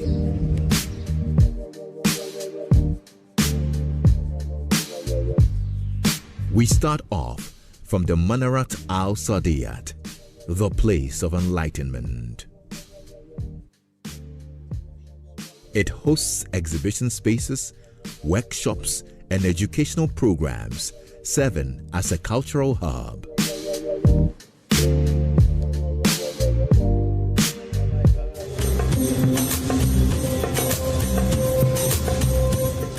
All right, so you know about the Berkeley Music School. Well, behind me is Berkeley Abu Dhabi, and you can see the imposing architecture. So beautiful. And I hear there's some really good coffee in there. We'll go check it out.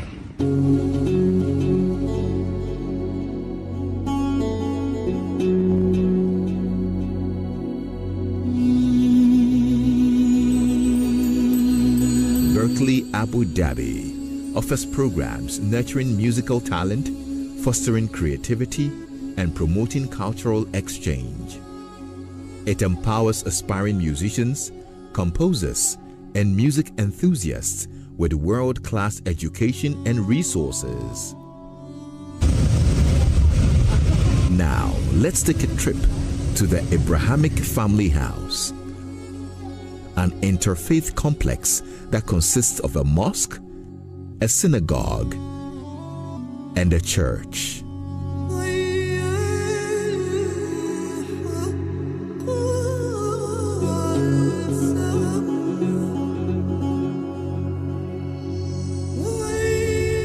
It stands to promote peace, tolerance, and dialogue among people of different faiths. The church.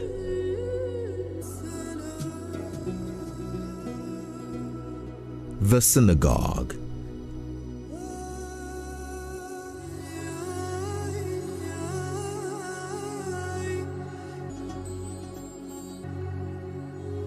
The mosque.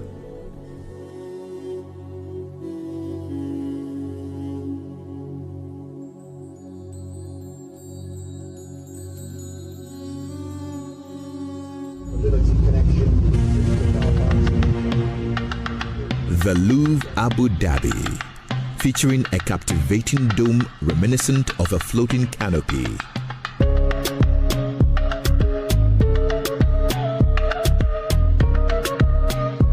So this is Lexus Bill, and today we get to explore the Louvre Abu Dhabi. It's got a great collection of contemporary arts and, of course, artworks dating back centuries ago.